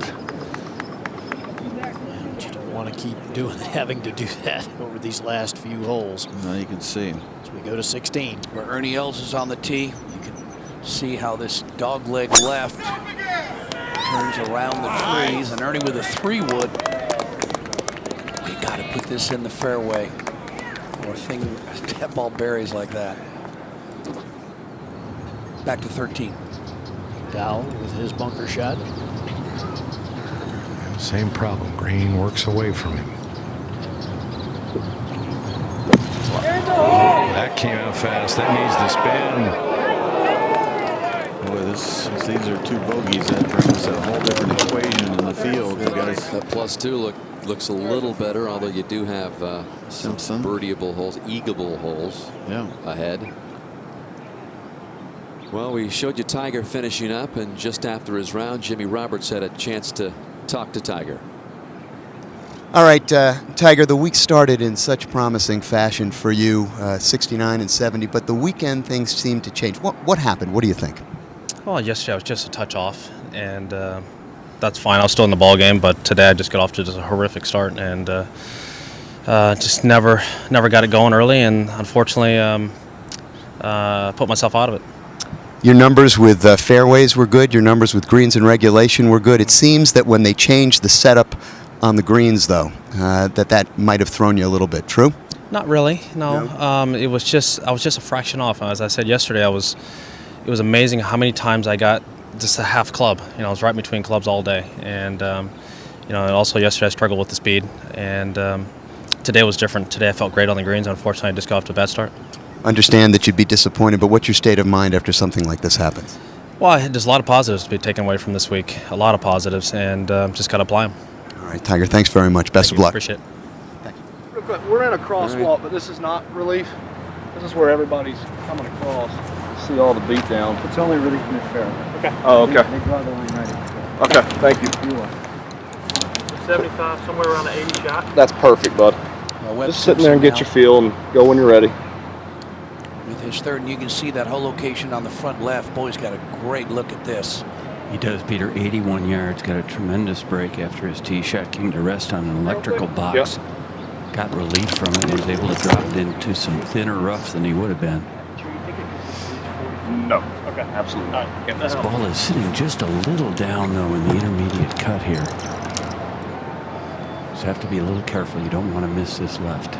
There's a big closely mown area left of the flag, and so you got to probably Peter hit it 6 to 8 feet right of the hole. Yeah, this has got to be short and right.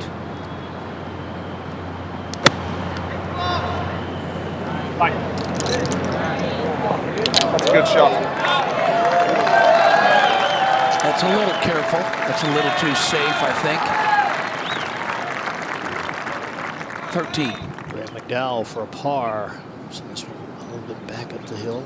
Definitely moving right. In the hole! It's firm enough. Near it. Just earlier. Now live with Furyk. Well, and this breaker to the right as well. Back uphill slightly.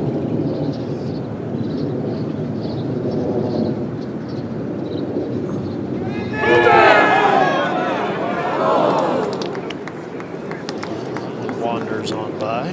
That was not a good stroke. So all of a sudden, there's a lot going on here. Jason Duffner at 17, lengthy putt for an eagle 3. This can move him to +2.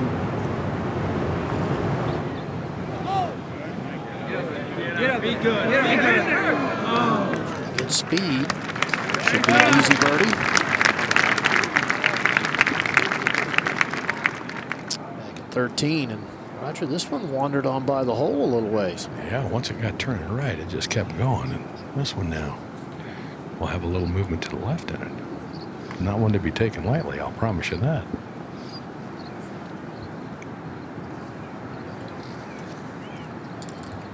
About his improved putting this year. Last year, 150th PGA Tour in the putting stats. So far this year, 24th.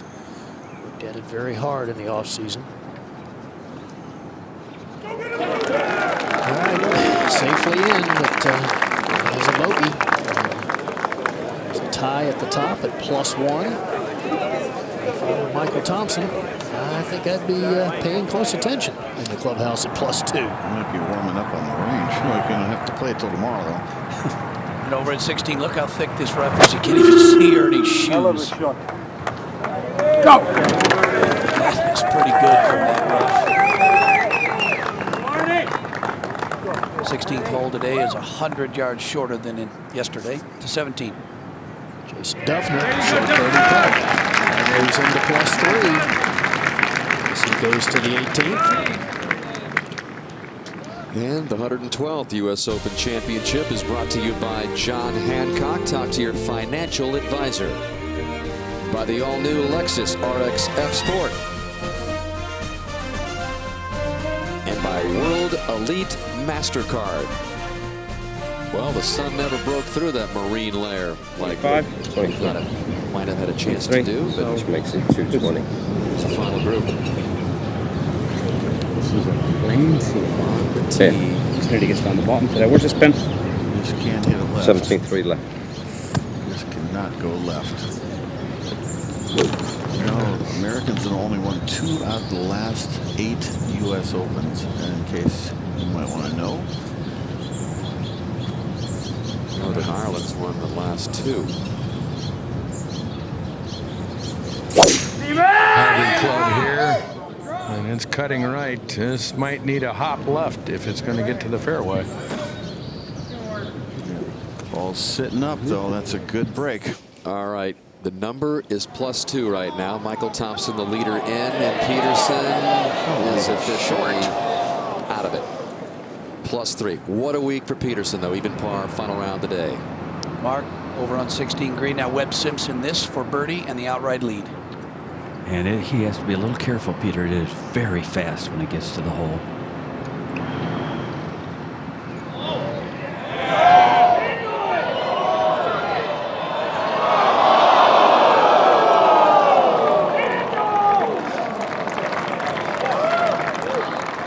Back to 14. Furyk. Hybrid club as well here.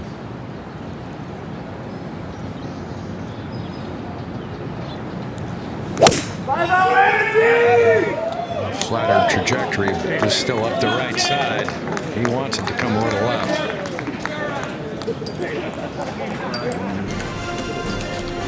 This final group +5 combined. Furyk +1 for the championship, tied with Webb Simpson.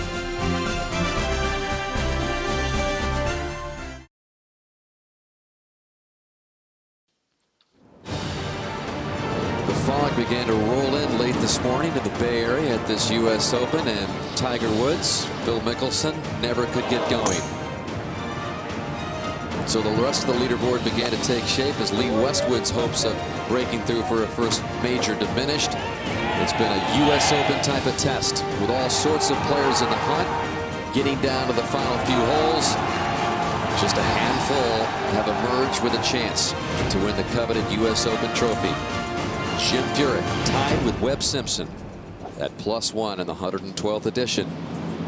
And there is Simpson on the tee at the 17th. Yeah, par 5, but hitting the fairway, very difficult to do. In fact, the toughest fairway on the back 9 to hit. Just about 40% of the time. Severe slope from left to right. This is a draw at the left-hand side. One good bounce would really help. Will he get it? Yes, here it comes. Here it comes. That is beautifully done. You know, Gary, it's interesting. Short hitters and Lee Janzen and Scott Simpson win here last 2 times, and all the short hitters that are leading, all the guys that are leading, are all short hitters. At 16. L's now just one back with a 9-iron. Hold your line. Hang on. Looks like, oh, there it goes.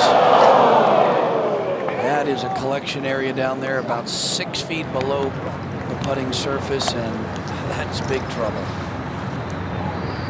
To 14. Yeah, it's just, you know, How's the line for McDowell, Roger? 55. Same shot at the 9 basically. 177. Yeah. But this one looks to me like it could be a jumper here. Boy, McDowell's had a hard time finding the fairways lately. Yeah, it's just pressure. That's all it is. As straight as he normally hits it. That's all it is. That sounded like it came out pretty fast. Well, it's peeling a little right, though. Is that just out of the bunker, Roger? Yes, it's in the grass just out of the bunker, John. In the rough. Didn't miss out by much. What, 2 feet left and might have bounced left and on? Oh, yes. It would have crawled up onto the green. It wouldn't have got back to the hole, I don't believe, but it would have crawled up onto the green. Furyk now 173. That ball sit down or just fine? Yeah, it's just fine. No problems here. 55, and that's going up to 66. I believe he's probably playing right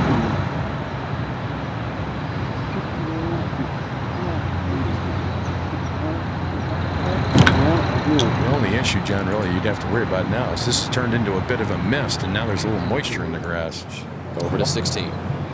Dottie, he decided on putter. You can hit a lot of shots from down here. You can, but there was never a question about hitting anything else. He has to go up over the steepest part of this hill, Peter.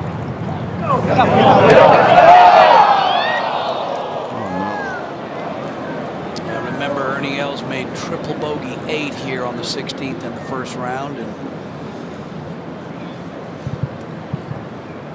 I watched Keegan Bradley do the same thing. Tried to putt it from down there earlier in the round, and just didn't hit it hard enough. Almost could be considered the third shot in the fourth. Rookie mistakes for a veteran. Why is it so much easier the second time?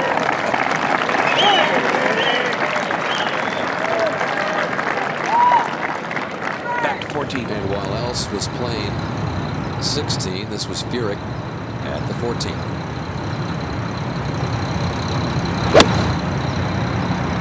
Go. Short. Big up. He's merging it on. It does take a big hop. Drives on the front edge. It's a good shot. It was going right at it. And Bo Hostler, the 17-year-old teenager here, finishing up second. Spent so much time in contention, but now has drifted back to +7, +4 in his round. Yeah, he hit it out of position on the tee shot. Now he's got a downhill lie to this front left hole location, so gonna be a tough up and in. Well, Jim Furyk, no birdies yet today. The last time a U.S. Open champion didn't make a birdie in the final round, 1954 at Baltusrol, was the first U.S. Open televised by ABC, by the way. Ed Furber had that distinction. There was not a more U.S. Open type of grinded out player in the game today than Jim Furyk. And he has been grinding. Jason Dufner needs a birdie at 18 to get to that +2 number, which leads. Kind of shot somebody could pull out, to be honest with you. If you could hit a good one, but this hole's playing tougher than you might think. It seems like a fairly easy hole location, but the guys seem to be psyched out by it. 16. Els now for bogey. Drops a shot there, but as well as he's played 17, he could make that up in a hurry. And he's had pretty good success at 17, I would say, Jake, this week. And he's made an eagle earlier in the day on number 7, so 14. McDowell in his third, Raj. Not a good lie here. This is long and thick. Ball sitting down a little bit. It's a tough one to control. Just gotta hit down on it and just hit sort of a chunk and run, isn't it? Yeah. Just sort of just hack it out and let it run up there. Really hard to get the right distance. So easy to leave it 10 feet short, or maybe have it come out quicker than you think. Blast it across, yeah. Yeah, very difficult, as you said.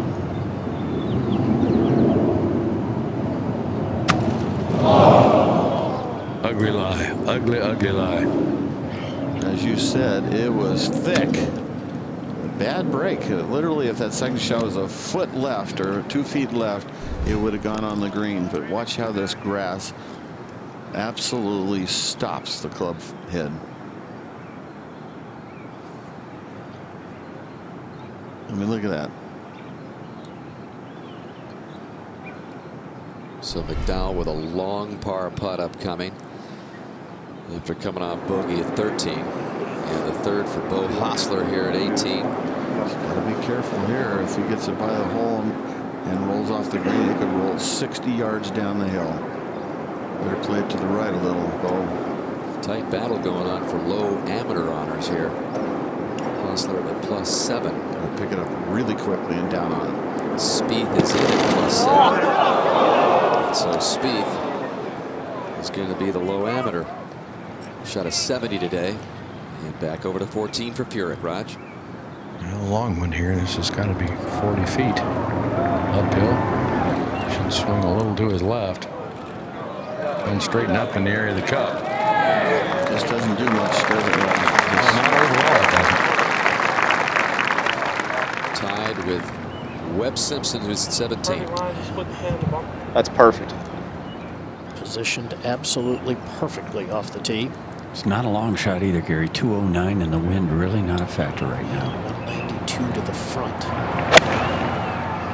Play a little low trap draw. I think it's drawing too much though. That's all right. It is okay. Didn't get up too far in. About 5 yards. So he'll have some room to work with. He was trying to chase it in there, wasn't he? Yeah, he certainly was. It was a good try, but that's a pretty small opening to be chasing it. Up at 18. And the fourth for Hosler. You can't hold it out and tie speed. Good shot. He'll be disappointed, I'll tell you that. Tell you what, he's got nothing to hang his head about this week. It's been a sensational run for him. Over at 14, McDowell for par.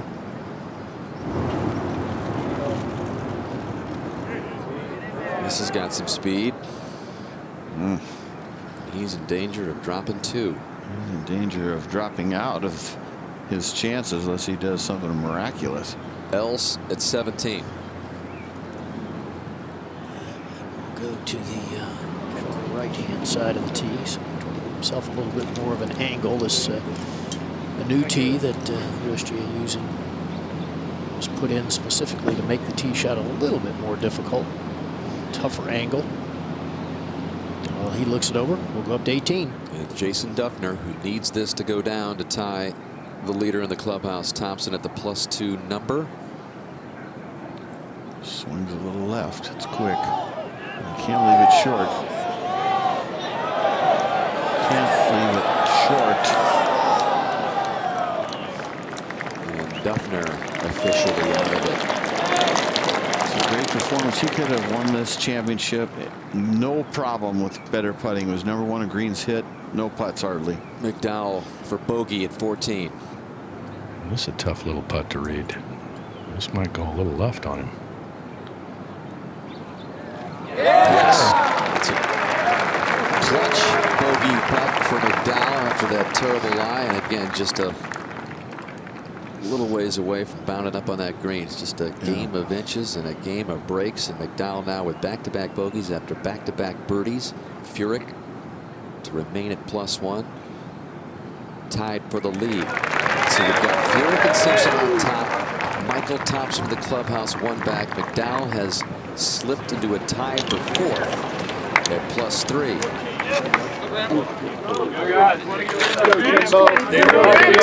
Hosler, which he hopes is his last stroke of this championship.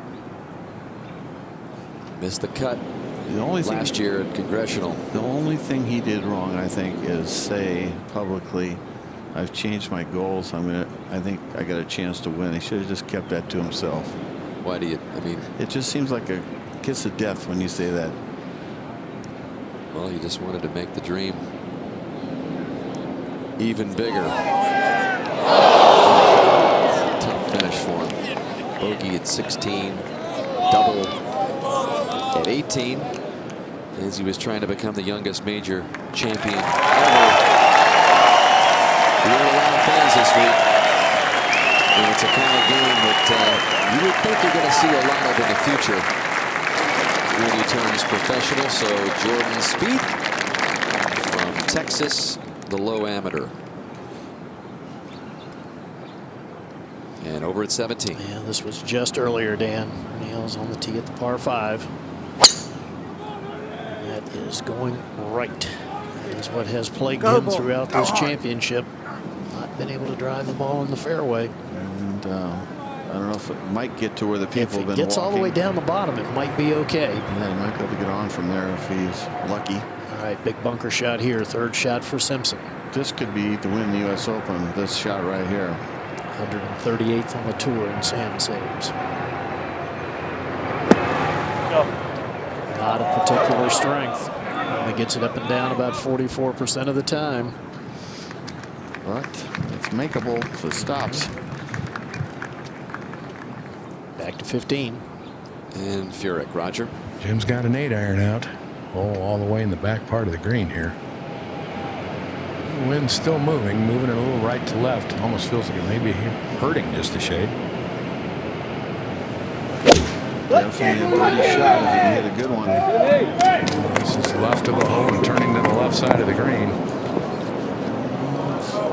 Not bad though. 70 hole effective, Kenny? Yeah, remember that. 60. Let's just play on 160. Oh, that's just over the 60 shot. Fairly central back there. It's off the right. It's 6 off the right here, so not far off. It's right on the back.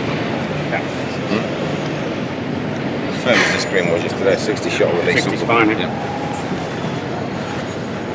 Let's see how resilient Graham McDowell is. It's a 7-iron here. And I like the shot shape left to right going at this hole, John. Yeah, as long as you don't upshoot it into that wind and come up short. That's the only problem with a fade and a hook wind.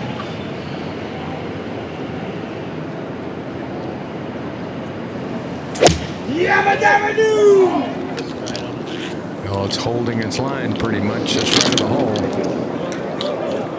Sort of what happens to fades and hook winds, come up short. And over to 17 here at Olympic. And Webb Simpson taking a long look. Mark a putt that moves left to right, but virtually every player I've seen hit it from this position seems to overread it.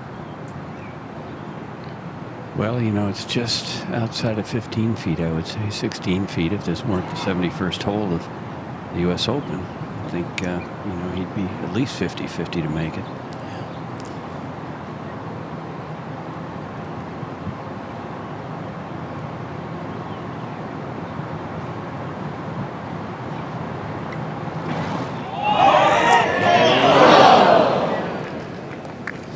Common theme.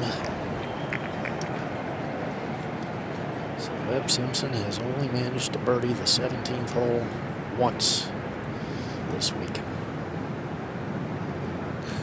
Yeah, that could come back to bite him there because Furyk could. Difference in this whole thing could be Furyk birdieing 17 and Simpson not birdieing it. He is such a good putter too, Johnny, and you think about the putts that he has failed to hold, particularly the one at 15. We will go to the 72nd hole, +1, tied with Jim Furyk. It's tough to make birdies when you're that nervous, huh, Gary? Yeah, I would think so, John. No question. As we go to 15. On a day that continues to resemble his home town of Portrush, Northern Ireland, a mist has been falling across Olympic for most of the afternoon. Johnny, I guess you'd call it foggy. Well, it's just sort of, that's what my wife says. How's the weather? And she says it's foggy. Okay. McDowell here for a birdie, Raj. And the players were informed after their tee shots here. They were asked to pick up their pace again. They are behind and out of position, and it's the second time they've been asked. And if they do not pick it up from this point forward, they will get put on the clock, but not at this point in time. This goes just slightly left, doesn't it, Roger? Yes, yes. It will move a little bit to the left toward the lake. I call it slightly uphill. Dowell now needs to do some amazing things from here to the house, so to speak, at +3.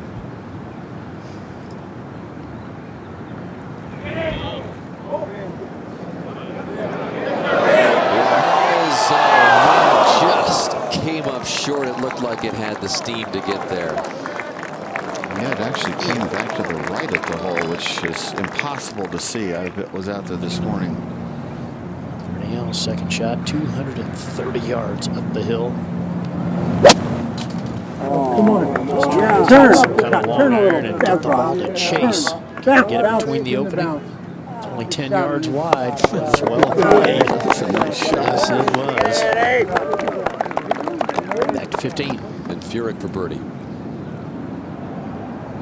I think this putt from the left side of the green more uphill, John, but if anything, I would think it would want to move a little right. Yeah, it does. And pretty good amount right, and he pushed it also, which makes it break more. All right, Simpson on the tee, the short par 4, 344 yards down the hill.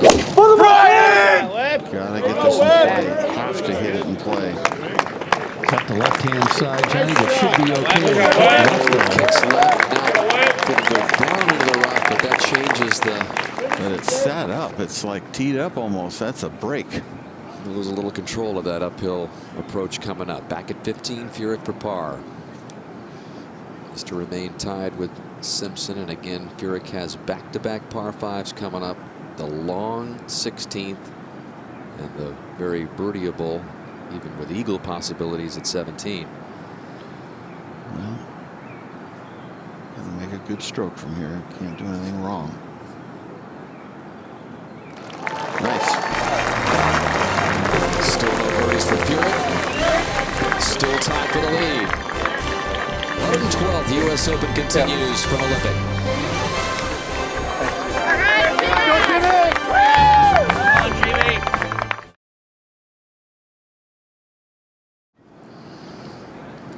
Welcome back. Jim Furyk has reached the 16th tee, and so important to put this ball in the fairway. That's the Arnold Palmer shot from 1966 right there. That is just a flat duck hook. Wow. I've never seen him hit a ball that obliquely left. I mean, that was one bad swing right there. Watch this. Wow. Never seen him do that. Roger. Graham now. Never comfortable to see a tee shot like that and then have to play. And this ball cutting a little bit to the right, up the right-hand side. This probably needs to get down on that line. Not bad. No, it's okay. The tee is up 101 yards today, folks, from yesterday. To 17. Yeah, just earlier, Peter. This was Ernie Els with his third shot.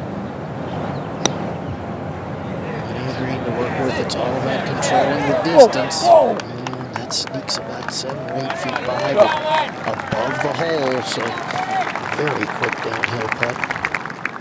Up to 18. So you think an open face full 9? Yep.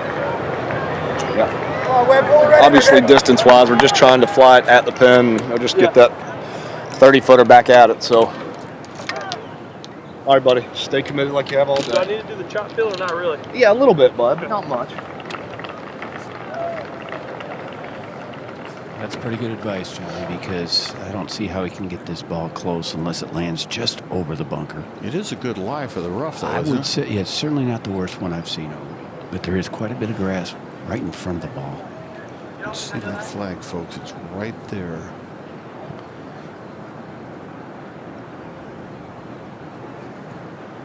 Tied for the lead. Right on the front left, that flag. Yeah. How's it look, Mark? Got a lot of club out. It's going a little right, though. That was just went in the hole. Nestled down. And he's like, where is that? I thought it was on. This little hole, number 18, with that whole location is not easy, especially from the rough. Back to 17. Big putt for Ernie Els. Tough one to read here. Johnny actually wants to wiggle a little to the right. Just doesn't do anything, just a little. Yeah. Back at 16. Roger, what's going on out there? Well, he's drawn a decent line. It could have really been worse, if you can believe that. But the problem is he's blocked on the left-hand side by trees from advancing the ball very far up the fairway. He does have a slight opening if he tries to play up over a cypress tree in front of him, which very little room. It would gain some yards, but it's still going to take 2 more swings after he plays this shot to get to the green. Roger, we're looking at a replay of Jim's tee shot, and it just dove into the trees and dropped straight down. Simmer down over there. Simmer down. Can he get it far enough to where he can get an iron in his hands? Ladies and gentlemen, after he hits his shot, On the first green, no. Give him a I don't think he can chance to advance the ball move far back to enough the any way, court. shape, or form to Stand where be you able are. to have a chance at hitting the screen with this third. Roger, did you ever think you'd see a drive like a 3-wood by Furyk like that shot? No. It's I've never seen him hit a shot like that, certainly. Remember, he tried to draw it on 12 and hit it in the left trees, right, Peter, on your hole? And this was a duck hook, though. Yeah, this was a disaster swing. Yeah, disaster swing. And he's now looking at your little hole in the tree. And this is a time, Johnny, in a major championship where you feel like you've got a great shot. You're tied for the lead, and you hit a shot like that, and you say, oh no, I got a lot of work ahead of me to get to that clubhouse. Well, I learned one thing in all the years on tour is when you get in trouble, get out of trouble. Minimize your mistake. You know, you don't want to go from trouble to more trouble. Roger, that doesn't Yeah, work. if he plays up across this tree, I still don't think he could advance it far enough to have any chance to reach it with his third. Well, So he's looking right there right now. Yeah. He's thinking, I have to be able to reach the green in 3, and I just... now he's going back to the safe shot. Smart.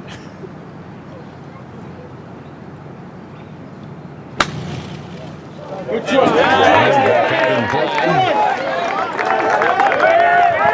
still not quite to the drive of Graham McDowell. Yeah, a little downslope. Not a good little break there. Up to 18. And what does Webb Simpson's lie look like, Mark? I don't think so. We just want. We've We've never seen anything like area this. looking for relief, actually. I mean, could it be an old drain or anything like that? I think it's just Looks like a dead an old area. sprinkler hood. I think it's just where it didn't get water. Right? Okay. If it was an old sprinkler head area, could I get relief? Really, unless somebody deemed it ground under, but that's not unusual. Is there any way damage. you can test to make sure there's not one under there? It almost looks like, well, you know how they put a little round sod on it? Can you test No, it? but you can. Okay. You're permitted Like, to test. you kind of help him just to... Should I just touch it? You can just probe it and see if there's anything down there. Okay. All right. Thanks. Yeah, you bet. Webb and Tesori wondering if it was an old sprinkler head. It's It's very unusual totally round in terrain shape. right there. Yeah, it's totally round in shape, Dan. So something was going on there. It's a depression. Now the issue is there's a huge clump of grass behind his ball. It's never easy, is it, Mark? It seems like to win your major, your first major, you got all kinds of little hurdles that are thrown at you. And even though Simpson won twice last year, and really at one point was a candidate for Player of the Year with that incredible stretch he had down the final 2011 season. This is just the 5th major he's ever played in. Like a bunker shot almost, Johnny. You know, well, it's the most important shot of his golfing life right here. Yeah, just a little. If he can get this up and in, it's going to put a lot of pressure on Furyk, because Furyk's probably going to make 6 at 16. Take your time, bud. We got plenty of them. And if he wins the U.S. Open, it won't be a big upset or surprise. Before he hits this, we go to Furyk at 16. His third. Got about 340 to the hole, so this just a club hybrid trying to get the ball in play. He's done it. Good shot here. To 18.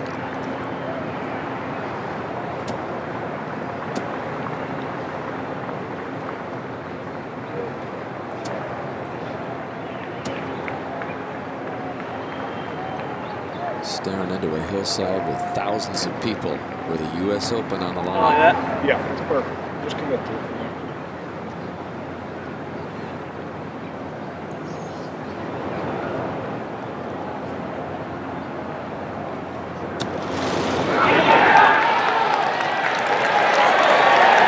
What a shot. Back to get in the clubhouse as the leader at +1. Webb Simpson, who went to Wake Forest on an Arnold Palmer scholarship. And we've all been documenting all week long how Arnold let a U.S. Open slip away on this very golf course in 1966. To 17. Just earlier, this was Lee Westwood with his second shot up the hill at the par 5. And we saw 2 earlier in the week by Nick Latney here. Nice eagle. Yeah, if that had gone in, that would have put Westwood at +3. The eagle moving to +4. Up at This 18. is the 4th shot, Gary, for Nicholas Colsaerts, who had designs on making a run for his native country of Belgium, but got off to a horrendous start. 4 straight bogeys for Colsaerts, who began the day just 3 off the lead, and just was never able to recover, even though he played decent golf since that string of bogeys early. And Webb Simpson was 6 back today after the 5th hole, and he has turned it on. And Simpson 2 under par for the day. Really good playing. Simpson trying to become the 2nd player to win a major with a chest anchored long putter. Keegan Bradley, the first at the PGA last August. Simpson has been using this long putter since his days at Wake Forest. And this does have break left to right, doesn't it, Mark? I think he's got to get it outside the hole, Johnny. It is not an easy putt for a 4-footer. I mean, you just can't get a more ticklish putt. He's got to commit. He might be able to make it left edge if he really hits it flush.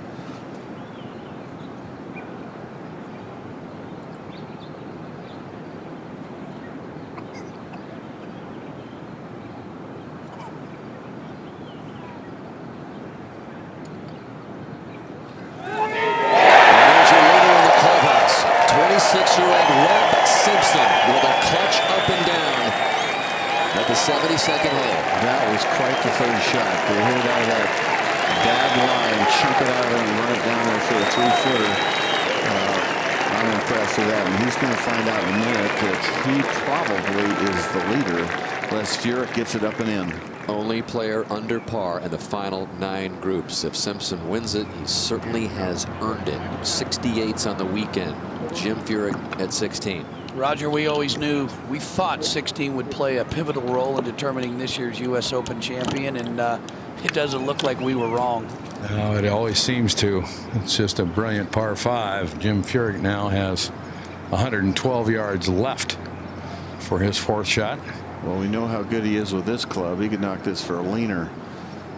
Needs to.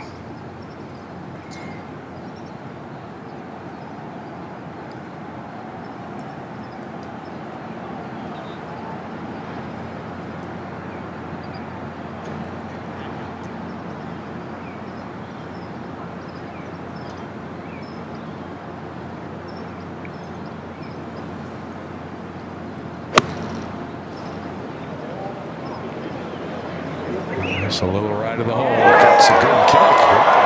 Jeez. That ball looked like it hit on a trampoline and then spun dead back hard. Looked like it got a good bounce and then a bad break overall. So he's got a lot left for his par. Let's take another look at that bounce. Kicked it forward and left, John, and then they spin hit it. You could hear it at contact that he did not compress that ball totally. That's why it hit short of the green. Now McDowell, don't forget about this guy. Just 2 back with 105 yards on his 3rd, Raj. And needs a couple of birdies, though. 105. Good angle here from the right. There's the sound you want. Well into the air, this right of the hole. It's near one of those. Wasn't very good. Yeah, it's a bit too cautious at this point in the championship. 218. And this was earlier. Ernie Els having to hold this shot to get to that +1 lead in the clubhouse from the rough. Really a poor tee shot. 156 in. It's almost an impossible little shot. That's what the price you pay. This little 18th hole is flat kicking. So it's boiled down to Jim Furyk. It's the 6th toughest hole today, this little hole. Jim Furyk, Webb Simpson, and Graham McDowell. It's hard to believe 72 players in this field right now, and only 6 birdies on it, just a little layup flip.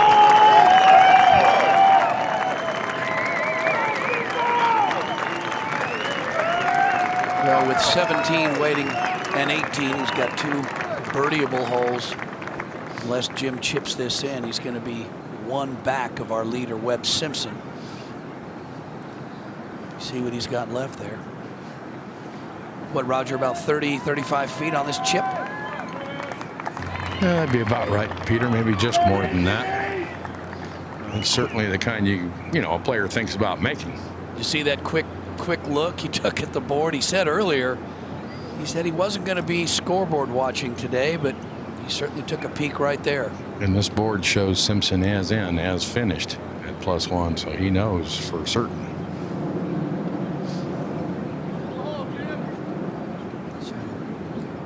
Furyk is pretty good from these positions around the green.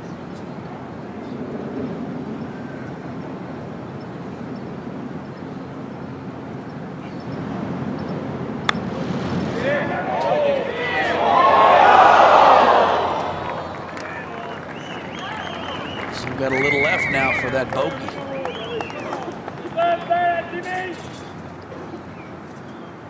Let's go back to 18. Everybody else from a tough downhill lie. Real downhill. Just got to chunk it on and let it do its thing. I think he did a good job. Ernie was in the lead with 12 holes to play a couple of years ago at Pebble Beach when Graham McDowell prevailed, but he faded down the stretch. Didn't fade down the stretch here, but he's going to come up short in his bid for a 3rd U.S. Open title as we go back to McDowell at 16. McDowell's putting right toward that leaderboard, Roger, so you know he's taking a look. Oh, he knows as well. There's no secrets now. They know exactly what's ahead of them and what they need to do. Yeah, this is a putt we've been watching all day, and it just breaks more to the left than the players are judging.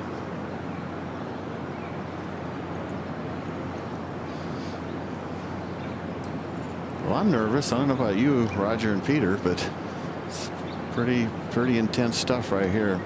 These holes have got so many options. You can make birdie, you can make bogey. Like Furyk's got to make it just for a 6. Yeah, whether you're have the opportunity to play in the U.S. Open or to watch it like these thousands of spectators, it's always exciting.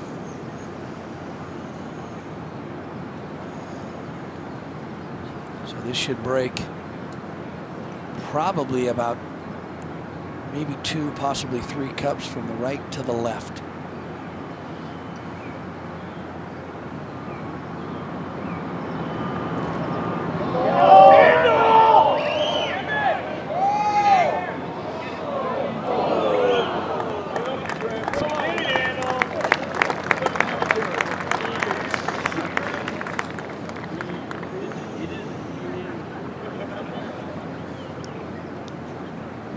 To 18. And else for par. Just a right edge putt. Hit it. So 2 bogeys in the last 3 holes for Ernie. Had a chance with those back-to-back par 5s at +2 and hanging in the balance for a 3rd Open title, but 72 final round for Els +4 and back to Furyk. Yeah, now this left for his bogey 6. This is a sweaty palm putt. Not Gotta a lot of break, have though. this one. No, there's not. But he has to have it, John. Yeah, you're right. I mean, he could eagle the next hole, but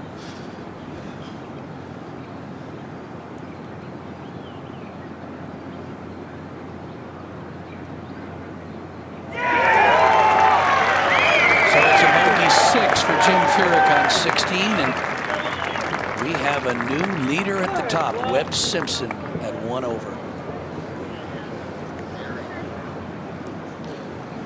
this hole is played as the 3rd most difficult par 5 in the last 25 years at a 5.4 average, and the tee was up 101 yards today. It's just got so much history and so much difficulty if you miss a fairway, and we've seen it grab a lot of players. Never seen anybody on the green in 2. I thought they might do it today. I did too. I was waiting for someone to hit it in 2, and nobody did.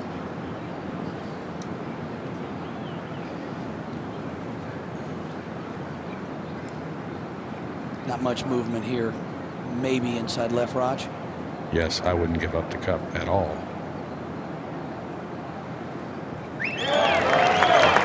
So McDowell safely in. Stays 2 back of our leader, Webb Simpson, going to 17. First time since Friday afternoon that Jim Furyk hasn't had at least a share of the lead in this U.S. Open. Well, if he doesn't win this Open, he'll remember that tee shot on 16 the rest of his life. So there's the board. Webb Simpson on top with his second straight 68 of the weekend, +1. Will it be good enough? Jim Furyk has the short par 5 17th coming up. So 2 holes left for him. Graham McDowell, the only other competitor with a chance at +3. Lee Westwood finishing up. We'll have to wait another time for his major title. +4 through 17. Had that ball that got caught up in the tree at the 5th hole and never really contended after that. Even though he did just eagle the 17th. Not Tiger's weekend at all. And Jordan Spieth from Texas is the low amateur at this U.S. Open. Only 6 subpar rounds today. And out to the tee at 17. And neither of these two players have had great success here at the 17th. Both have made just 1 birdie, par 5, first 3 rounds. Just 510 yards, easy par 5 if you play it right on Gary, but a lot of pressure. McDowell needs to find the fairways. Only hit 4 of 12 so far today. And this from the guy who leads the PGA Tour in driving accuracy, normally hitting around 73% of the fairways. And needs a 3. You have to be in the fairway really to have a realistic shot at 3. Good hard swing, but that's right, isn't it? It's going down the right, though. That's going to miss right. He's got to figure his pressure on Gary. Yeah, I mean, John, the guy obviously drives the ball well on a regular basis, but not today. And Furyk, nice birdie here, and he's looking at a chance to birdie 18 and win it outright.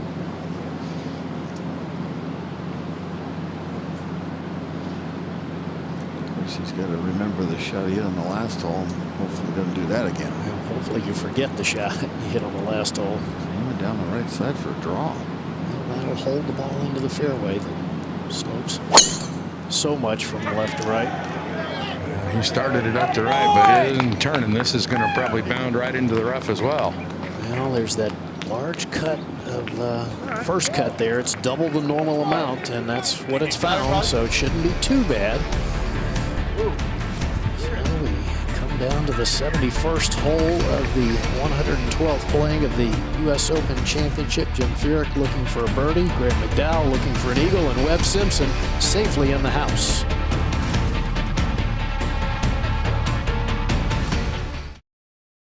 Precious to hug that trophy, Johnny, and who's going to get the chance to hug it today at Olympic? Webb Simpson in at +1, the lead. Yeah, will pressure reign, Gary, or will we see some heroics? Well, they're on the hole where heroics are possible. That's for sure. We've seen eagles made today. There have been 4 recorded already, and 13 for the week. It's definitely an eagle hole location. It's about as easy as you get on this green. So a good shot can put you right there underneath the hole for a makeable eagle.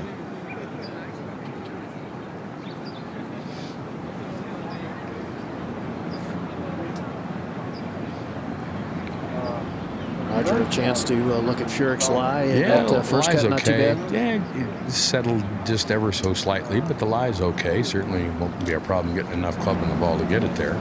But it has 222 left up the hill, and it feels like a little bit into the breeze as well. And the temperature's dropped. It's pretty cold now at past 7 o'clock out here at night.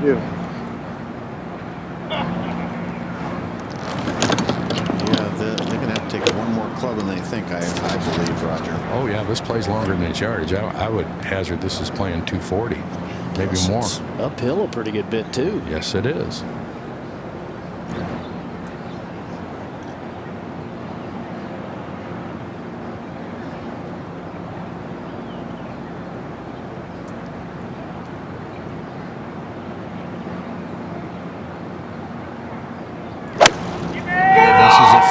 Fellas, and it's hanging right.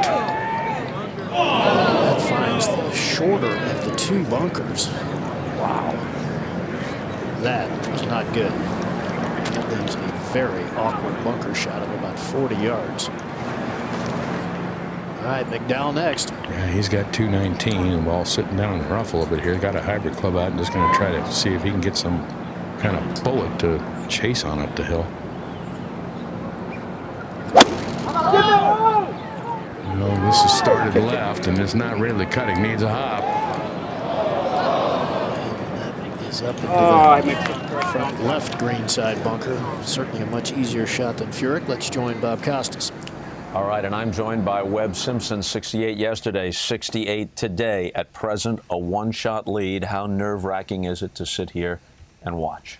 It's pretty nerve-wracking. I'm glad my wife's here with me in the booth. Dowd's right over there.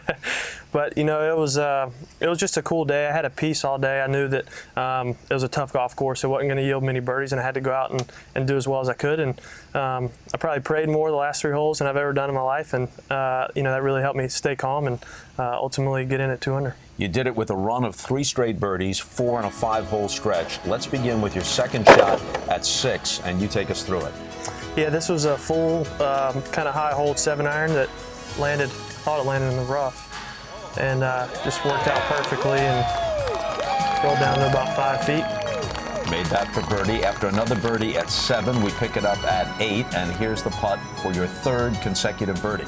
My caddy really helped me here because he watched a lot of golf and said that most guys would come up short, so hit a hard 6-iron and made a great putt. You make the turn. Here's your second shot at 10. Yeah, this was an accident. We were trying to go about 15 feet left of the hole, and it came out right, and luckily the distance was perfect. Simple work from there, and there's the birdie. Now, this is your 3rd shot at 18. Yeah, you were in trouble prior to that. Yeah, this was I actually had a good break off the tee to have, you know, a decent lie to get it up there. And it was just it was sitting in a dead hole the size of a sprinkler head, and yeah, I was able to hit a really good chip down there, about 3 feet, and got my hand shaking a little bit, but I knocked it in. If, in fact, you wind up winning this U.S. Open at Olympic, every story somewhere is going to include the fact that you were an Arnold Palmer Scholar at Wake Forest, and that one of the most crushing defeats, heartbreaking defeats of his entire career came right here in '66 when he blew a big lead against Billy Casper and ultimately lost in a playoff. Yeah, you know, Arnold's been so good to me, obviously playing under his scholarship at Wake, but, you know, just the other day, Monday or Tuesday, I read that story and thought about it, and you know, he's meant so much to me and Wake Forest that, you know, hopefully if I win, I can get a little back for him and it'll make him smile. No matter the outcome, great going today. Thank you. Let's go back out to 17. And Jim Furyk readying for his 3rd shot here at the par 5. He's got the ball up and down 7 of 9 times, but hit too far behind it, didn't he? Yeah, well, it's just such an awkward distance, too. Yeah, he had to hit that nice thump.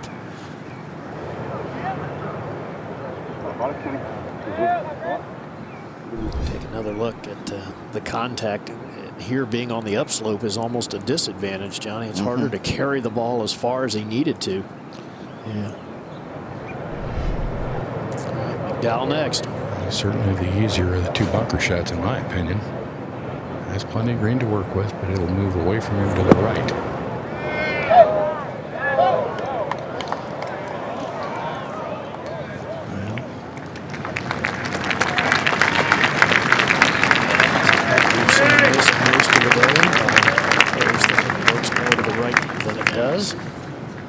Roger, were you a little surprised with the club selection there for Furyk on the 2nd shot?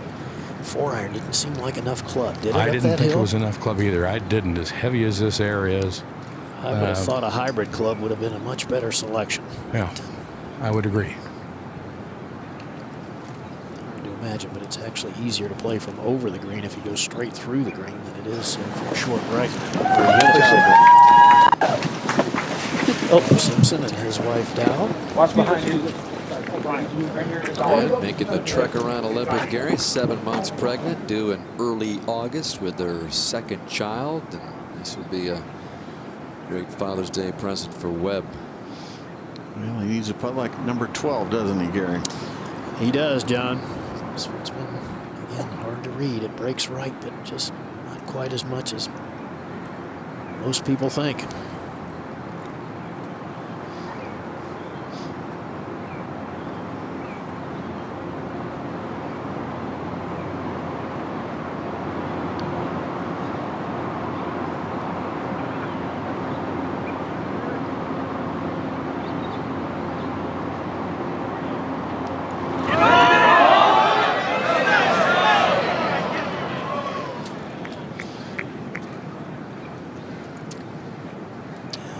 ahead. That was just very surprising to see that come up that far short.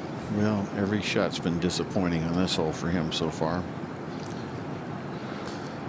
McDowell needs to make this putt and then birdie the 18th to get to +1. What about this one, Roger? Well, it's on a very similar line. It's going to move a little bit to his right, but it is uphill. Got to hit it firm enough. There's no question about that. Much easier putt from this Oh, distance. yes, much. I mean, this is definitely a makeable putt.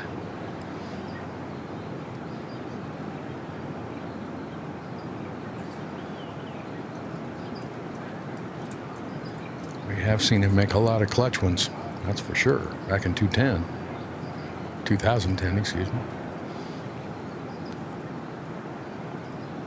Well, you need to hit it firmly. That's one thing I know.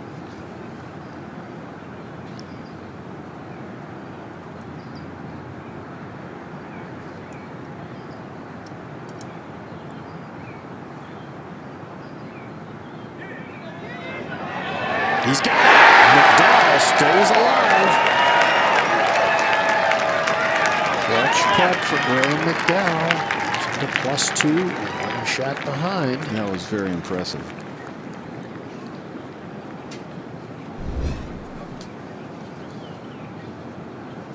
Here we go. Still has a chance.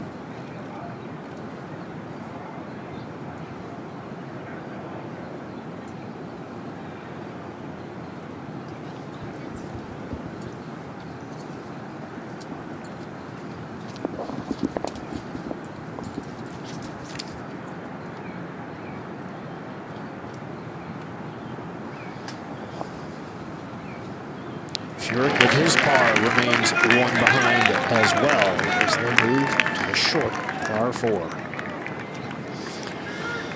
So it has come down to the 72nd hole here, and Johnny, you mentioned it earlier as 18, not a hole that has really yielded many birdies today, just 6 birdies so far. Furyk at +2, McDowell at +2, both need one to tie Webb Simpson in at +1. Well, first things first, if you're going to make birdie at the 18th hole, you better hit the fairway, number one. But imagine the 6th toughest hole today, this little hole. But there's a front left hole location there we've been seeing that nobody's even got it near the hole. So can one of these guys play a great 18th hole, 72nd hole?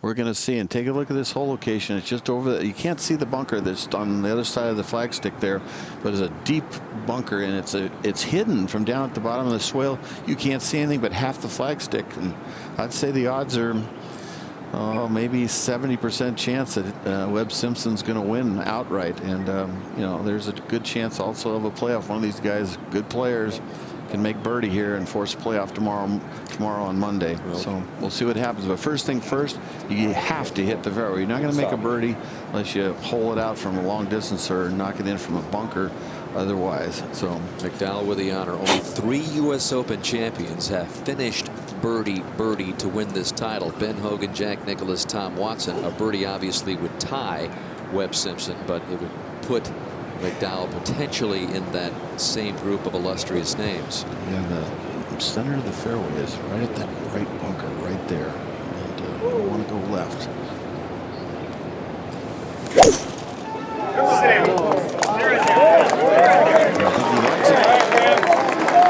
Peeling down the right side a little bit. May need to hang on. Tell you what, there's an overhanging tree that'll get his attention, and the ball settled down a little bit. I can't tell for sure, but it surely isn't teed up. And can Furyk gather himself and actually hit a good shot? He's faltering a little starting on 16, isn't he, Dan? Yep. Again, has not made a birdie all day. Needs one here. He can do it. You got to hit a good one here.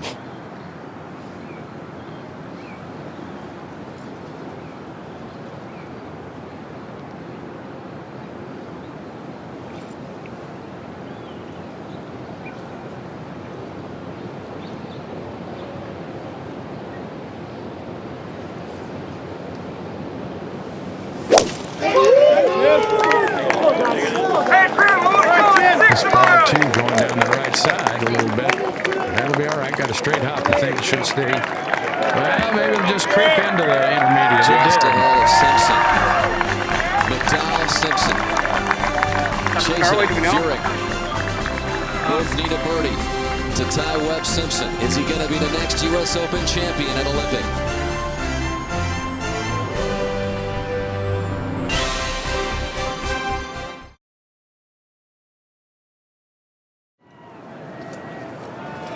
That hillside was just about full when we arrived at the golf course early this morning. 8,000 spectators along that hillside of Olympic Club awaiting the outcome of the 112th U.S. Open. And McDowell is away just behind Furyk in the first cut, Roger. 106. Left with a whole bit of a cuppy lie, John. It did settle slightly. It's not the best of lies. Furyk's is much better. Got that fog looming over there, and it's very uphill. And you got that tree sort of framing that front left hole location. Quite a scene to look up into, isn't it? Yeah, it is. And all those people in that bunker that you can't see the flag very well, just saying, can you get it over that?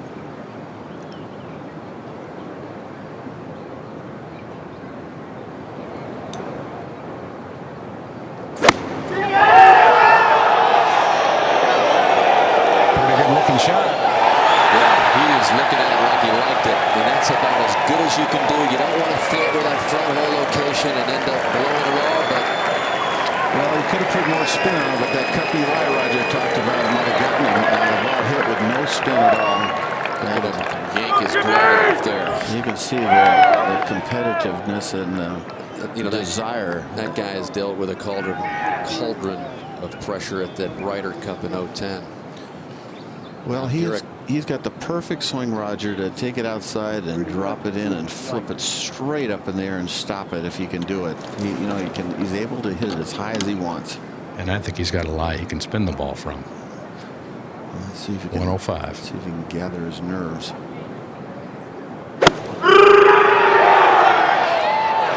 Oh, this is going left. And it buried. I mean, he just fell apart is what it amounts to. At 42 years old, wanting it so badly. Now it's buried in the bunker, and you got to feel for him. He sure deserves to win because he worked so hard in every aspect. But it just, that tee shot at 16. And you think G-Man isn't pumped? I'm not sure this is the greatest thing to do here, but he's pumped. But he's going to have to wait a long time for Furyk to hit his shot. The last champion to birdie the 72nd hole to force a playoff was Tiger Woods at Torrey Pines in 08. It's happened a total of 7 times. Much more unlikely for Jim Furyk as he puts his arm around Fluff as if to say, boy, we just made it about impossible. That was a total unforced error, if there ever was one, with a wedge to hit that shot. More U.S. Open heartbreak perhaps for Furyk as you look at Webb Simpson. He needs to dodge these last 2 players, but remember Furyk bogeyed the final hole at Wingfoot in 06 to finish one back. The next year at Oakmont in Pittsburgh, it's time for the lead with a couple of holes to play. He bogeyed that short par 4 17th there to finish one back. Probably that was his biggest disappointment since he's a native of Western Pennsylvania, and at age 42 he was telling everybody yesterday, I know the window of opportunity is closing. I'm 42 years old now, and you just don't know how many opportunities you have left, and he just made this one really tough. Yeah, that's a tough break there. It was a poor shot, but that bunker buries, as we've seen, right? Johnny's got one of the great motions for a bunker player. Not for this lie. This is going to ask a lot. He can't even go with the flag, I don't think. Yeah, well, Johnny, the shot to play is away from the flag and to the left. But his only chance of tying for the U.S. Open is to play at the flag and hit it squarely and get lucky. Absolutely. He's got to give it a try. Has to hold it. And this won't hit the green if it doesn't go in, unless it catches up in that fringe.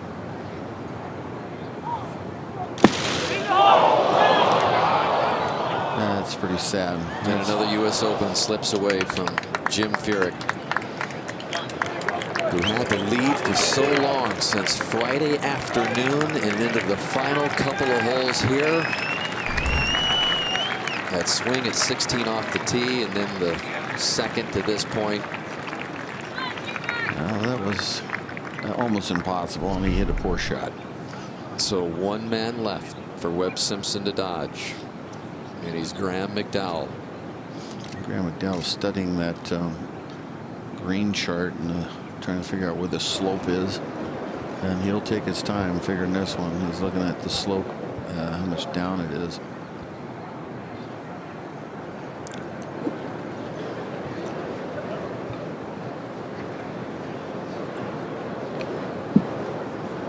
It's 3 over for the day. Get on! That was a terrific shot. That was almost impossible, and he almost pulled it off for a miracle 4.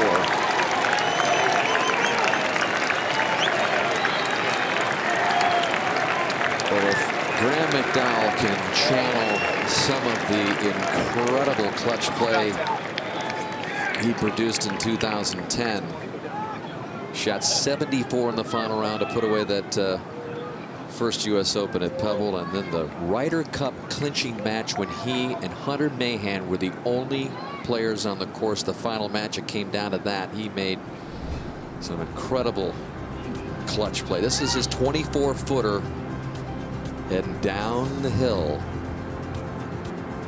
You can see the break when we come around here. Just a baby break to the left, and he loves his hole. He's gone birdie, par, birdie. It's a good rolling putt, and I would be really surprised if this doesn't come real close, if it doesn't go in, Roger. Well, at this point, if you can get it on the right line, you shouldn't have to work to get it there. I'll say that. Will Webb Simpson win the U.S. Open in just his second appearance, or will Graham McDowell force an 18-hole playoff tomorrow? You saw that putt go in at the 16th at Celtic Manor in Wales at the Ryder Cup. Tell you what, his body language is, I'm going to drain this. I'm telling you, he looks really positive, Roger. Rubbing his hands together like, I love this moment. I love these kind of moments. His dad Kenny is here. He was there at Pebble Beach 2 years ago, and Graham won it. This to keep his hopes alive for a second U.S. Open title in 3 years.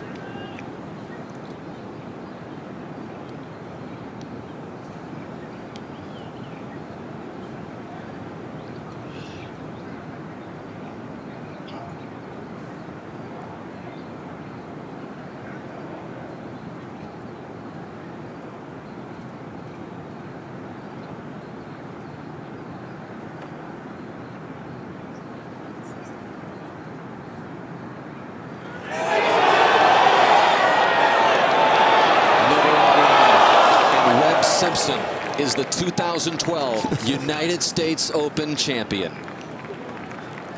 I mean, Dowd's in shock, and Webb is calm and cool. I understand it's a bit of a delayed feed in the locker room, so now it sinks into reality. Hey, buddy! You're right, coming in. Great job, buddy. My man. So proud of you. 68-68 on the weekend. Oh, wow. That's the leaders. 4-shot comeback on this final round Sunday. You have no idea how good that feels, folks. I mean, he is like, wow, U.S. Open champion. Never contended in a major. This is just his 5th major championship. Tied for 14th last year. That's the best he's ever done. It's like amazing. And you know, it's funny, he was aiming that ball, McDowell was aiming that ball outside left. He had it totally misread before he hit it.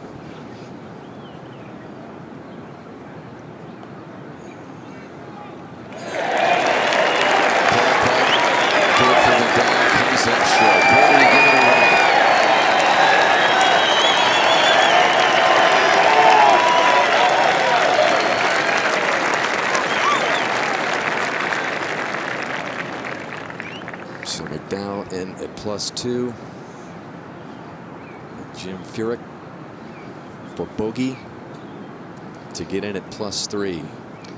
Boy, that drive he hit at 16, I can't get it out of my head. It just, he was really in good shape with 17 being such a birdieable hole. If you just par 16, of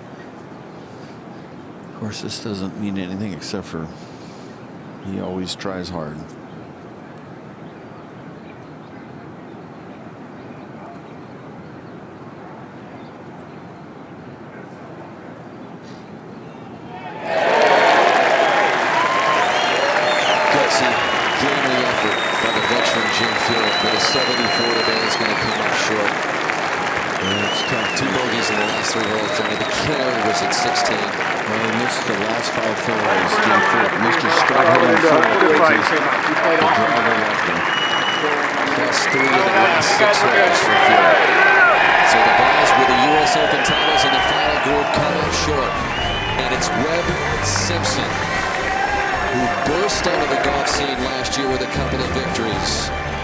Who's the United States Open champion.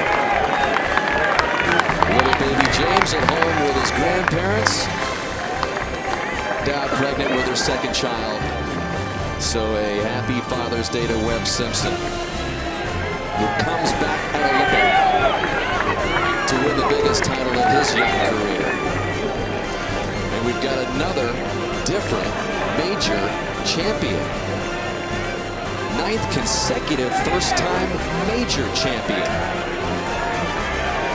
15 straight different major champions. It's hard to believe that that could happen. Of course, Tiger opened the door, but you know, that's like pure joy. But when you shoot 68-68 on the weekend, you can pass a lot of guys, and he did. Paul Tesori, who's been so instrumental in shaping this young man's golf game to reach the elite of the game. He was ranked higher than 200 in the world at the end of 2010. It has been quite an ascent for Webb Simpson, who attended Wake Forest on an Arnold Palmer scholarship. Arnie didn't get it done back in '66, but Webb gets it done today. Back with a lot more in a moment.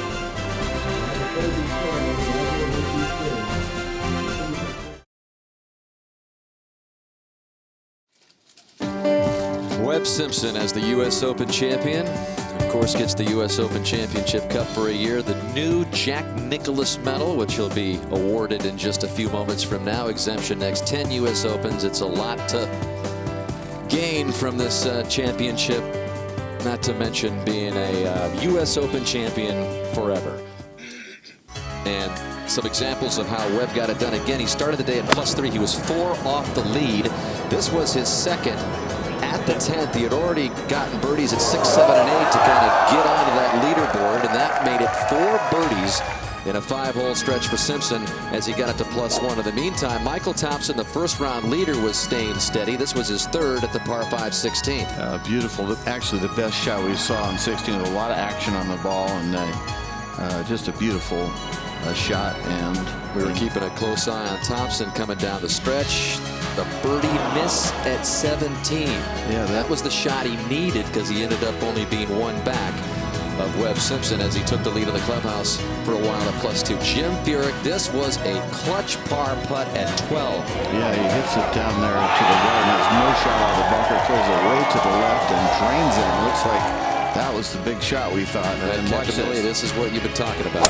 Watch this shot. I mean, that shot drops the club, just a quick duck hook into the trees, and I've never seen him hit a shot like that, and that one will haunt him for a long time. He went on to bogey the hole to fall to +2, and then this was the clutch shot by Simpson, his third at 18. Yeah, he loses himself a ticklish 3-footer, but a very nice shot, and he just knocks it in with authority. And then the shot, the little putt, that ends up being the difference in the U.S. Open. Another guy with a long putter, a U.S. Open champion. McDowell had his chances, and he gave it a gamely effort. This was a clutch birdie putt at 17 to keep his hopes alive. He knew he had to go birdie.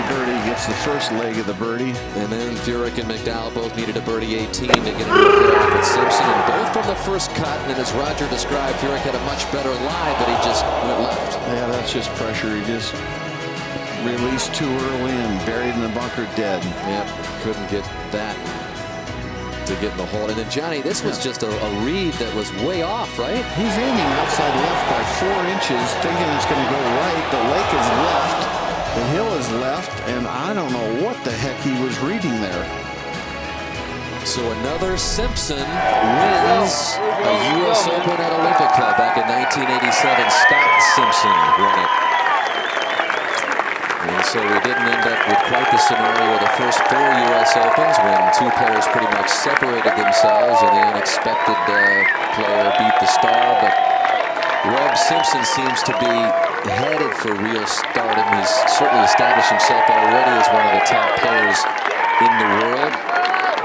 Projected to go to number 5 in the world with this U.S. Open win, his 3rd win in the last 10 months. And he's got the whole package, Johnny. Good-looking guy, always accessible, and he's now got a life-changing championship that he's such a career off. He's a fine person, good family man, and when you shoot 136 on the weekend at Olympic Club, not one person even matched par this week with really no win to speak of. It showed how tough it was, but he really played 2 great rounds on the weekend. Good evening. My name is Bill Nager. I'm the president of the United States Golf Association. We hope you've enjoyed the experience and excitement of the 2012 U.S. Open.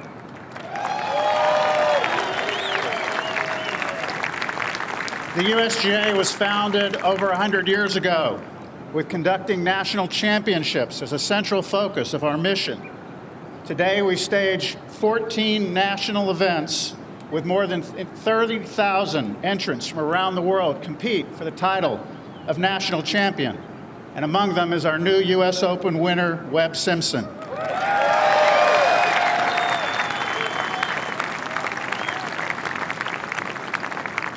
As golf's toughest test, the U.S. Open required skilled shot making, mental toughness, and physical endurance. Webb Simpson obviously displayed each of these attributes this week. Webb becomes the 5th player to win the U.S. Open here at the Olympic Club, joining 1955 champion Jack Fleck, 1966 champion Billy Casper, both of whom join me here today on the 18th green.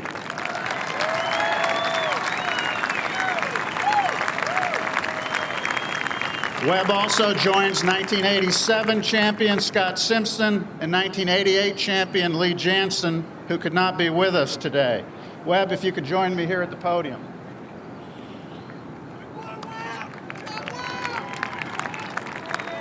Webb, I have 2 awards to present to you today.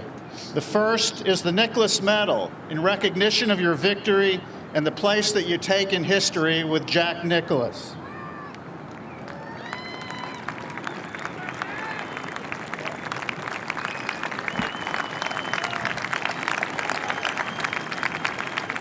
And second, on behalf of the USGA Executive Committee and staff, all of our volunteers and members and our partners, it's my pleasure to present you with the U.S. Open Trophy, the time-honored emblem of our nation's national championship.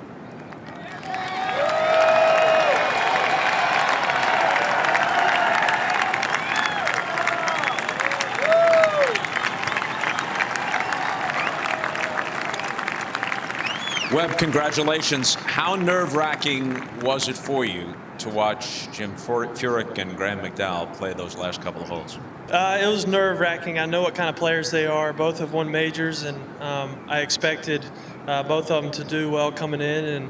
And I thought even though Graham had a 25-footer, was probably going to hit the hole or have a good chance. But I couldn't be happier right now. And congrats to Graham and Michael for playing great golf. You go 68-68 on the weekend, and a burst of 3 straight birdies and 4 in a 5-hole stretch turned it around for you today. Yeah, that was kind of the difference. I got off to a slow start, but I knew that I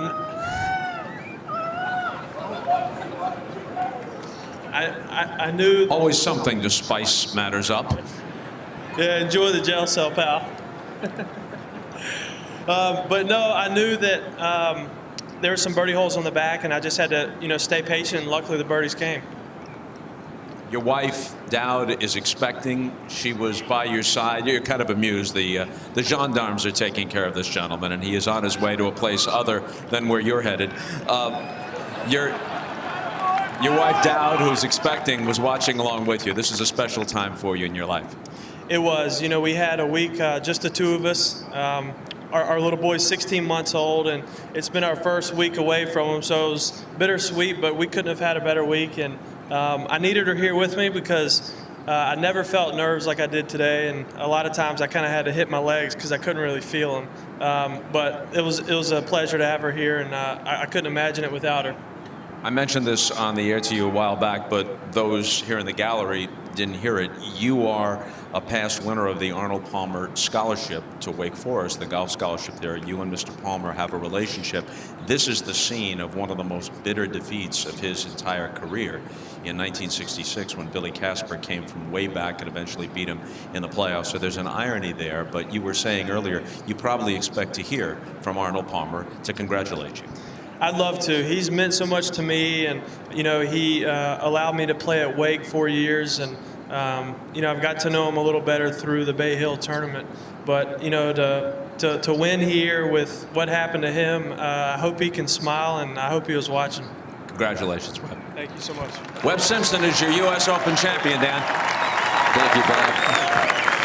So, for the 5th time in 5 Opens at Olympic, a player comes from behind to win. So that storyline stayed intact. And Johnny, with Webb Simpson winning his first major championship, what kind of future does this guy have? Well, you know, he'd only won 2 tour events, and for him to win the U.S. Open, you know, he goes into the last 13 holes and no bogeys and 4 birdies. That's stuff of great players. So great playing by Webb Simpson, and a lot of fun to watch. Over par wins the U.S. Open for only the 3rd time in the last 34 years as we got that old U.S. Open toughness back. Olympic was tough. It was fun doing it, Johnny, in your home turf here at Olympic Club. Yeah, I really had a great time. All right, always a pleasure. Happy Father's Day again to you. For more coverage, including the Winners' Press Conference, tune in live from the U.S. Open tonight on Golf Channel, where they will have interviews and reaction from Jim Furyk and Graham McDowell. Coming up next, except on the West Coast, it's Betty White's Off Their Rockers. It's been a great week in San Francisco for our entire NBC Sports team, who went up and down these hills all week long at Olympic. I'm Dan Hicks with one final so long from the Olympic Club, where Webb Simpson holds off the rest of the field. He's the 112th United States Open champion.